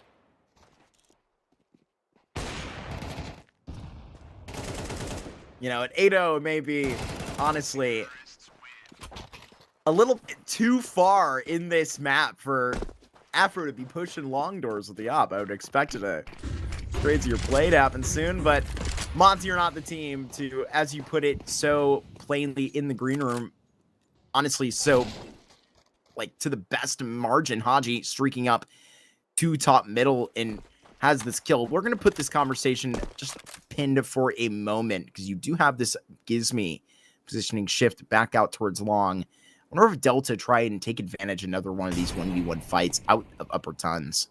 That was another bomb spotted, by the way. So a little bit of information off the back of that obviously can be recollected. They're going to have to pay respect to the Monty push that was there. Yeah, a lot of respect given over to that. Understandably so, correctly by Delta. I just want to let this be for now. Batyaz, who's been over at B, he's still got tunnel control. Excuse me, that's Dosic. Big win there for Gizmy. Even in the fire, he gets his one. Up the smoke. He's exactly to what was what. Haji Molotov's on the ramp, and they are just not patient enough for this. They go for the swings, and Haji, I mean, he's putting him out of the stadium right now. Bombs are coming out of that A1S. A 3K that he puts through. Can't even see it out of the park now. I mean, honestly, you said not patient enough. I think too patient, to be honest, for Delta. You know, they wait, they don't scale. And that's fine if they're set up to receive aggression, right? But if there's going to be a swing long, bro, there's going to be a flash. And 3 players caught by that single flash is just not ideal for Delta. No matter how you slice it, they're going to get out long. They did get out long. Dosic turns the corner into death.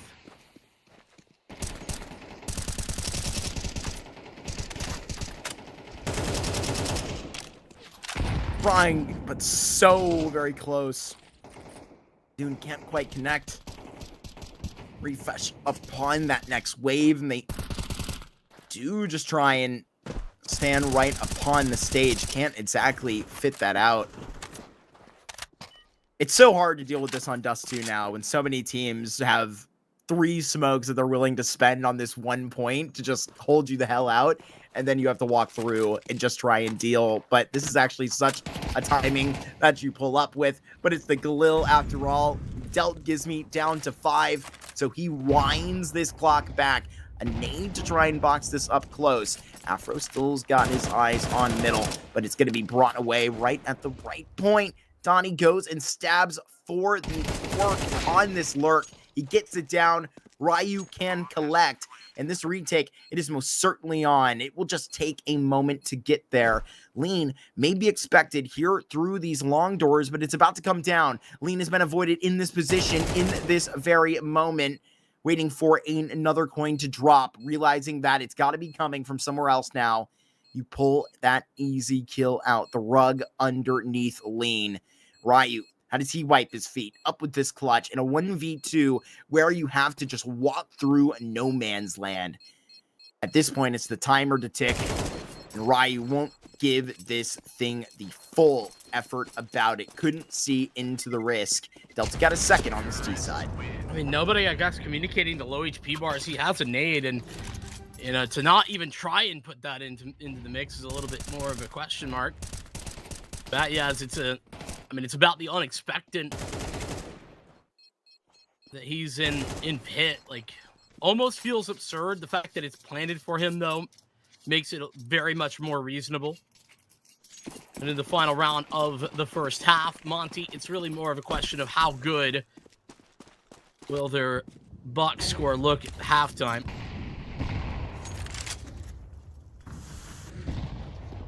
Pretty darn good is the answer. Hey, guess where the bomb is? Bruh. Any bomb carriers? Any bomb carriers? Any device managers looking for That's a a opening? They great got word. one That's a on great Delta. word. Well, I had a friend I used to play with. Shout out my homeboy Will. It was an actual silver one, and he liked to hold the bomb and plant it for us, you know? A great device manager, one might say. I would tend to agree. Delta lacking an important role at the moment. Not lacking the confidence to rain through the smoke. Try your hand at it. In the 2 versus 4, you have just lessened the load.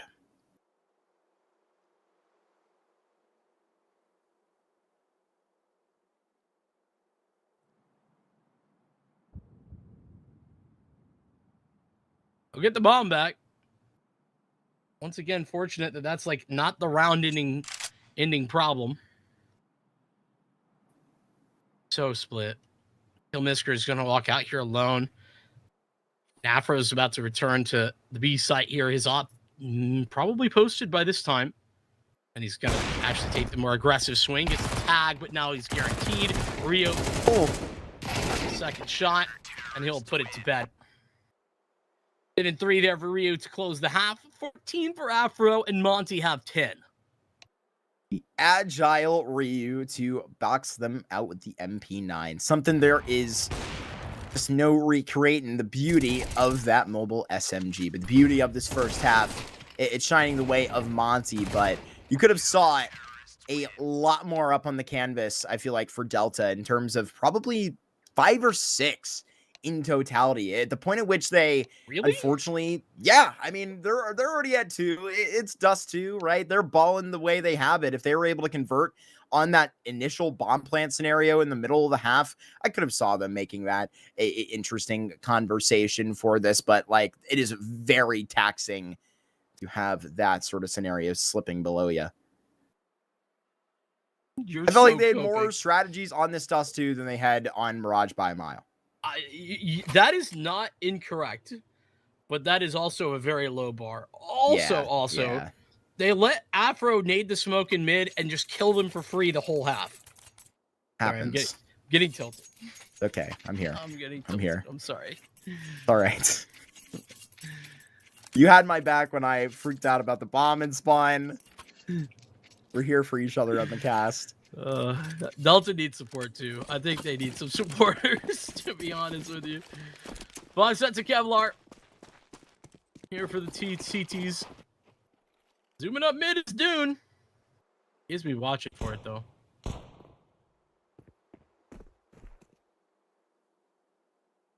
Is me holding very strong. As long is just rooted back down for this Monty squad, looking to shoot 100% in these pistols today. Now they will rain off. Still waiting.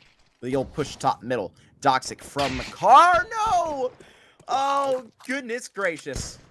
Hate to see it happen right in front of our eyes. That time going to be pulled to the Delta way. And maybe the first pistol as well.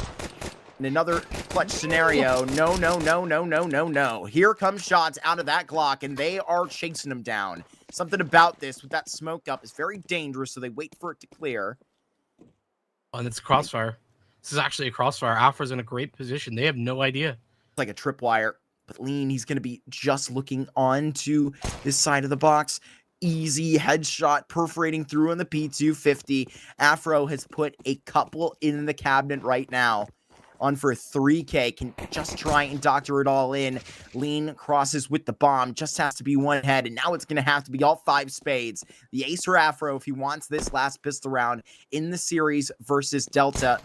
Donnie just trying to lay across it, and Dune is giving them the business too. Donnie up top is going to give him the business, and he does drop Afro. The first pistol in this series for Delta comes on the second half of Dust 2. In the first round, where I'm going to give praise here for Delta legitimately. They win that round based on them playing good Counter-Strike, good decision-making. Even though they end up losing, leave a hanging pawn, so to speak, there, the crossfire for Monty at long, they play that 2-on-1 nearly perfectly. A little bit more peeking in CT than I wanted to see, but Donnie is perfect, right? Unstoppable positioning and just never overswings. That's good stuff from Donnie. And that's Delta, a very important round. Again, really surprised at the way Delta approached their purchasing. This team's so very aggressive, but 4 MP9s in a game I'm down 10-3 on. It is ambitious. If Monty had bought anything here, I'd be a little bit more worried. Yeah, maybe with the Forest, whatever it would have been. Do we have a little road trip being prepared for over there? What's going on? Yeah. Back in the car? Yeah, just gives me and the boys. Where are we headed? Where are we dropping? I think we got to be going to... It's got to be like a drive across Europe. Could be anywhere on Monty. Right? Yeah, it would be an entire European road trip to go and pick up all the gamers. It really would be a long road trip. It'd be a fun road trip, though. That would be We got the entire season, right? Oh, no, I wouldn't take that long. I mean in television terms. Oh, I see. Yeah, we got Not autumn, UK not fall. to France, into Lithuania, into Ukraine. That's got to be the move, right? Is that how it works out best logistically? I think you're my I don't travel know. supervisor here. I don't know if it's the very best, but that's in my head, how it works. Man, I would love to come visit Europe. I've never been. We gotta plan a trip here. Only been to Canada, United States, man.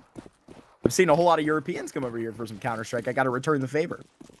True. You gotta hit an epic land sometime. We got the connects. Exactly, man. I was just expecting to see Afro. Well, I wasn't going to be there, but in Las Vegas was a part of that Mercenaries roster that signed up for a Tier 2 North American LAN at Fragadelphia. Unfortunately, that roster did disband right before a couple of events that they were planning to get into were obviously rooting up to start. Mentioned Haji's history here recently, and there, coincidentally, Afro immediately into the conversation. See you later, Dune. See you later, that Molly. Womp womp. You will be remembered. Great flash. I mean, these details here for Delta, like I said, I feel like it's improving.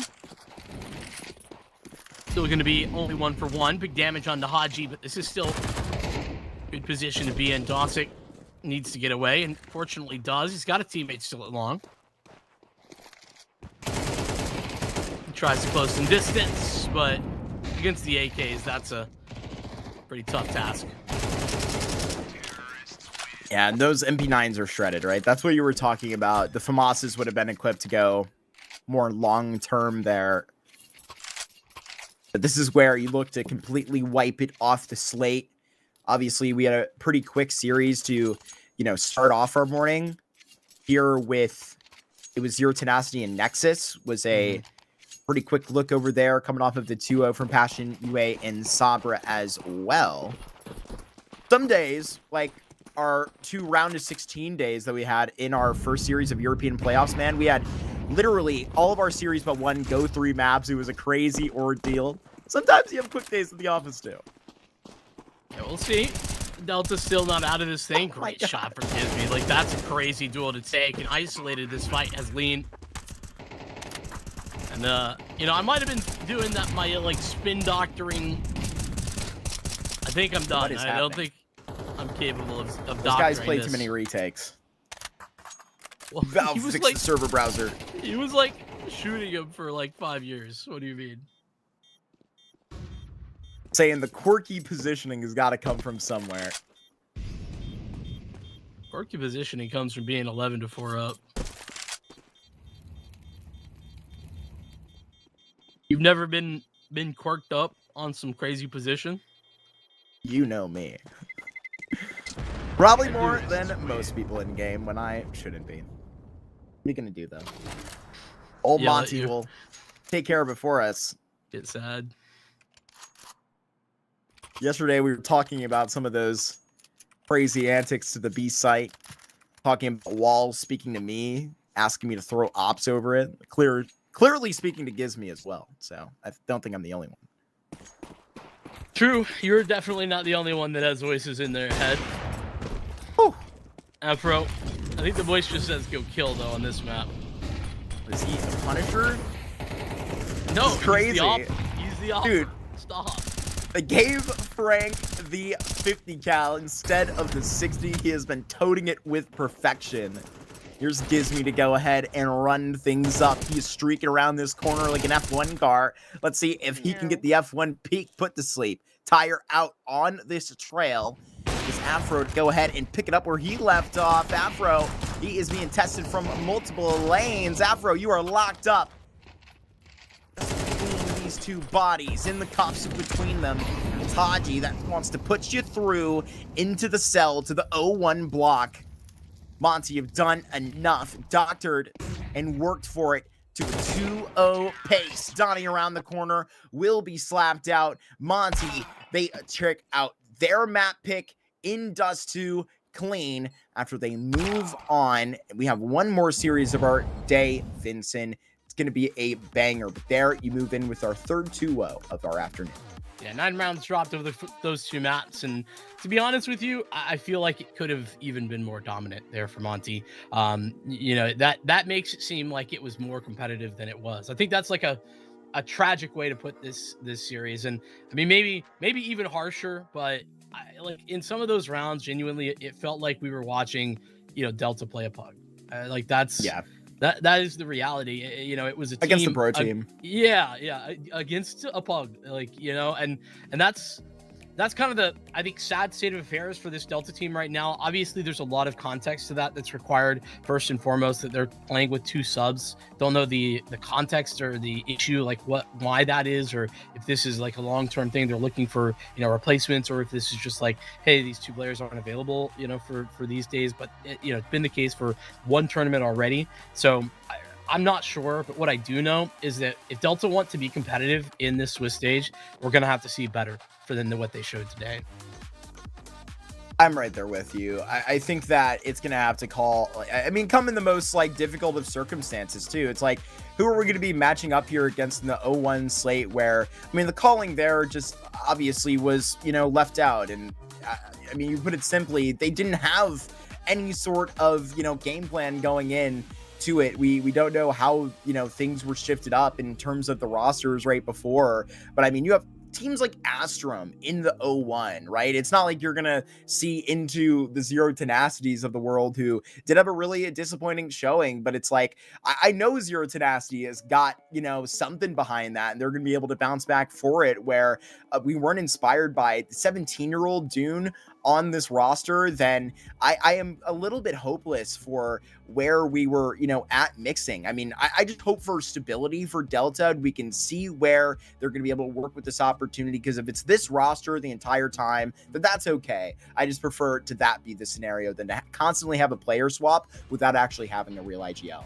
Yeah, listen, you know, it's sort of a knowledge gap for us, right? Like where is Delta at currently? Are they in the middle of a change, or is this a temporary issue? I think we're going to end up finding out those answers as we move forward. We do move forward, though, with this Swiss stage. We got a final matchup, the final round of 1 Swiss matchup here at Ninjas in Pajamas up against Dynamo Eklot. That's going to be after a pretty significant break. I think this is set to start in like an hour and a half time, so probably come back and check in with us in about an hour and 20-ish minutes. We'll probably be on your screen once again to talk pre-show, to talk details for Ninjas in Pajamas off some big land victories. We'll talk about that and more with Dynamo Eklot on the other side of this break.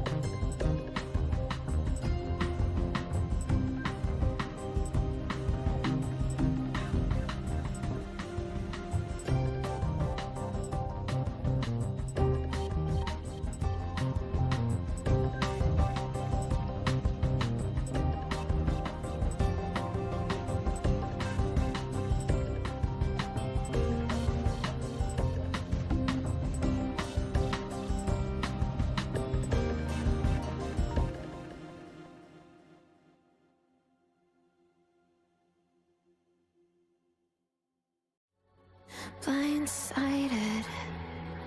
I trusted, fell for you. What a stupid thing to do. Blindsided. High hopes, but they fell away the moment you lied to me.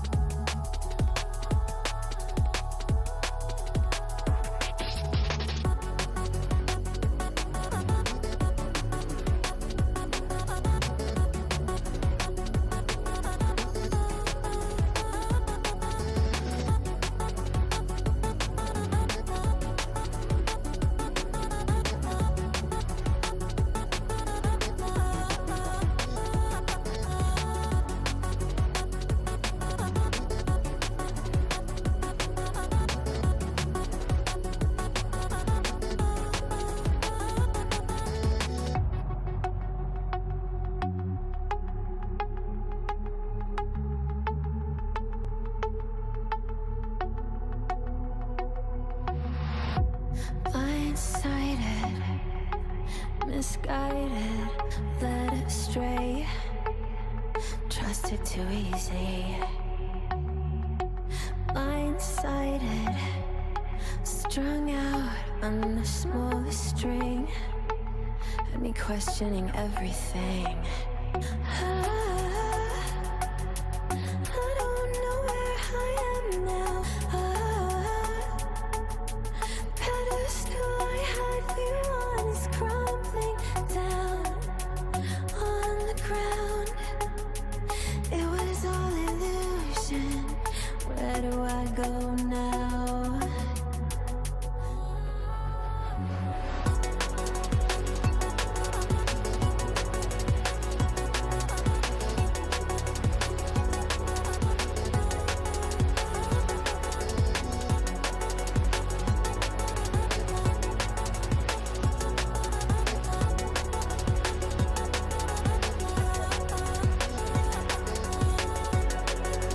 How do I hear your voice?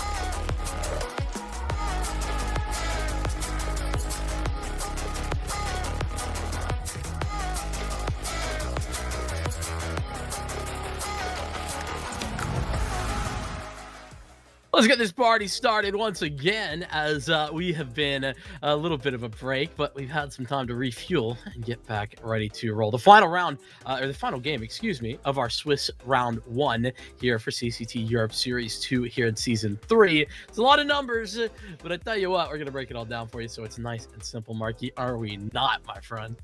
Yes, we are very excited to be getting into this one. Obviously, when, we've seen the this event be announced, we were working with the VRS of at the time, right? Since then, NIP have went on quite a international little brigade, going to a couple of lands, playing in some online events, Vinny. They've been farming some VRS. That they have, up against a Dynamo Eklot team that has been looking good, man. I feel like this is a team that I gotta keep it a buck. Like, my expectations for aren't that crazy high, but they've been to some new heights more recently, so I'm excited to see what they can bring to the server here tonight. But regardless, let's jump deep. Let's talk about the details of that Ninjas in Pajamas roster that we kind of teed up. This is a team that had the opportunity to come across seas and compete over in North America. Kind of cleaned up with Philadelphia, but they had like the most legit run, like played all the tough teams, to be honest with you, in that event, including Sharks, including NRG. So very legitimate. And then from that point on, they get some big victories by winning in the PGL Astana qualifier, and they get to the event and they look damn good. Yeah, they actually impressed pretty dang well. It was great to see that, branding back within the tier 1 scene, seeing Snappy back up there next to Shush was just great to go. Because, essentially they started from the bottom and now they're here, right? They got on, this is the first time that I'm casting this roster since the entire rebrand that you had Get Down. Only man that I recognize is Wrinkle, right? You have the Portuguese duo, Ujerks and Eros Dose, and I still don't know why Saw let him go. I mean, clearly something wasn't working in that Saw roster. I can't say I have a good answer for you, though. Obviously those two, exciting pieces, right? And then you talked about pretty much everyone else, but Shush, a very impactful player in this roster, being big fan of his over the course of like the last 3 years, to be honest with you, even before talking about him in this context. Either way, Ninjas, they've been doing a good job. They've been putting themselves into good positions. And I think for me, like, it's not like these are the craziest stakes. I do want to see them dominate. I want to see them win well in this Swiss stage. I don't think that means they have to go like 3-0, but I think that means that they need to be very good over the course of that, just because it's another form check, if you will, even though I feel like they've kind of been proving that already. But let's flip the script. Let's talk about their opposition here in ECLOT, because this is a team that has a lot of fun pieces to it, but one that I didn't feel like was on the upswing necessarily, but they just recently won an event and it gets very legit opposition, Mark. Yeah, what you're referring to exactly is the Rainbet Cup that they took first place in, and exactly looks to be their first event with Mangus, filling in, replacing the Alive.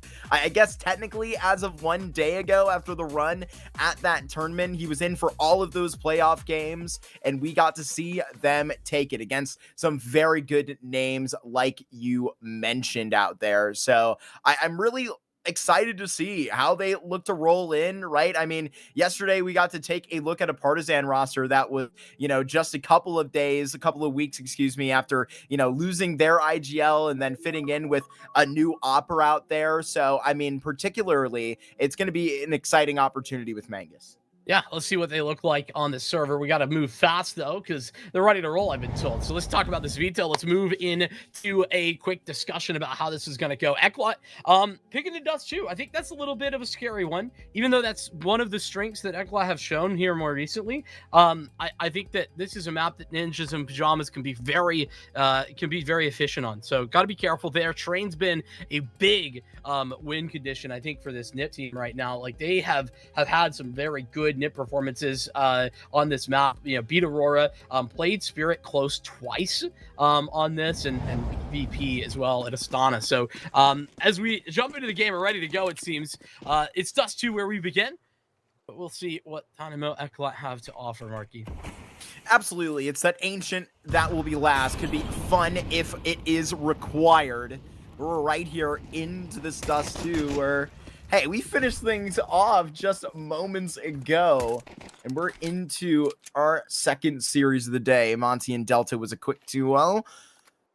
Ninjas in Pajamas want to hold that bar up over a Dynamo team that was just very busy, Vinny.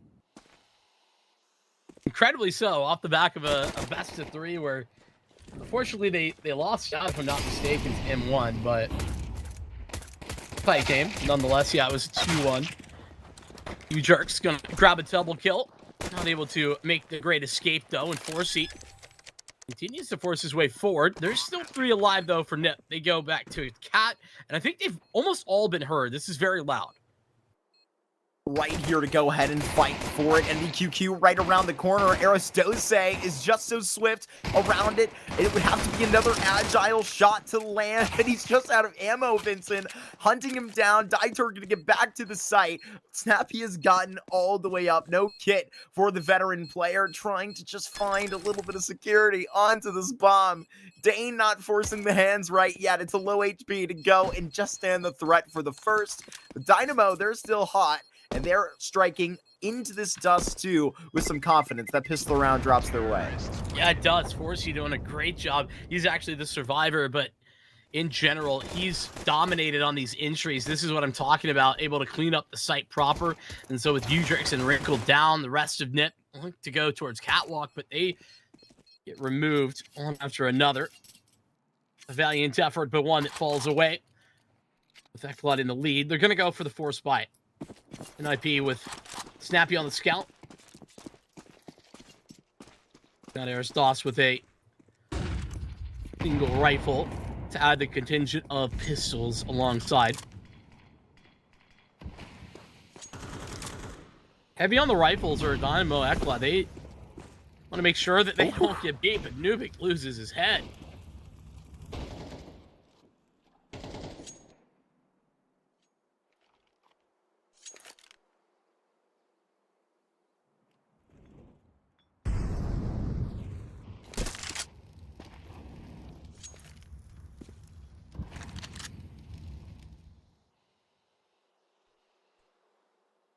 Mid to B seems like the plan. Mid to B smoke up, and Aristos, what a whiff. Unfortunate there. Wrinkle trades through the smoke. Udrix is going to have a lot to do. He's gone in an instant. Blink of an eye, and you might have missed it, but Nip are probably going to be saving as they step away. Yeah, great little pull off of the first 2. Here into dust. Was getting excited when Snappy lands a spam there. That's all well and good, but it's got to be something more to return on that. There's a good trade out towards the middle to then just carry it over for so. The Ninjas, I mean, they save over an AK and have this rifle up with the armor that Shush is going to be stashing away. Been worse. Fair point. I feel like Nip kind of put themselves into position to win that round. They had the opening duel. Snappy took a head off. Collect an AK as you were highlighting there. And then Aristos was in a perfect location. Like, what sort of dream start is that for them not to get anything further? That's tragic. Not much that Udrix could have done, but Aristos in position and falls flat. Regardless, it's good news if you're Eklot.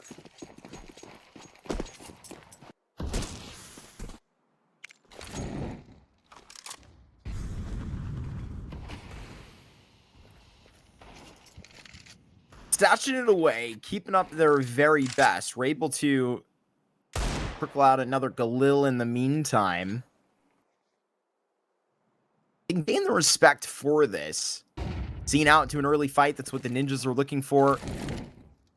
Don't exactly get that into the upper position. We're very heavily there, but I don't think they're going to be so far away from actually what's going to be going on late into the round. So focused into these upper halls right now. Maybe U-jerks to make contact before Arrows Dose, but the MP9, it can shred in a position like this. Mikey with the great trade, and Aristose tries to go and land a second frag, but it's Mangus to put 2 in the bag on that Galil. And they just roll through that smoke, and they are digging downhill. This is great work for Dynamo, straight off the block. You could say they got rolled and smoked. No, not a banger. You could say that. All good. You could say that. I'm just repeating what you said. That's the key. I have said that a time or two. You just said that. We got a little bit of a save attempt here. Shush. Wrinkle. See what they can do.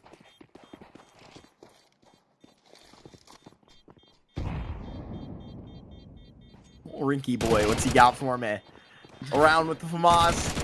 Slinking out. All right. Got the FAMAS online already. Starting to like this guy. Oh no! Poor fellow. But you do get punished for it. For up there, somebody had to put in that last laugh. I say just started liking him. I believe this is my first time getting to follow Wrinkle in cast. So Good you're guy, you're He's good basically at a frag, noob, man. and you're just like saying, "Yeah, hey pal." Hey man. I'm sorry, that was really mean. I don't know why I went like that. Yeah, You know, Snappy's won my heart, man. I watched this guy lift the trophy at Dallas 2 years ago. True. Special place in my heart, Ooh. but he just tells him to stay quiet. Shush with a 3K, clears out upper tons, one foul swoop, and they're all gone. Yeah, how about that for a first gun round? One flash set by you jerks, and it's a clean up there from Shush. He says, actually, I'll have an op as well. Picks that one up off the floor.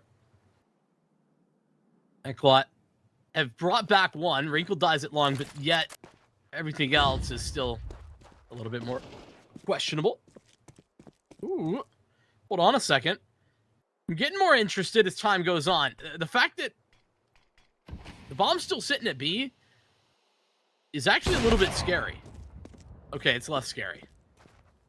Bomb not spotted. Nobody seen. Now Nip just going to sit and wait. Stall this out.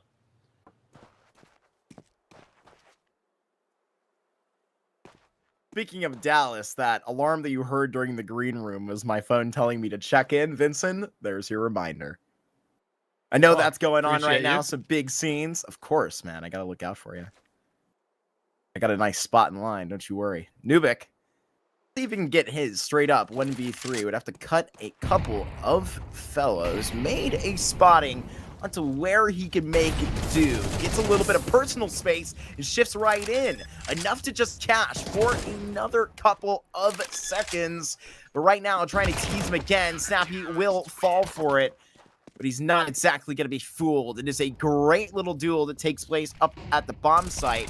But take a look at this. It is just one straight hush. Yeah, that's... I mean, not a lot that Eklot can actually do there, if I'm going to be real with you. I feel like they were just lined up. That flash is so perfect from Utrix as well. Gives Nip the opening salvo, the first victory in the half. And Wrinkle, he's looking to make it more. And Nuke thought he was safe, but there's no safety from Wrinkle's AWP. They don't call it suicide for no reason. And Dynamo Eklot jump into their deaths. Well, already looking forward to round 6. This one is stuck in the mud. Just got the engine started. Nothing coming through long. Only hope potentially is Mikey. He just slinks in here through lower. Meets up with Mangus. Who I guess is the official new 5th for this roster. Replacing me alive.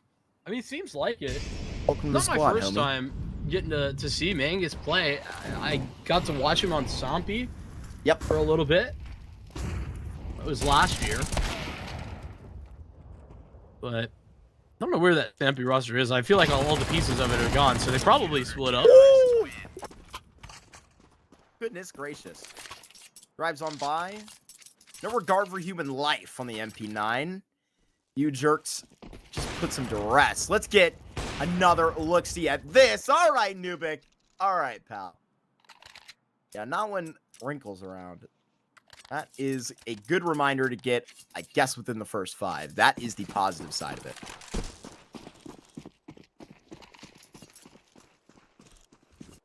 Well, he's back. You just can't stay away. Just can't quit. I can't. I have a hard time quitting you.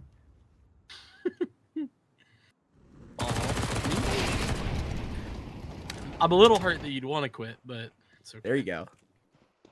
I don't know what happened in that plot to suffice it, but you know that's what is tried and true on the Glock rounds. Just the yapping and maybe even the tapping right into the head of Nuke. It has just been rough out here in middle for him to last two. Yeah, not an ideal look, to be fair.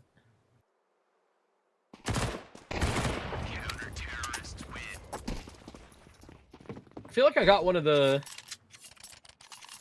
We've had one of like the most consistent looks though of this this ECLOT team that we've had in a while, and the fact that it's off the back of like cutting their in-game leader is pretty crazy to me.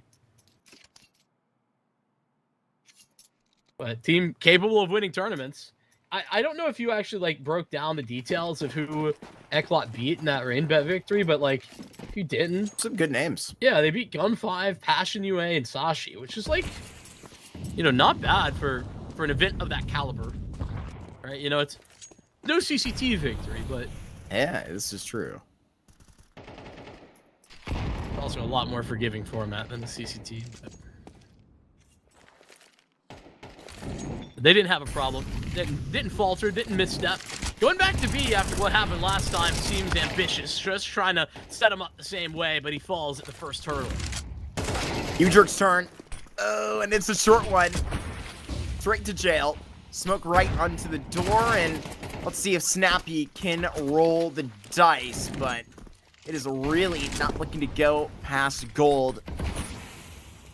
Looking like this B site is secure. That is good enough for ECLOT. I see Wrinkle backline up here in upper. It's still really awkward, and I don't like having the op in a position this risky. I don't like how long it's taken to plant this bomb, though, to be honest. I think that's, like, a little more questionable. I know Snappy's low, but look at how low everyone is for ECLOT. They've got nobody above 50 health. Mikey's right at that 50 tack. That smoke should seal the deal. It wasn't going to before. Nip. Mostly postured for exits, to be fair. This Aristos elsewhere, but... And they could be poised to do a lot of damage if the rest of the team wanted to go through tons. They're thinking better of it. Understandable. Problems everywhere. Everywhere. All three players. Sound style in, and look at how perfect it ends up for the Ninjas. Just baiting ECLOT into their death after their allotted victory. That will hurt. They're still going to be sticking that lead back on the board.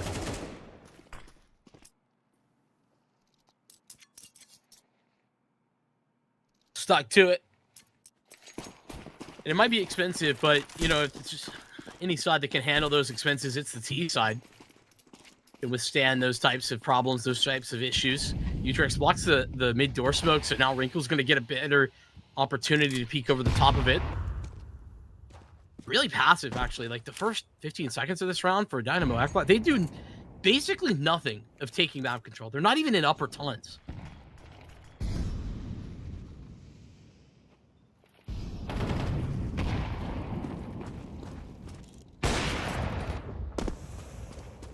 Gonna play around that smoke. Wrinkle dwindling back in the other direction.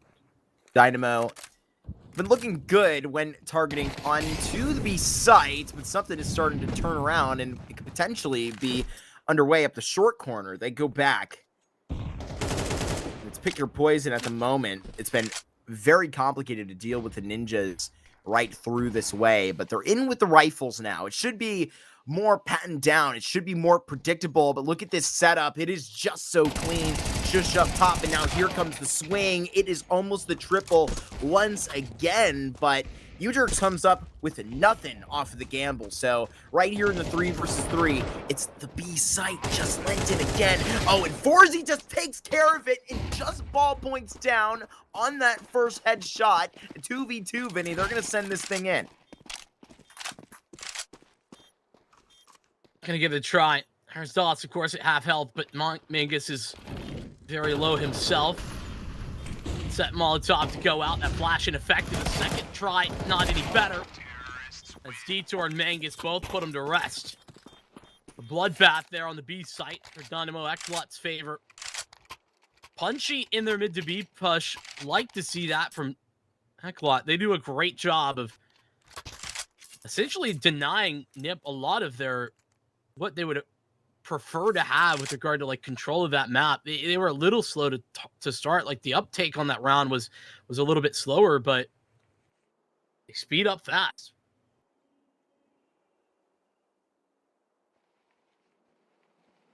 Especially where you point out where that posture is unusual at the beginning of the round. They didn't have anybody centered in upper, where they really just wanted to get a fastball out to middle very quickly. Dynamo Eklot know that there's not going to be a whole lot of room to breathe in this series in general. When they have their foot down, got to keep it there. And on this T side, it does to a great opportunity.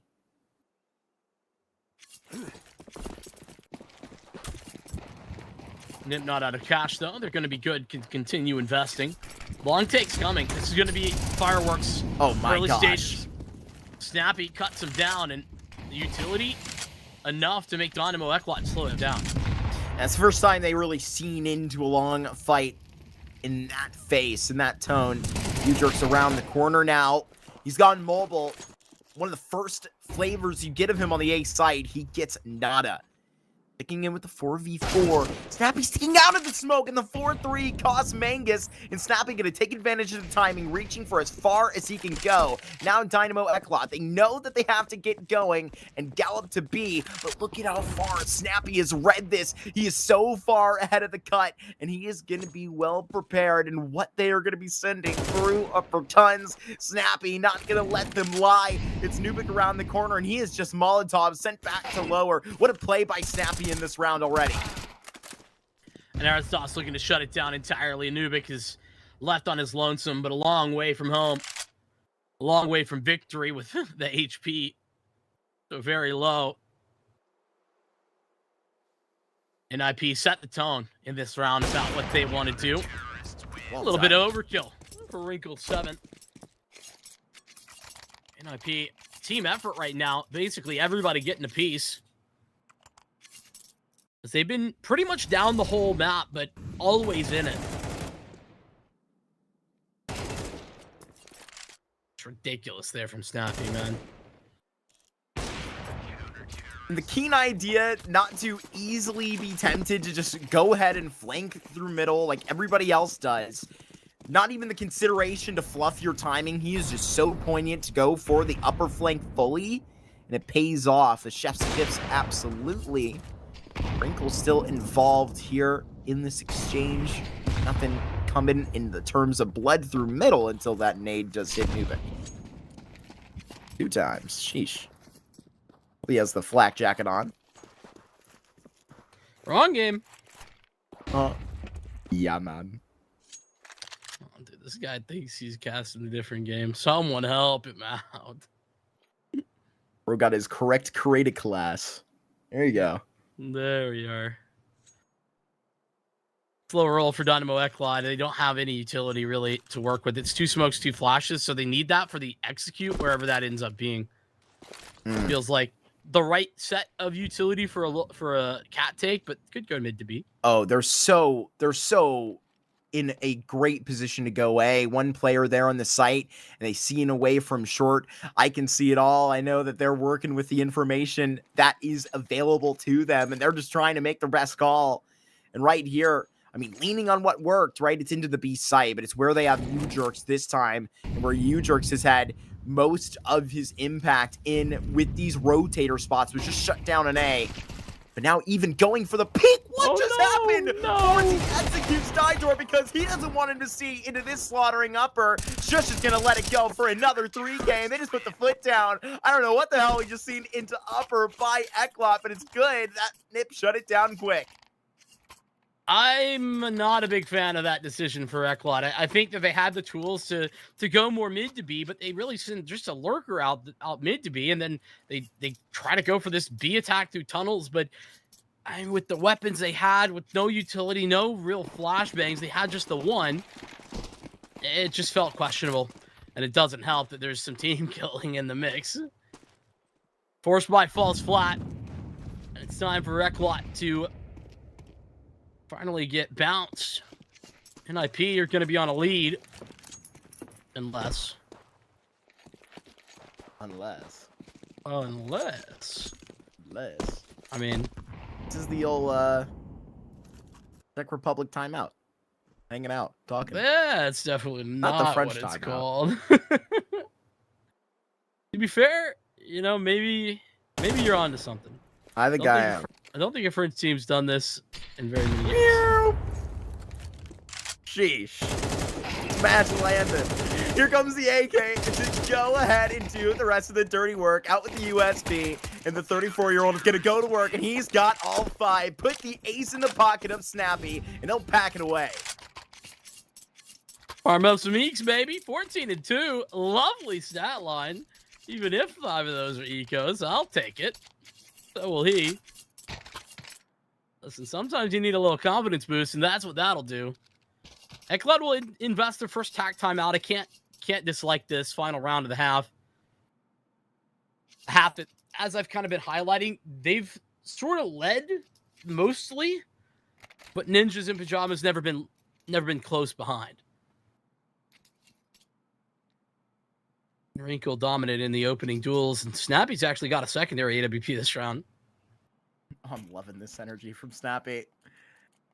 But yeah, really the energy you're talking about, even in the whip back from rounds, I believe it was 7 and 8, that 2 that you had ECLOT spill from the Ninjas getting in control, just really didn't have the energy of even seeing and taking control back in this game. As far as I'm concerned, this is a big Ninjas put out in the first half, even if the score doesn't suggest it, but they want to go ahead and really capitalize on a 7-5 here.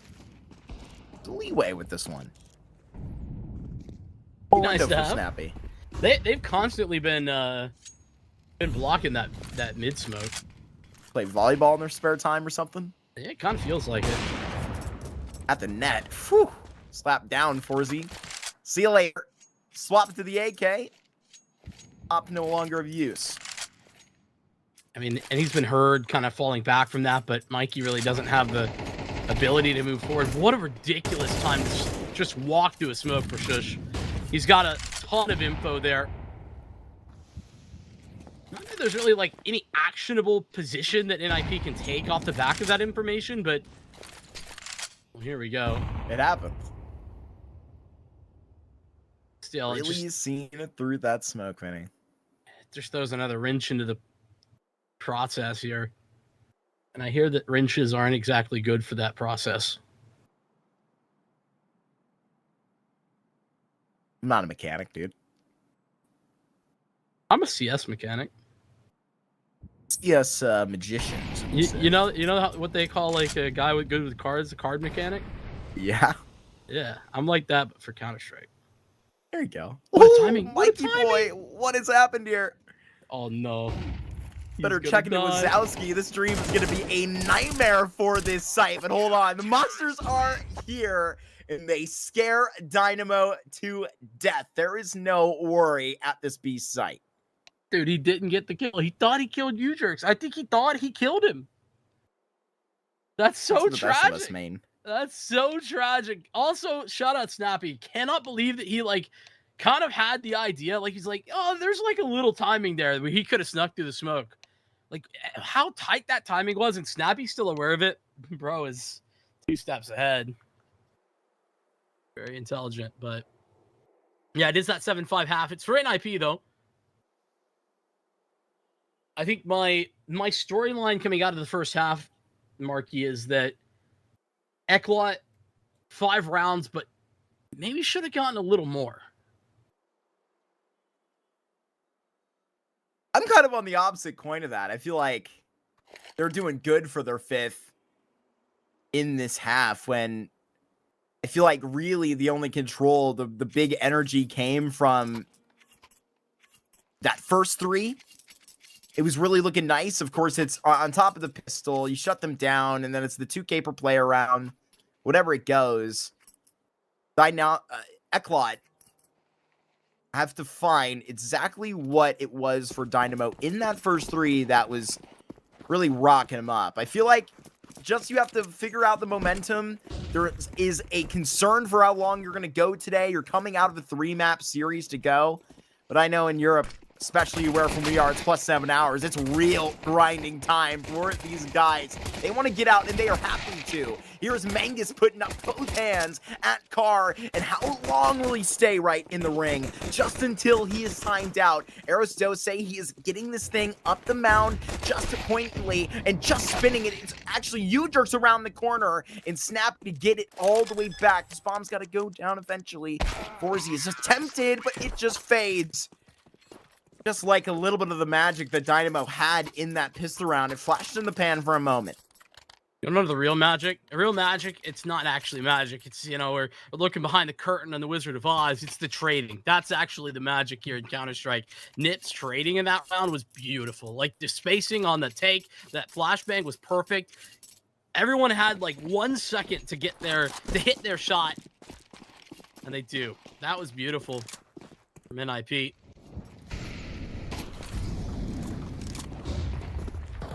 Flash sending this around the corner and Shush trying to put a couple down range. In line with this, the ninjas that are going to be seeing into a force that is, you know, rocking up a bit of the tempo that we got back. Snappy, those doors ain't bulletproof. Got to be careful. They keep their eyes in the correct place. Dynamo are about to see this utility coming right over. Forzy decides to stick out like a sore thumb, trying to just get one more on the transition. But if they're leaning towards A right now, NIP, they're going to be going to the lighter of the 2 bomb sites. Big nade that could be delivered to nade. This is going to be huge. There goes Snappy out, and they can do a lot more. Mangus takes advantage of the damage. Advantage taken. But now not pushed. They still have this slight advantage, but Detour can't get in the mix. Aristos activated. When it's not quite the shots there from the Deagle that you would have hoped to see. But Nuke from long. That's problematic. Let's just drop the bomb. A very difficult position. They got to go get it. Wrinkle. Still on the site, but hold on a second. They got to be careful. Detour is snuck into position. Yeah. It allows Detour to get into a point to just exploit, and no! A whiff on the Deagle. That one hurts in the heart, but it is a great shot that Nubic finds. Just Shush in the corner, able to whip back a round. It gets hairy for the ninjas off of the force. I wouldn't completely count that as a loss in the Dynamo category. Dynamo, excuse me. Okay, I can't disagree with the statement you made, but considering the position they were in to win, and then the whiff, I feel like it was a loss, like more than a loss. You know what I mean? Like it's almost worse to get your heart broken than to never have believed it all. Wow.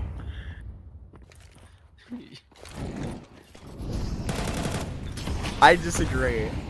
I disagree upon that. It's better to have loved than that Deagle round we did.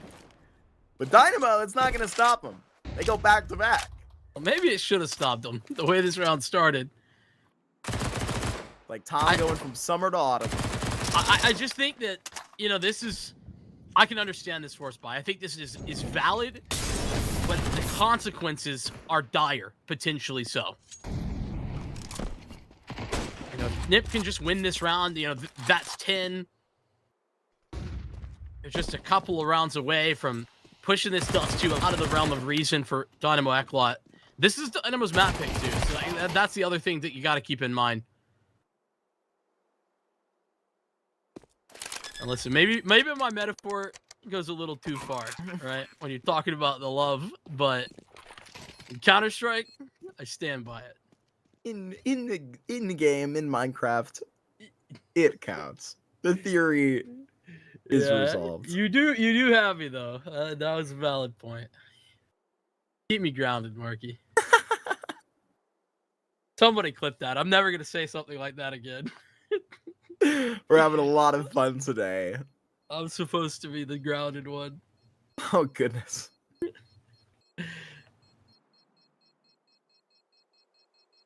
There's good news, but it's really only if you're a Nip fan, and that is that double digits has been reached.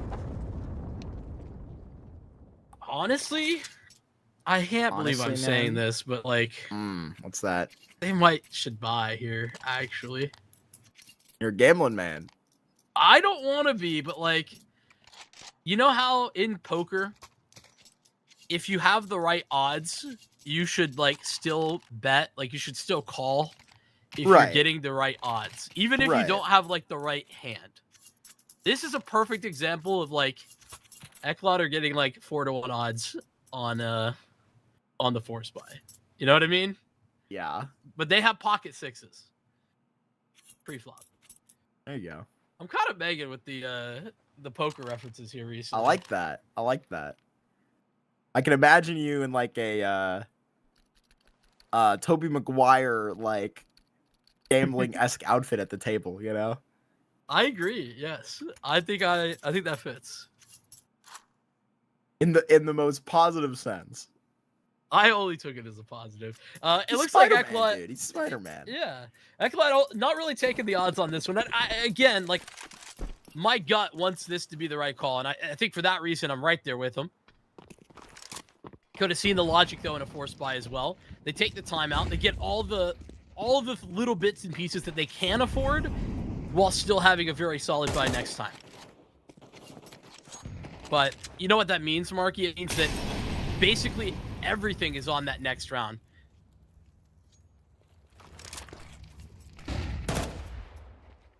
For the shot right down. They've been so good with these nades. So good that they've got another right for you. The smoke, you can't even return the favor. Want to swing through that. You're just going to get the gun slinging back. Shots all the way through. Can't capitalize, but boy, there been a lot put down on the paper.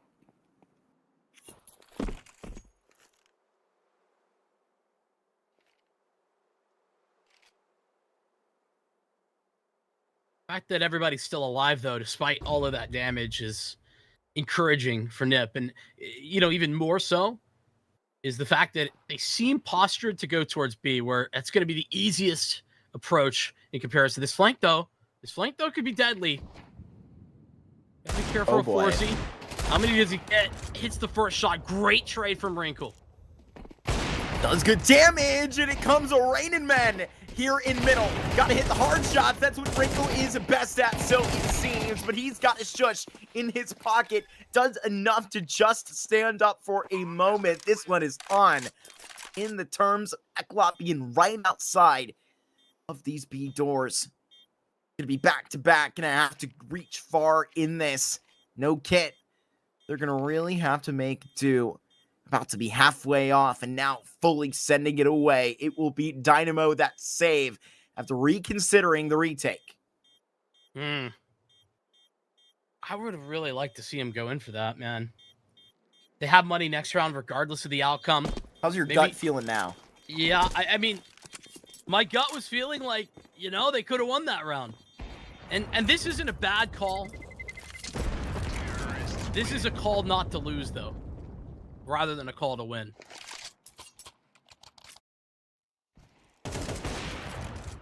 Oof. Like to see that from Wrinkle.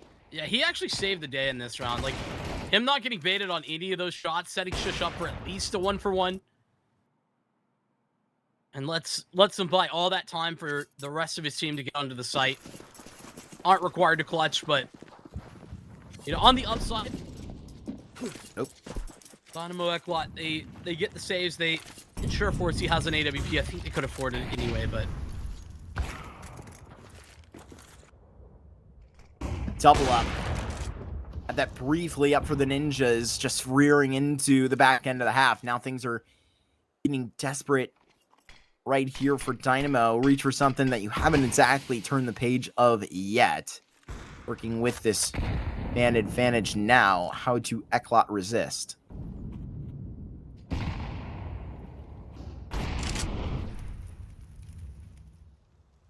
Nip think better of trying to test that AWP. A little do they know that it's an op on the other side of the map too. HE City. Oh my gosh. Population 2. U-Jerks and Shush taking in 50 health at a piece. Here they go. Up the catwalk. Mikey, he's going to be slinking back in a conversation with 4Z. Look at these heads available. It's going to be Mikey with so many options to go ahead and pick. And now it'll be Mingus that pulls up. Leave Aristose and Snappy Lion next. It will be Dynamo. Look dang good starting and just finishing ahead. And it was not just those shots, though. It was also the flashbangs. I think Mangus was the one tossing them, but either way, Nip were so blinded. They couldn't see anything on that cat approach. Makes life a little easier for Mikey and for 4C, who are the ones taking the shots. NIP will get the input here. The coaching staff will put themselves into attack timeout.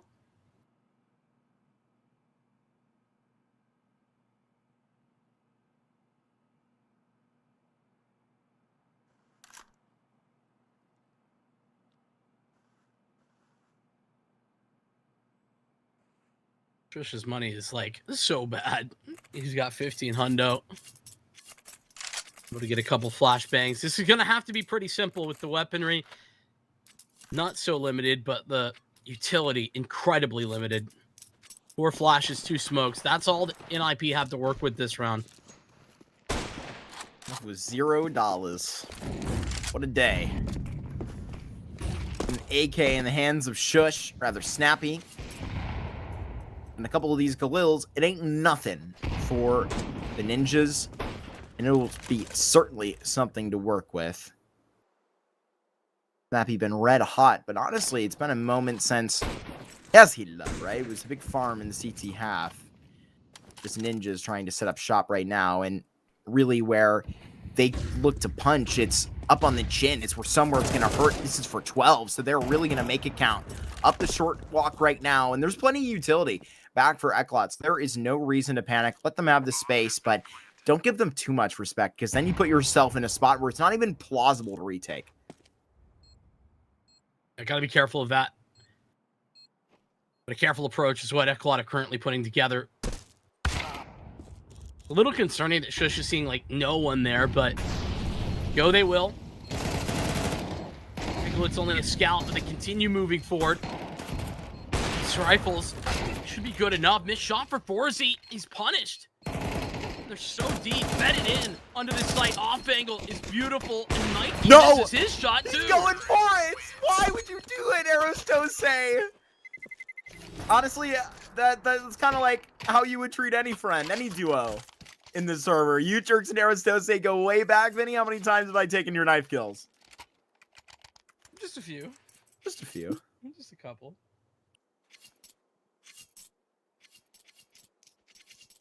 I don't know that I would give a fist bump on land after that one, but may not have to worry about that right now.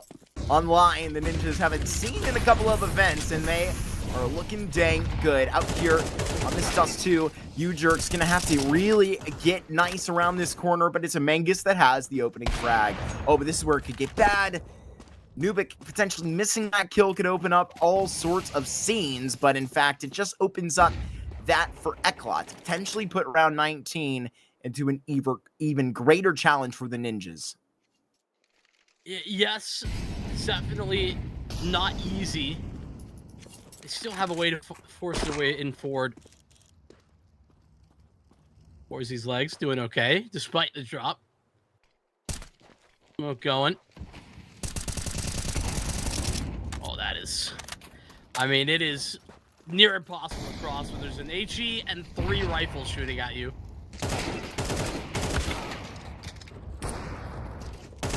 Oh, this one shocked. Wipe their hands of it. Dynamo Eklot, it's perfect. Round 19 goes about as well as it could.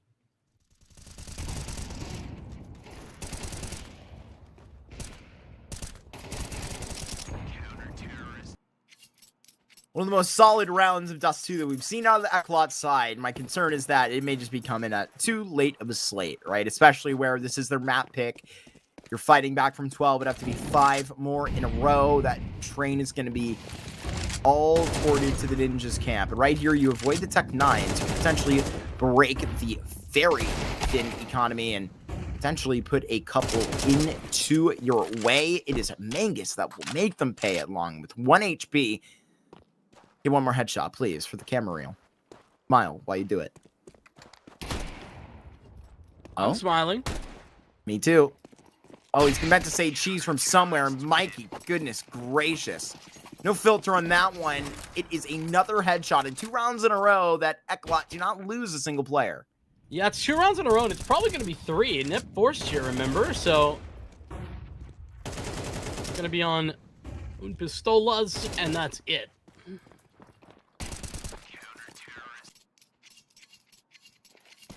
And into this round, yeah. I mean, Snappy has having fun with the scout.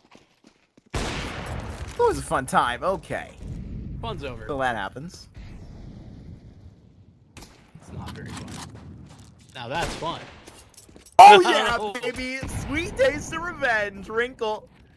Not going to be leaving his IGL's name in vain. Nuke comes down and shuts down this party before it gets started. Checking back into lower as well. Here comes a big nade. Boom. There is just something about Dynamo and these nades here today. Mikey goes ahead and feeds again.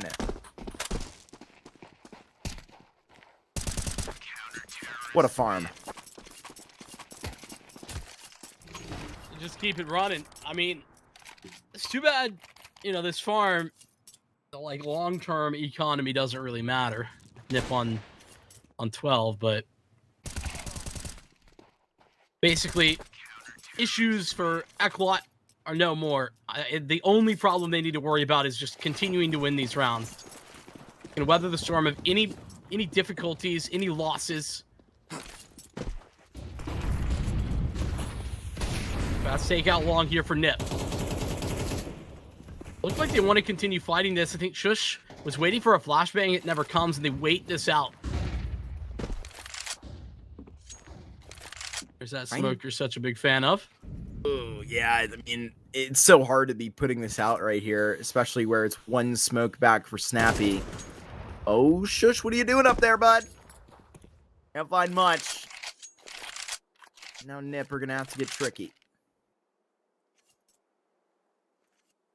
I think the toughest part about this for Nip is that, you know, they've used so much of their utility on that initial take. So, you know, now they don't have a ton left for this. They just tossed their last smoke in, so they've got to go. They've got 2 flashes to get them across. There's a few nades, actually. Could be utilized here. Across. Right on that double box. Got to deal with it immediately. Mikey and Mangus, they are down. Crushed, and right where Nuke is sending off so much utility, it's going to have to be 3 ops. That retake. Yeah, man. Yeah. Back again. What am I watching here? I've seen a Swedish team do this before, but there's little to no Swedes on ninjas. Yeah, and they also left those in spawn. So, cool skin, though. Don't think it's going to help. Another nade. Is that enough? Not even close to connecting on target. You jerks put him to bed. He's got them both. Clean final round and a victory for NIP as they take map number 1 of this series. Dynamo Eklot picked us 2, and they get punished. Yes, they do. Swiftly delivered. They do heat up in the end, and that's where this train could get interesting. But, I mean, we know that to be pretty common fighting ground for these ninjas. And so they're clearly up in good spirits, Vinny. I know that there's been a lot of stress put in these players when, you know, especially, look, man, you're Snappy, you're a guy that's seen into so many great projects, you know, into ends, doing such great things, got to go try and build onto Falcons, right? And now essentially saw himself all the way down at the bottom of the system. And like many IGLs that you've seen in this year back, right? I mean, Stanislaw North America has worked into a system, get back up top. Of course, here with Nip and joining, of course, with Wrinkle of great talents and such. They, of course, go to London, they go to Vegas, and now they look like the Nip we know and love. Yeah, looking good. looking dominant. I mean, listen, it got close And at the the end, star. but yeah, missed the big one. It looked close at the end there, but I think realistically, NIP that was a very dominant game from them. You know, they look good throughout the first half. They even pulled up to the last stop of the train, but they struggled to kind of pull themselves over the line, right, to get out the doorway. But they got there, and that's really all that matters in the end. A first map though in this series, it's a full best of 3. It's the final one of our Swift stage here in round 1, so we got more to offer. We're gonna take a break, and when we come back, we'll see what Train looks like if Dynamo Eklot can return to form.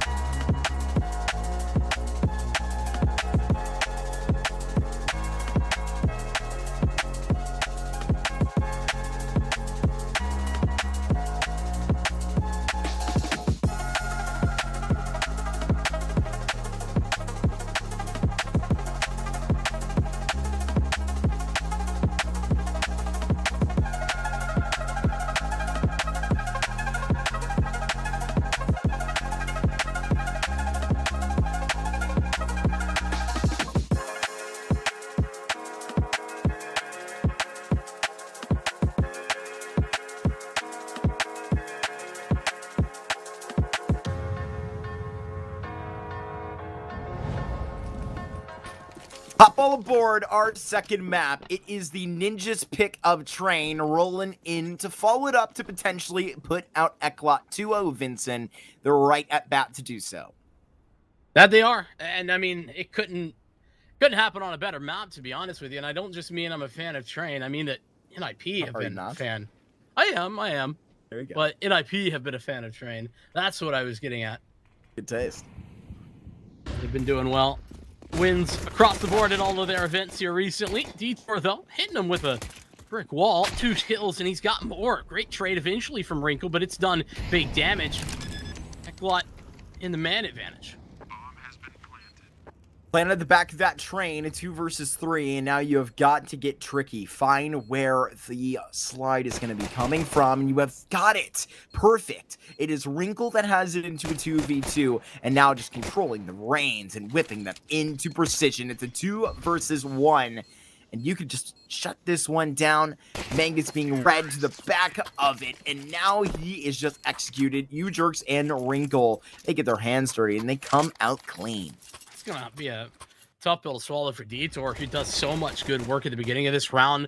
He trades his teammates, he stays alive for a long time. But unfortunately, his 3 kills are the only kills that Dynamo Eklot can actually dump into his first pistol round victory for NIP.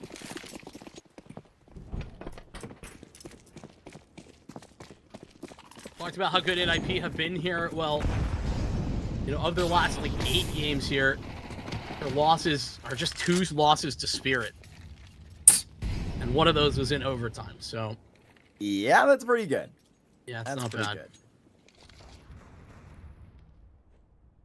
There was a notable one that they had in the grand finals versus, rather the semifinals of Frag versus NRG in North America over in Vegas that is my last instance of watching them down for those Spirit games, and obviously did some great work. Yeah, the 22-18, I believe.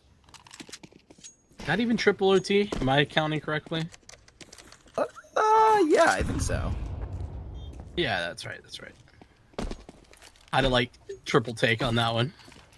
Triple take on the minimap. You're seeing this right.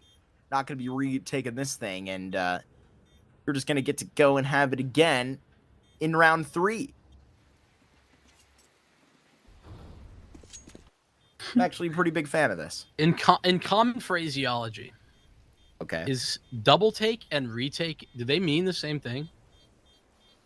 English is quirky. Yeah, English not is for quirky. Counter-Strike. I'm just, you know, would you think that those 2 things mean the same thing if I said them interchangeably? I don't think retake would be the proper English. Okay, I think you're right. I just, Yeah. you know, that was like a shower thought that happened not in the shower. I mean, we are under the water though. Look at the floor. That's true. It's raining. What if we cast it in the rain for realsies? I think that would be pretty awful, to be honest. CCT in a storm. That's the new North American-based event that CCT is running. Featuring Gabe, Coach Omo, and the boys. That would go hard. Knee slapper. There we go. Only the real knowers will know that. That was well played. Yes, they will. Oh my goodness. Cooked that. Oh, and Aristos cooked up on Mikey.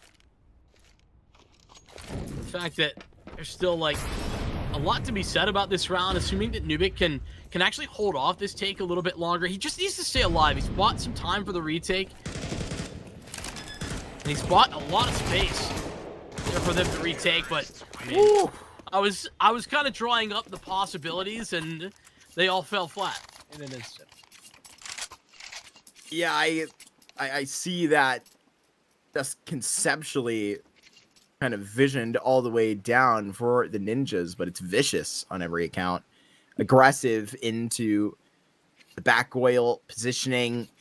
Don't even let ECLOT really feel this down. And like, look, I respect a nice methodical start of trying to actually prepare yourself to really get the respect back on these buys. But there's something about having to really see into getting into the rhythm, even though you're getting shut out of those rounds, I think is weird where you get that brought back and it's straight onto the B side again. And ECLOT aren't better set for it in that second instance.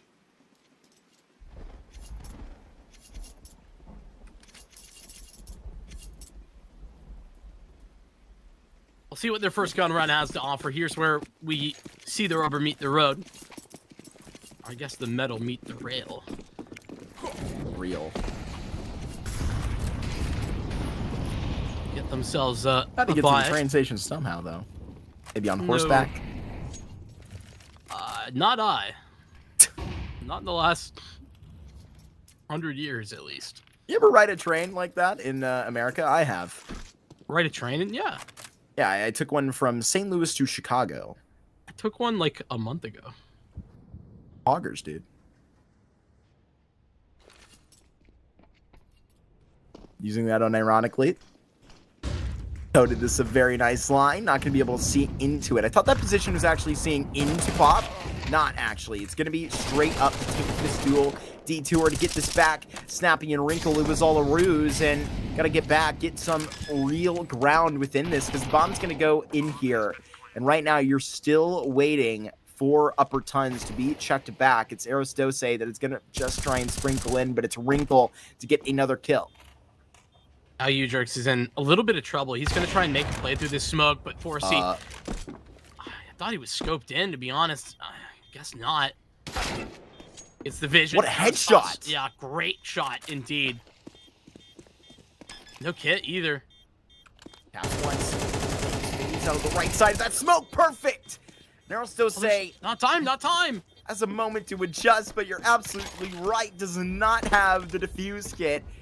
It is going to be the Ninjas that walk straight out of their dojo for 4 in a row. I really love this play from NIP. Like the presence that they're showing at A, it's so believable, right? For ECLOT, they think that they're being pressured. You know, 4C's in trouble. He's like calling for some support. Those flashbangs are really effective out of Pop Dog to make life miserable for him, and they start to sort of dismantle their B hold a little bit, and that's when they go for the guttural. They go for that B pop, and it's really efficient. I'm a big fan of Nip's like game in that round.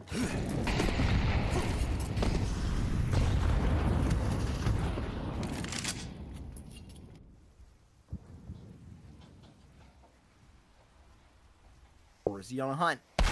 Who does he meet first? It's Wrinkle. So precise. Somebody's got to be right around this, and Mangus just relieves the pressure, going to try and scurry away, and does get that respect back. Molotov to just beg for this space, and gets it too.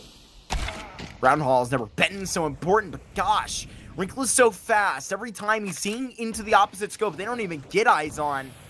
He is so permanent. And now they're going and just sweeping the way of the opposite side of Old Bomb. It is Detour. It is Nuke that are unfortunately not looking like they're going to really be able to put up a whole lot here. But Detour with 2, not so insignificant, but not going to separate the Ninjas from 5. I mean, that's just so perfect when you're talking about like the call where they dial up this play towards Ivy. And that's exactly what Dynamo Eklot are thinking. But as he said, I mean, half these fights, you know, we're looking from the CT's perspective, and they don't even see Wrinkle before they're dead. Triple kill from Wrinkle. He's 8-1. 5-round streak. NIP. Look unstoppable. A lot of half armors here. Snappy's actually just gotten a MAC-10. He's very close to Mikey. This is so wild to see on our X-ray right now. Mikey and Mangus, they are just back-to-back in all of this chaos and sandwich. Ujerks just find Detour. And now the Glocks are out. They're trying to spam it these away so heavily. Even the fire dinging Mangus. Nubic, a very awkward engagement. Oh, that is a fumble and a half. A 1v5 right here for the MP9. MP9, we're a spot away from that. 5-7, entire category down. But it's a better gun.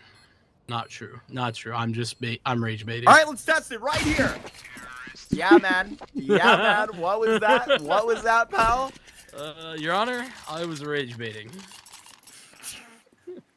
You think that'll work? That's probably been used in the U.S. court system in the last 6 months. I would not be too surprised. Somebody pull up the transcripts. Better call Saul if that's your case. I think you might take up my case. I think I'd win. I think NIP are currently doing a lot of winning. Got to bring things back to Winning. reason.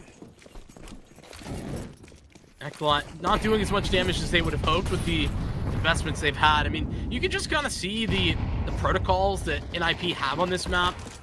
Like, they're really well drilled. And you'd understand that, right? But I've seen some quite scrappy train over the course of the last months. This is not that. Maybe some scrappy tracks. No? Alright. Mikey fading in another smoke. They can't all land, Vinny. And maybe not to the all-B site, but there's 6 in a row. And Mikey, just to try and stand with them, can't get 2 off of that in totality. Eklot, they forcefully get their way back to A because in the rush to Z, they see nothing getting back out. Rather, it will be 4Z going further into the bomb site, expecting the later hit. At a certain point, it's a gamble. And essentially, they commit to the positioning they are currently in. Oh, man. They're pulling back at all. Yeah. This is an understandable type of gamble. But unfortunately, actually, NIP are taking their time. So, they might have time to get back in here before it's of real relevance. Well, now they have an idea. They have an inkling. But it might just be the save call. Yeah, nobody moves as the bomb gets planted.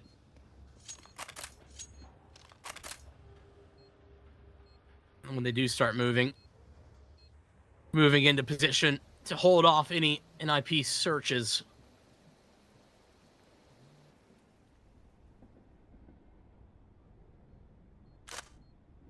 I'm not going to say that it's been unlucky here for Dynamo Eklot, because I don't think that's fair to NIP. But there is a element of unluckiness with regard to both the times Dynamo Eklot have tried to play more aggressively in their defense, but towards IB and towards B. That's where the vast majority of the offense that NIP has is set up. Yeah, like, we can extend this conversation, right? What's your definition of luck and how that's created, right? In the terms of seeing into the opportunity and then being there where luck meets that opportunity is exactly what you're talking about, right? And Dynamo Eklot have not seen into many of these forced situations and have preferred to take rather a passive route, and it's starting to catch up to them. I mean, you're already at 7 in the scoreboard. Ninjas are looking unstoppable at the moment. Yeah, and specifically, I'm saying I don't think that that's fair to call it unlucky, but there's an aspect to it that is unfortunate. I'll take the timeout.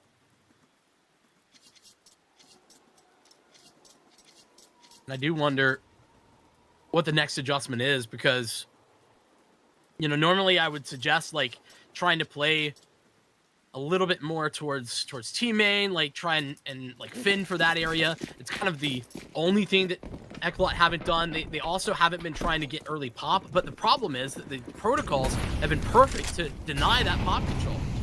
It's been that double nade and that Molotov that makes it near impossible. Aristot's already out Olaf. This is a big surprise. First time we've seen NIP in this type of aggressive stance from the Rift. What? I don't even know where most of the shots are being beamed upon. The spam from back 6. Audio opportunity to just take it fully to the key. Here's Snappy wanting to just turn that lock, and this is going to be through Old Bomb. Detour goes and checks it, and it's so ready to fight. But Snappy, he was on that line first, and at this point, you're just dropping bodies, one after another. Shush has 2 out in this yard no longer. It is Hush all the way in a 1 versus 4, and he's coming back from Long Dog. Bomb has been planted. And I mean, he's gonna go there, but he's gonna get at least 1.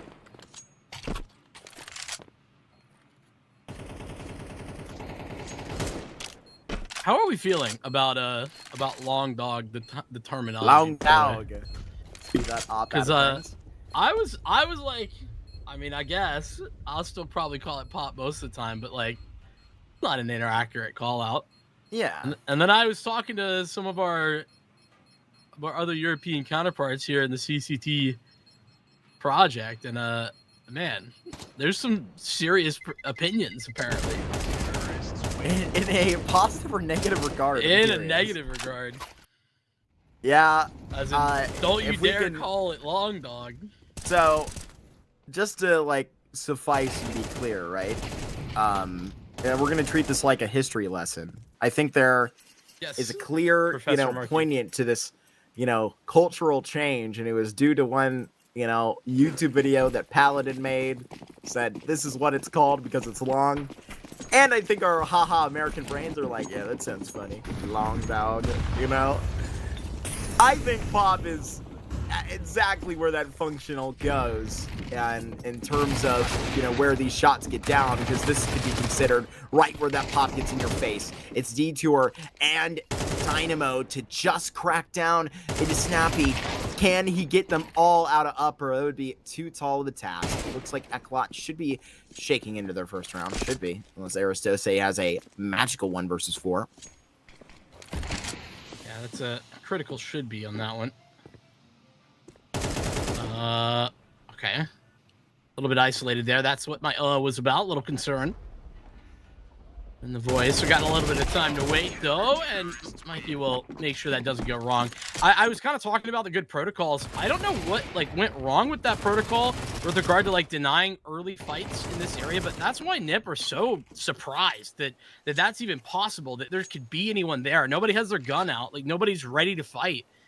So I'm not sure exactly what the difference was, or if maybe the nade stack, because there's a double nade stack that NIP have been putting together for anyone rushing pop off rip.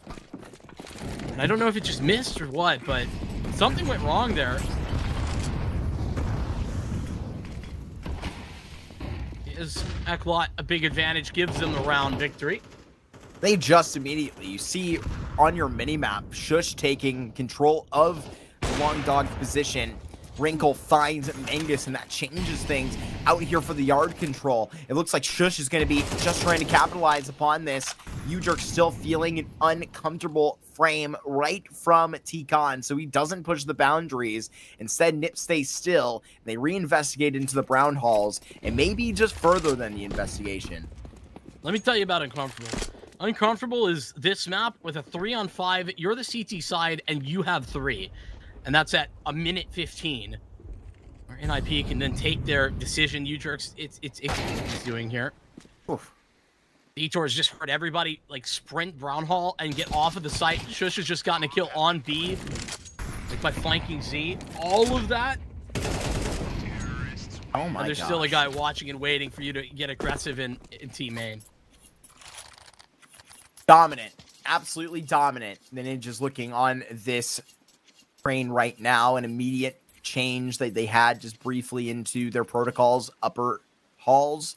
I think that it did show to a bit of a speed adjustment, because, I mean, at this point, they could practically do whatever they want, right? It's not like you could just run out of T-Con and not be punished for it, but in terms of just lightly doing what is necessary at the beginning of the round, getting that control of brown halls, it's been something that Dynamo has only been able to stop once, and this is how. It's by going quick into Pop Dog and trying to face them off guard. Here at Snappy going to get a huge kill, and it is so predictable on the way back. They have a Molotov straight back in the face. 4Z has got that close here at T-Con, and they might have not actually heard that on the swift swoop, but Snappy and Shush are just putting up any thought of hope on this B defense. It is so crazy how one-sided this has been. Yeah, it is. It's a bit scary. ECLOT, I mean, trying desperately to find some answers. Genuinely don't think that they are all that far off in what they've been attempting, but when it comes to outcomes, anything but good. What in the world? Snappy for 4. The most ridiculous spray transfer. I mean, that looked so fast that the tick rate's not high enough to see it. Sub-tick. I don't know. Actually, the tick rate in in demos and in the game is different, going, I believe. Yep, keep going, mate. Come on. Yeah, You yeah. can do it. I'm shutting Vincent down because I'm wrong. Oh boy. You're gonna get this spam back. It is just a keen eye to what we saw ripping in the next, but it's you jerks to find Mikey out with the spam. Now you're gonna be even in on the lurk. Oh my gosh. Whoopsie daisy. Like He's on, ships he's in the on. night, or what the cliche caster said. He's gone into Tikon, but he's looking for more.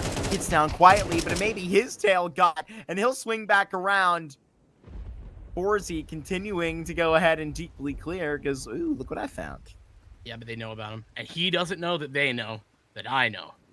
Or something. Audience. All memes aside.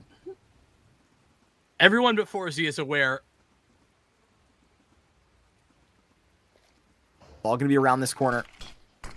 Smoke just to try and get it onto the point, but there it is. 4Z dwindled out of this thing. Nuke. Back of this bomb. Oh, he sees a little bit of a barrel.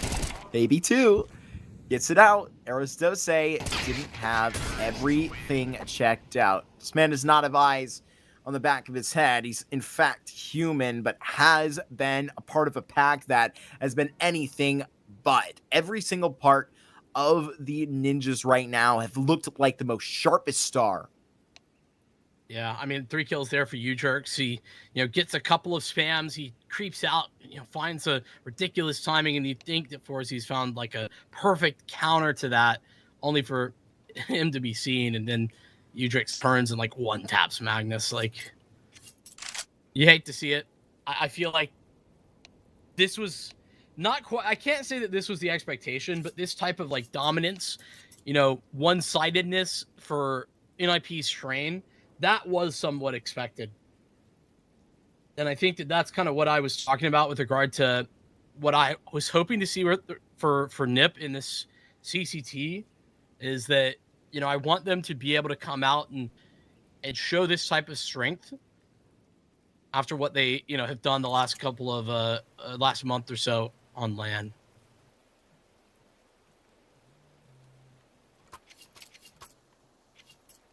I think ironically enough, just like some of the results that like Saul had in the last month, where like they've been to a bunch of lands and they came into Series 1 and kind of got beat down, like didn't look very good. The expectations were the same, I think, here for NIP, even more so. Yeah, and that series versus Fobbeck that we were covering did not look the best. Here goes that shot out. We're into Series 2, like we mentioned. Season 3 already off to a fiery start. Same with 4Z. He's just breathing out of the Glock right now, but a 3 versus 3. Mikey and Shush right into the vein. It's so close. It's a wrinkle. Now is going to have to clutch right to go in this CT side. It's 4Z. He gets spotting on precision, execution, wrinkle in the 1v1. Sprinkling around on the bomb site. Mangus on this other end. Now he's gonna fight right up top. Wrinkle has to hit this one. This is the important shot, because if you miss, you're out. And it's done. It's Dynamo to get into the second half. They've got a pistol. They've doubled their rounds. I mean, yeah, we're equal just wanting to get that thing over with. That's the confidence in an 11-1 scoreline. There's no reason to be like fighting that aggressively. He had 5 bullets when he jumps into that fight, but 4Z, I mean, almost gifting Wrinkle that 1v3, genuinely. He's a bit careless on his jump, on his swing. NIP go for the force.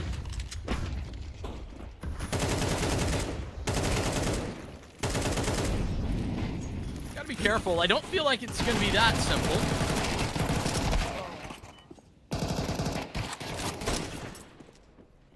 Damage dealt. Shush is her only hope. Said that before on this broadcast. Here, Shush does have 54 to roll, and a bit of a Galil at the heel. He's picked this up and shut down. Old Wrinkle, what do you got for me, boy? Probably a cup of coffee up here. I know that there is a pot in some sorts, and I would suggest that that's a good place to save about it. That might be on the previous version, though. There was like a little break room up there. I know what you're talking about. I haven't like inspected. Me and the that boys area. used to kick it there, you know? On your long scrim nights on train. Nah, man, working at the tracks, bro. It was actually sad. I think I started playing in season 35 of ESEA, or season 34. I think season 35 was Such a young man. the first time I made playoffs, and that was when I was like, oh, I got to play a best of 3. I better learn how to play train. And that was like the last season it was in the pool before we got CS2 a couple years later. Yeah, you skipped a lot in that like. I'm kind of unk AF. That's funny because that's just not true.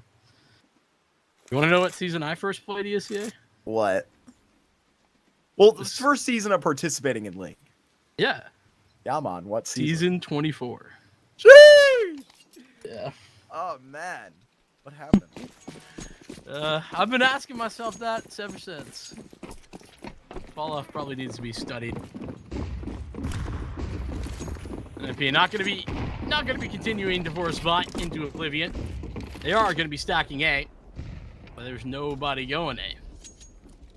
Yeah, I wonder if they're going to be seeing into this rather than what we saw the resistance come through. I know it's not the force that they have, but it's any sort of, reward back that they can get to ECLOT in terms of the kill reward, whatever you have.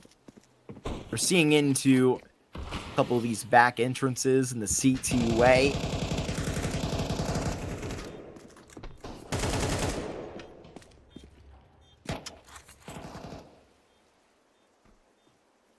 Patiently waiting. Now we go. Out of the smoke. You hit the button. You hit the button. Beep. It's open. Oh. It's been shut. We have that 2/3 of the way cast or there. go button. Cast or go button. Yeah. I like that. We should invent one of those for when I get tired. Oh boy. I'm never getting tired. of this. Oh! Jinx! Yeah, you're done. You're done, pal. Oh, baby!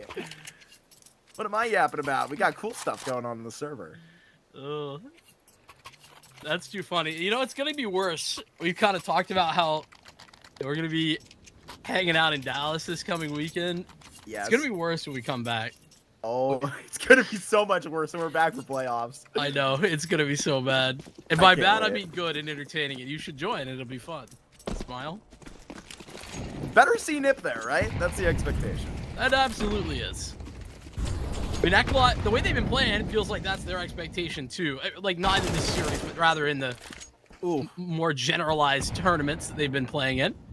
Great trade from Mikey. That's pretty damn good considering how fast Wrinkle's been on that scout.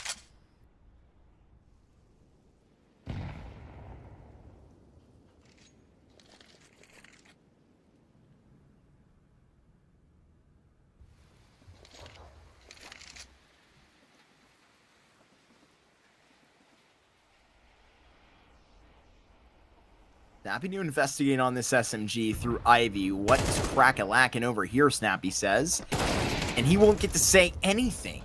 Mangus taking up all the space in the kill feed. 2 back-to-back. I was about to say, this is where ninjas in pajamas can play the long game and start to find Dynamo getting a little shaky up the stretch. This has gone long into Ivy, but they turn it into what will be the prolonged A play. I mean, this positioning from Udrix could rink out, but he's not getting 3 here. It's a one-and-done position, but not if the back is turned. If the trade potential is not immediately there, Detour finds that, and they easily clean up. Well, it is indeed a one-and-done there, but I was honestly thinking the opposite. I was like, if you It's play usually a this card one-and-done right- spot, is what I mean, No, you're not wrong. Not wrong at all. That is not great cover to hide behind. I believe it's, like, very wall-bangable. Wall-bangable. English. It's okay. It's pretty decent. Does, like, Austin have, like, a Mythbusters series or something? There's gotta be. I feel like that was a CS piece of content I saw back in the day. I don't remember that, but if not, we should do it. Don't let... Can Vincent hit the Nene in a scrim, and then it's like that dancing plugin? Yeah, exactly. They should bring that to the actual game. I was mean, about what, to at a content creator and be mean, and I held We got, myself like, back. We got like little funny guys on the end of our guns, you know? Yeah, some people are a big fan of those. Yesterday I was watching Cole cast Dallas, Mr. Exner, friend of the show, and he was like, he's got a buddy on the end of his P250 to attempt a 1 versus 3. He's not completely alone. I was like, that's such a wholesome sentiment, dude. Who was I with that said something like almost exactly the opposite? Might have been like Sponge, who was like, I hate it when they have these guys on the end of their guns. It's distracting. You were with him parasocially, as I was with Cole, you know? Us viewers. I mean, correct. That's the problem. I don't know if I was with somebody actually or if I was like viewing. Oh, man. I lost a lot of Counter-Strike in varying company yesterday. Oh, I bet. Here you're about to see big scenes through Pop Dog! My God! Popping 3 bodies. Wrinkle was the man that they constructed this roster around. Damn good foundation, I will say. The only one they thought worth hanging on to, and I'll say it's the ace. Obvious reason why. Wrinkle on for that ace, but Snappy takes it away. Wants to confirm 12 rounds. And yeah, fantastic work from Wrinkle. I just want to sit and gnaw and watch this back once more. Oh man. Oh, what a gamer. That third one, man. Golf clap. Very impressive. Want to do more than that. I'm going to give them the old cheer. Eklot will take their final tack timeout. And it's befitting of the moment that they're in right now. Their final opportunity to do so, maybe. All NIP need is one more round. One more round. Not asking for too much. So we assume. Out of that freeze time into the next, you're going to be intimidated, that's for sure, about everything to do with round halls. Everything to do with round halls at this point. Scary. Spooky.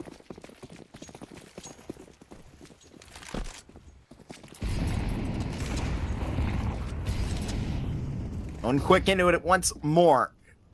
Just because it's scary doesn't mean you have to completely turn it away. Sometimes the most brightening opportunities are the ones that we need to go ahead and just demolish to succeed. And overcome their fears out here through upper tons. And what, that spooky little monster in the corner only had an MP9. Where's the big bad Wrinkle? Might be the big bad U-Jerks here in a moment.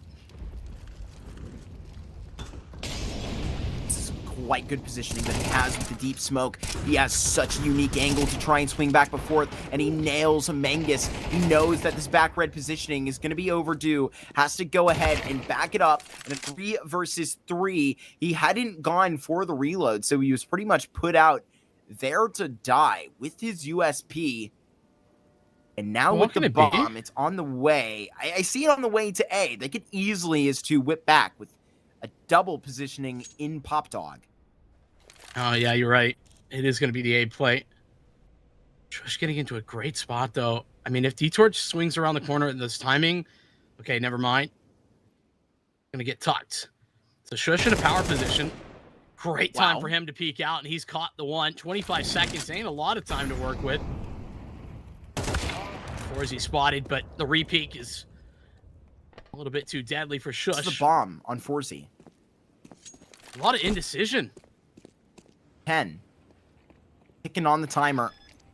Detour going to be staring down Z. But a interesting timing that is just revealed. You know exactly where they're fighting from. And goodness gracious, Forzy. Kraken Skulls has one more to go ahead and dip. It is a 6 that will pop up for Dynamo. But this really gets sweaty up the stretch. Yeah, it does. Nice shot. A tough round. I mean, I thought that U-Jerks had done enough, to be honest with you. I feel like there was so much time that he bought. Like, he did way more than he had any business ever doing. It was just based on good positioning from him. Phenomenal off angle, and he almost, like, baits him as if he's gone around the left-hand side of the red train there. Doesn't work. He doesn't fight enough time, it seems, despite ain't gonna live forever. Here's Clearing what you out haven't seen. T-Con. I like this stance. They're a little bit more aggressive into it on both ends. I get this feeling from Dynamo. Snappy that's further along this time, rather Eris Dose Vinny, but just Shush right next to Wrinkle. Say, somewhat ready to receive. A throw Oh my smoke's gosh. just not how you want to proceed. Shush gets his two as Wrinkle provides the overwatch. Great adjustment for Wrinkle, who's on for that 20 bomb. He's hit it. And it's about to be the end. Utrux completes the equation for NIP. A victory. Never worried. Never bothered. It might have gotten close on Dust 2, but it never was on Train.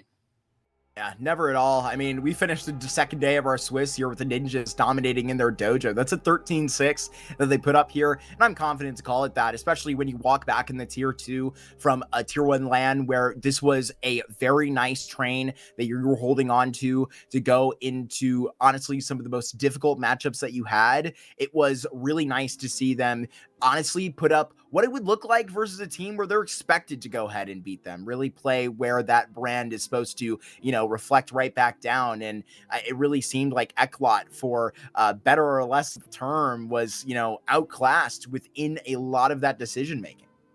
Yeah, I mean, they were. I think that's just a reality. We obviously saw some incredible moments from Wrinkle. That's, again, not a huge surprise, but like as a whole, I think we were seeing the class that has kind of been shown for an IP over the last little bit, and they continue to show that and move on into the upper side of this Swiss stage. 1-0 is where they're set. Dynamo Eklot, it's no big deal. They still have opportunities. They're going to be moving on into the lower side of this. There's settled in, though, as the way things have gone here in Swiss round 1. I think mostly we've seen the expected victors come away with the victory. Maybe you could argue like a little bit of a surprising loss for Astrum. That's the only one that I would even think about as an upset, and maybe the Zero Tenacity game as well. But ultimately, Marky, I think this settles us in very nicely for the next stage of the Swiss to come, hasn't it? Yeah, 100% has. I mean, we were on here yesterday seeing a lot of these games come down. I'm very excited for TNL to start turning around in some, challenging games like that, versus Astrum, where in the playoffs, unfortunately in Series 1, they did have a bit of a brief stint. But, there are a couple of teams that have that common theme that are back here in Series 2. Yeah, some opportunities, I think, is the way that we would describe those. With all that being said, that's going to call it here for us today. We've had a couple of quicker games here to close out our show, but still a lot of fun. As we come back tomorrow, we're going to get to see what Swiss Round 2 will bring us. But until then, thank you so much for watching. We'll see you next time here at CCT. Peace out, and have a good night.